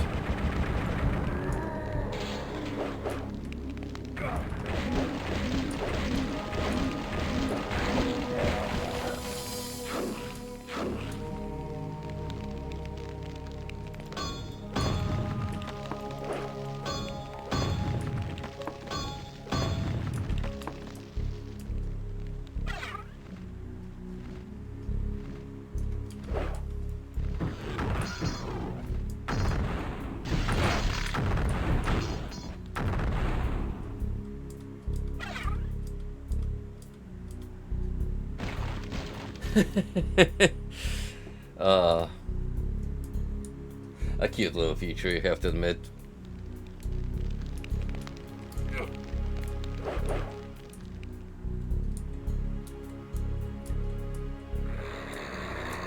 Oh yeah, now you can start recognizing the level.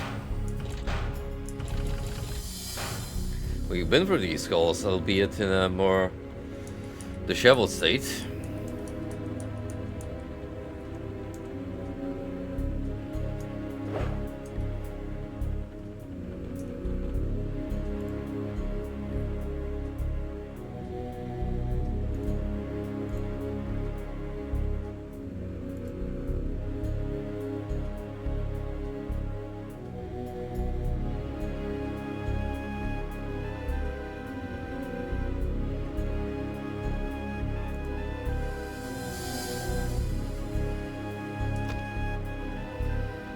probably wrap up soon.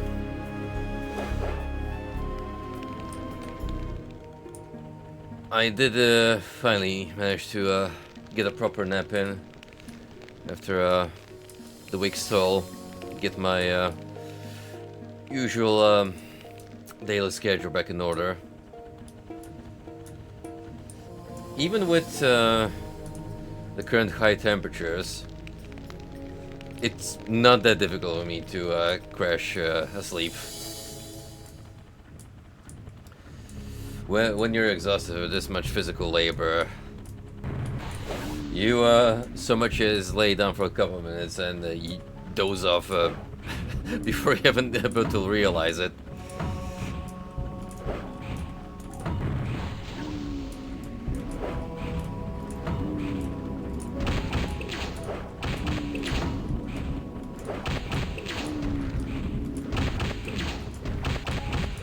Although maybe just conserving ammo.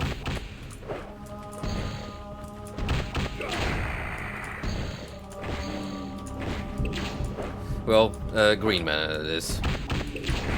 Blue is gonna be wasted one way or another.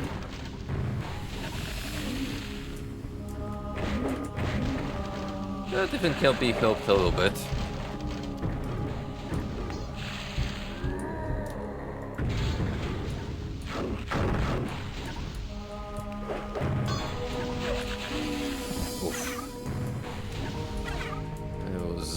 Not a smooth landing on my part.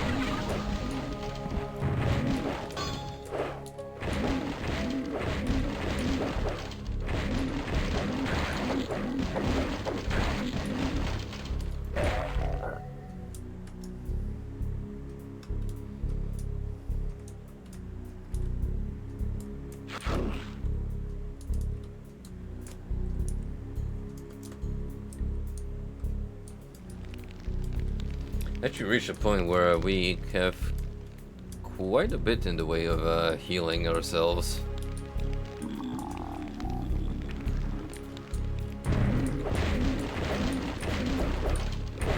Remember the early game where I was so starved for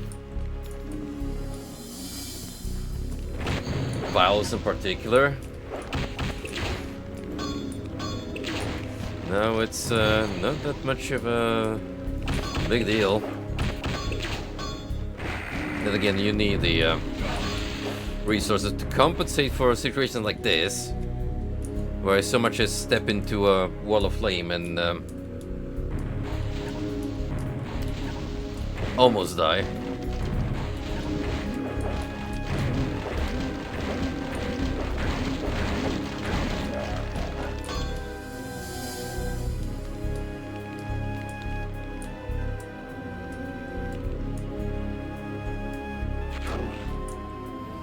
The garden key is needed.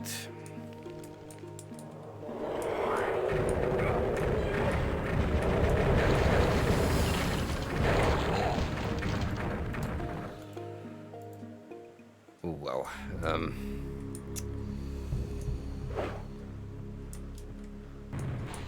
My ass handed to me royally. My royal mummy, no less. Yeah, that's what I get for trying to be ballsy with 1 point of health.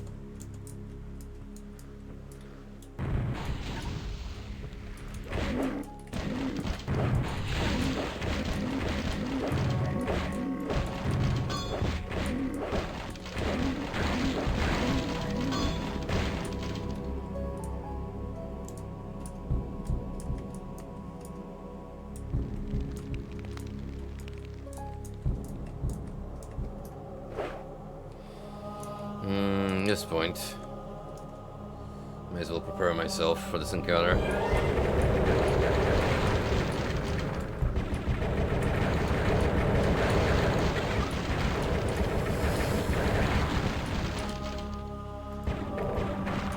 Yeah, being stuck with 4 mummies in one small room, not ideal.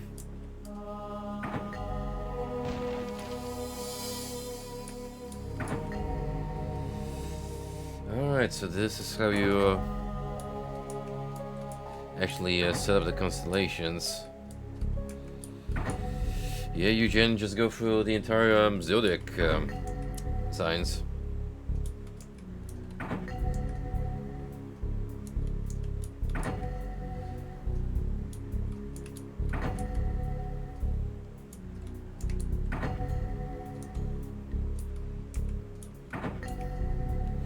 Really, the Wheel of Ages to Jackal.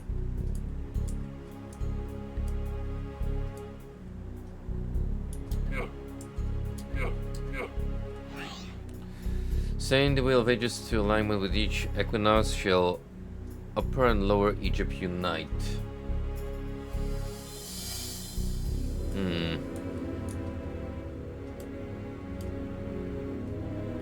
Right, that's definitely gonna require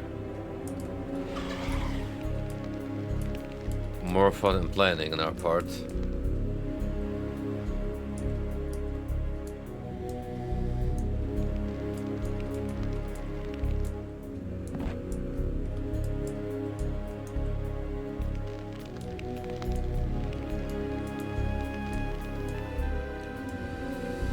I can't head back conventionally, which means one thing. We do need to experiment these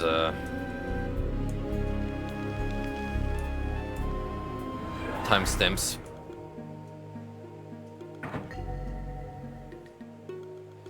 I do remember hippopotamus and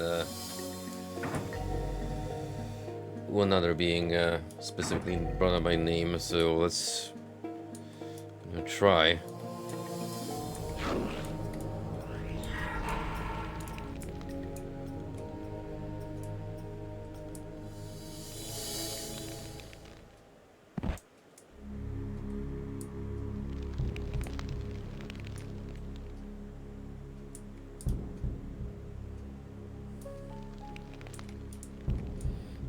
It might be that I just have to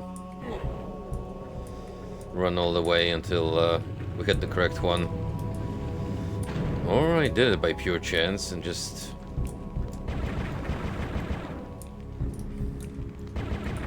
moved the level onwards.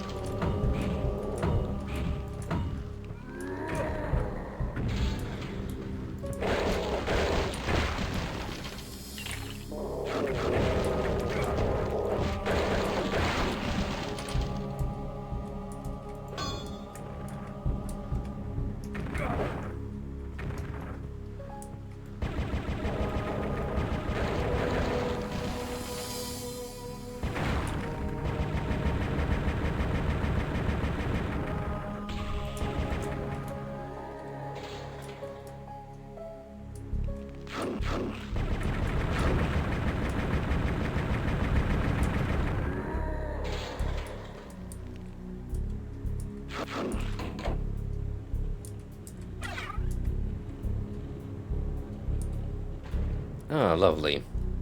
Another jar. Required for a mission. The Shrine of Naos.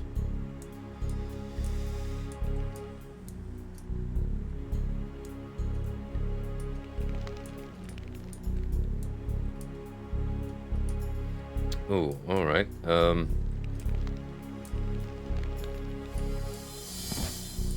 So wait, whoa. Where's that gate that they opened from here?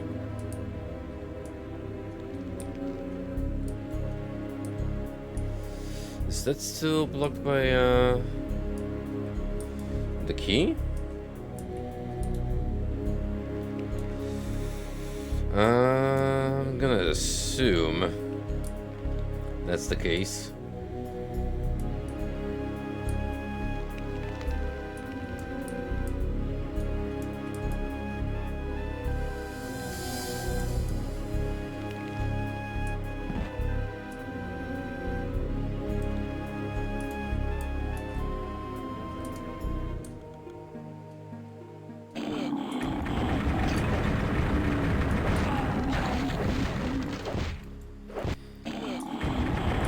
Talk about a warm welcome.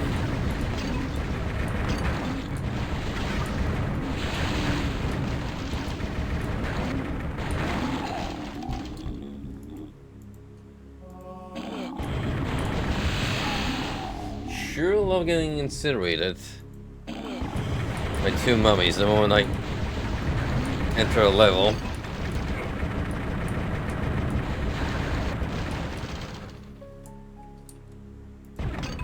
Awfully rude, might I add.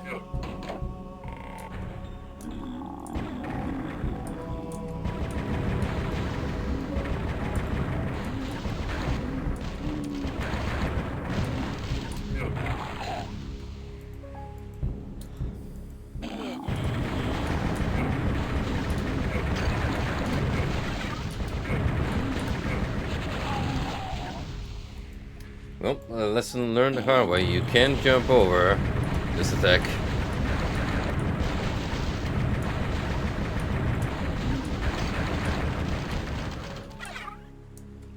Let's prepare ourselves for the second leg of this encounter.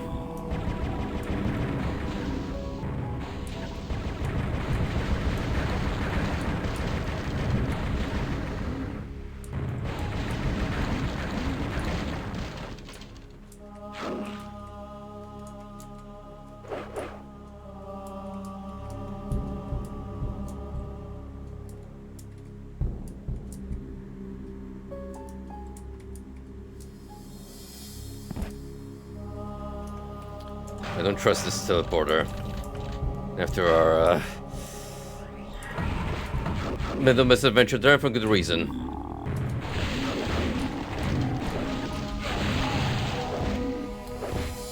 Yeah, just come on, man! It jumped right in front of enemies, really?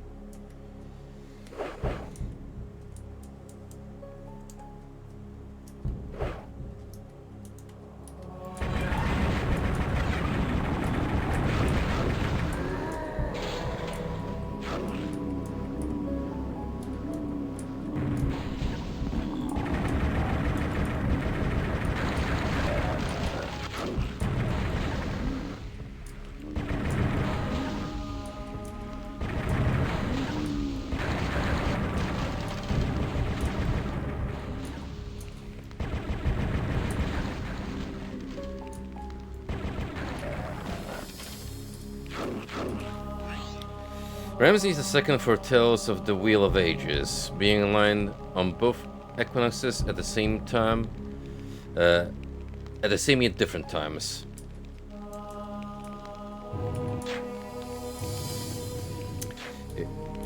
In other words, there's even more layers to this entire setup.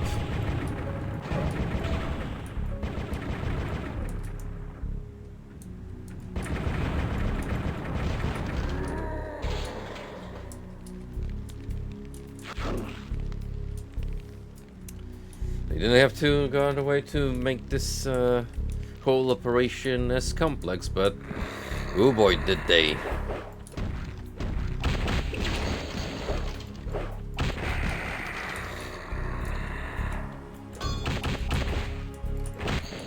Raven went super ambitious here. No holds barred.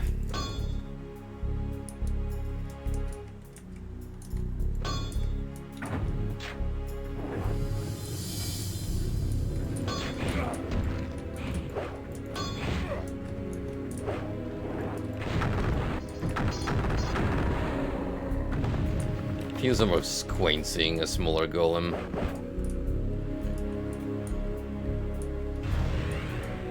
At this junction.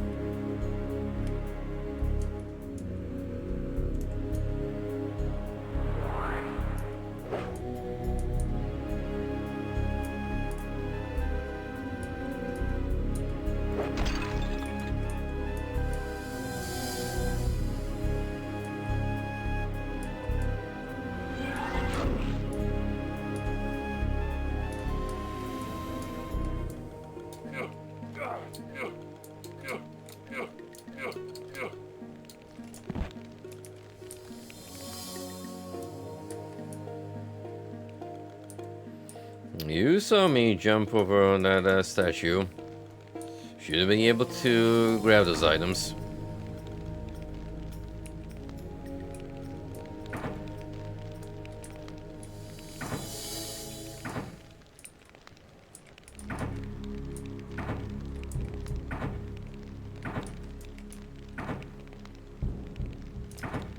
Hmm. Interesting.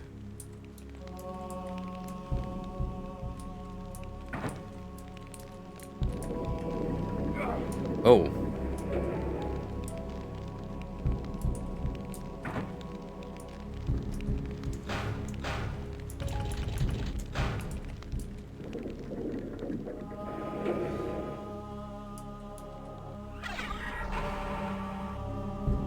Well, I mean, it's a roundabout way of achieving this goal, but I'll take it.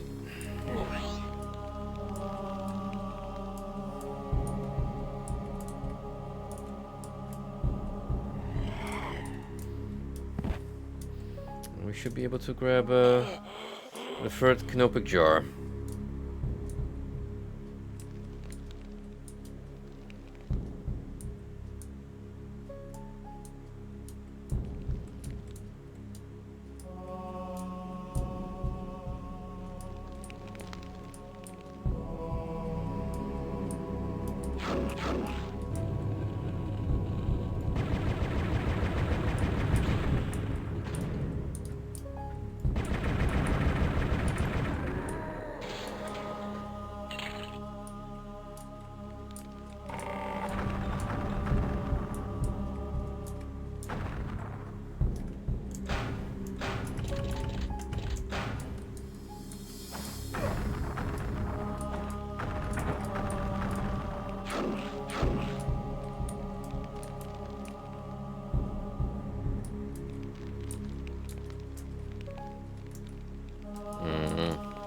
Alright, to disable the trap. What else?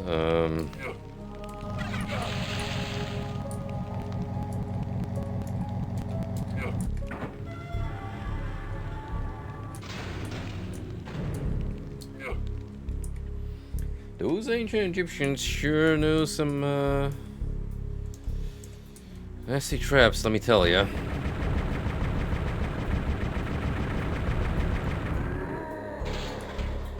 Technological highlight of their civilization. That's for certain.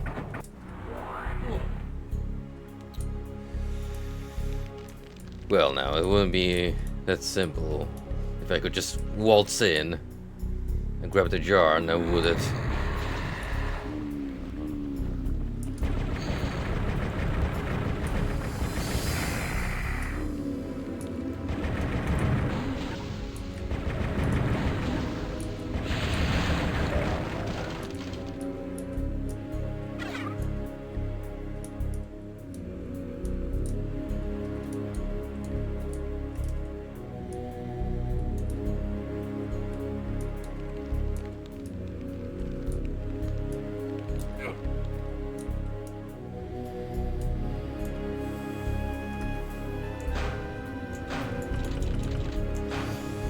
Trial and error.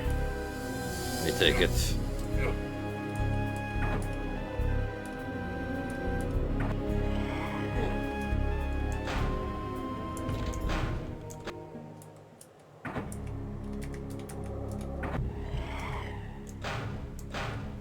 Let's save ourselves some time by just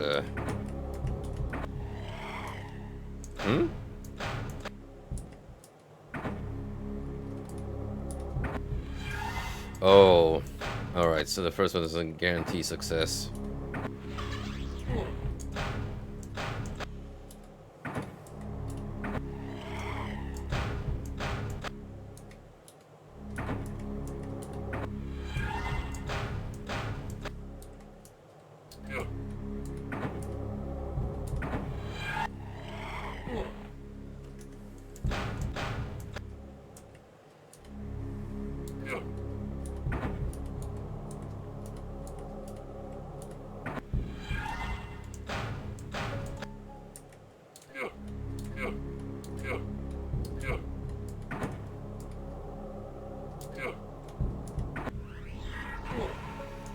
Yep, just like with the push sequence, this is gonna be pure experimentation.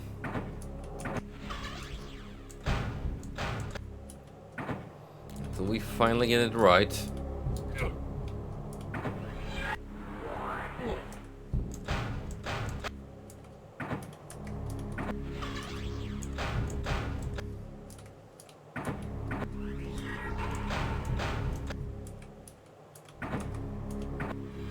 just gonna move in sequence to keep easier track.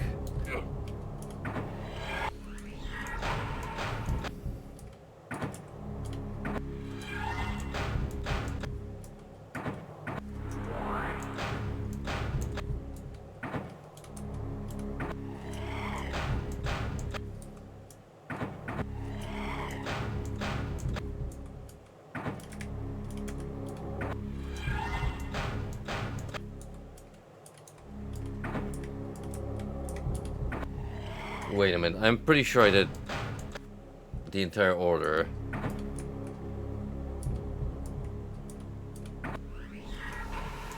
Oh, am I supposed to start with the first section?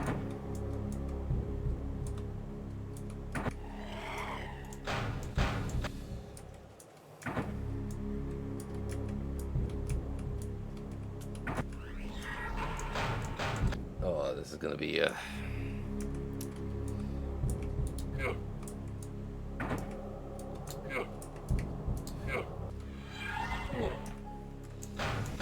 this is gonna be stinky.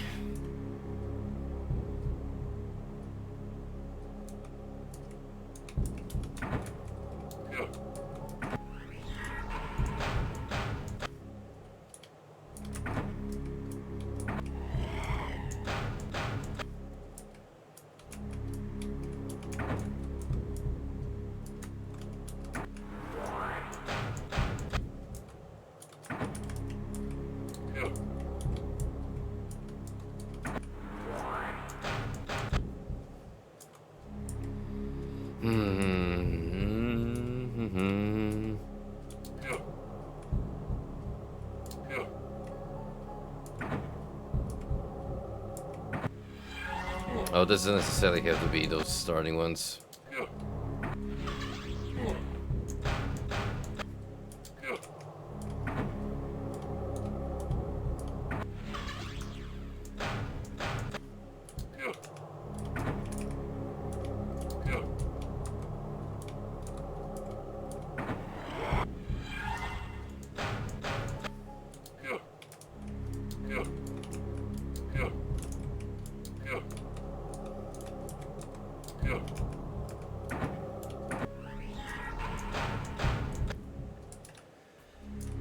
Oh.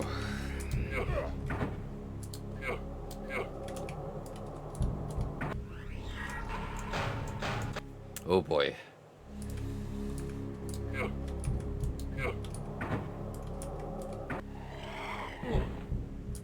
Well, I didn't say nothing happened this time around. Unless the text decided to glitch out from all the spam.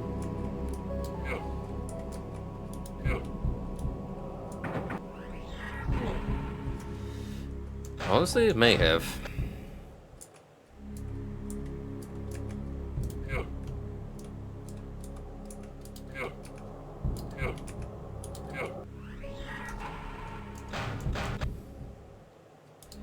Regardless, we do need to actually solve this.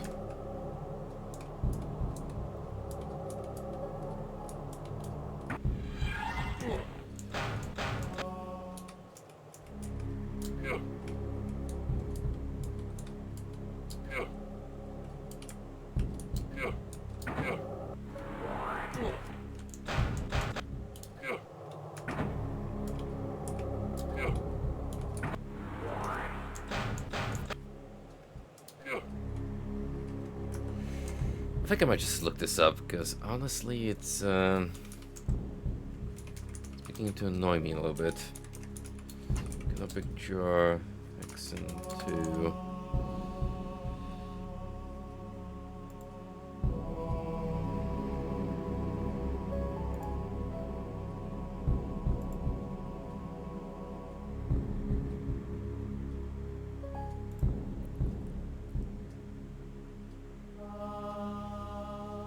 Three tiles in a certain order, but there are 9 tiles in total. You can summarize them to S.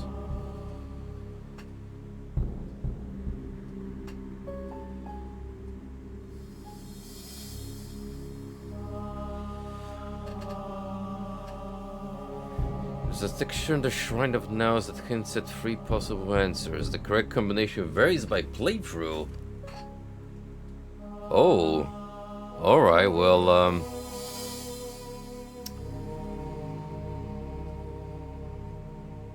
that I would not expect, honestly. That's actually a interesting layer of depth.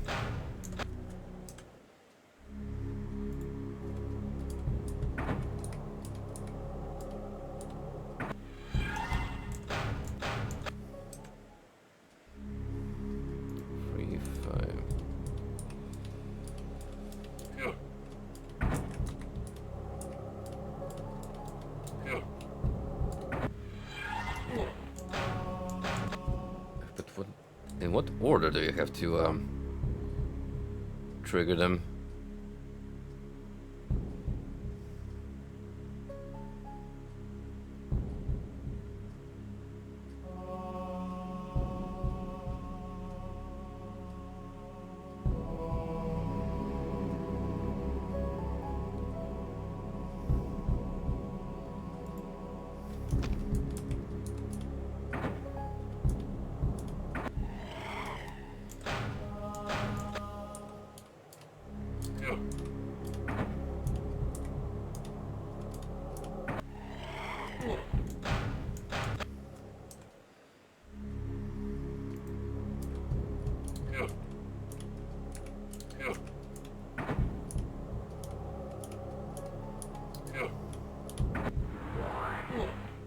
Guess what? I'm following all 3, and they seem to be wrong.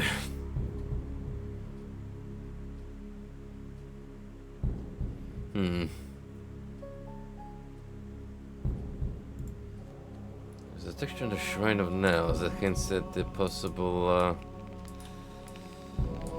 solution.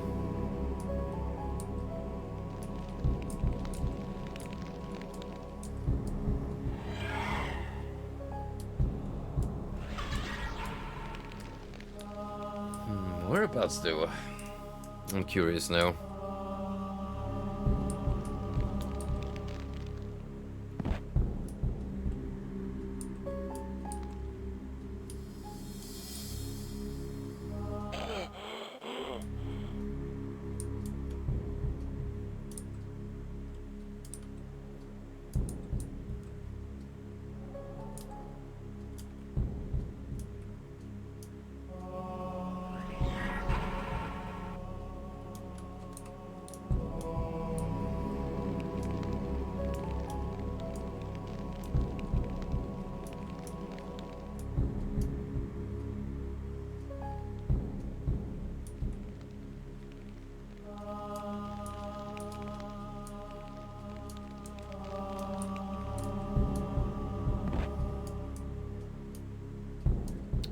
Oh, there you go. It's this thing.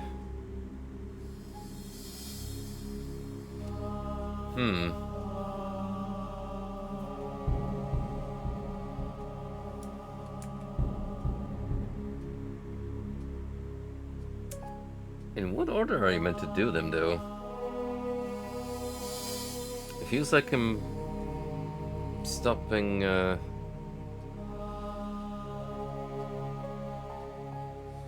maybe you gotta do them reverse?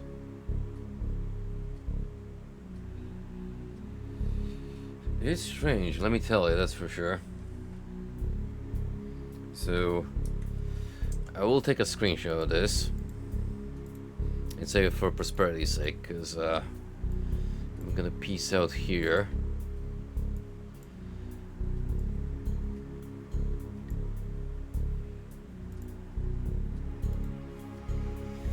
I mean, we will kick Hexen II off back at this area, but still, I'd rather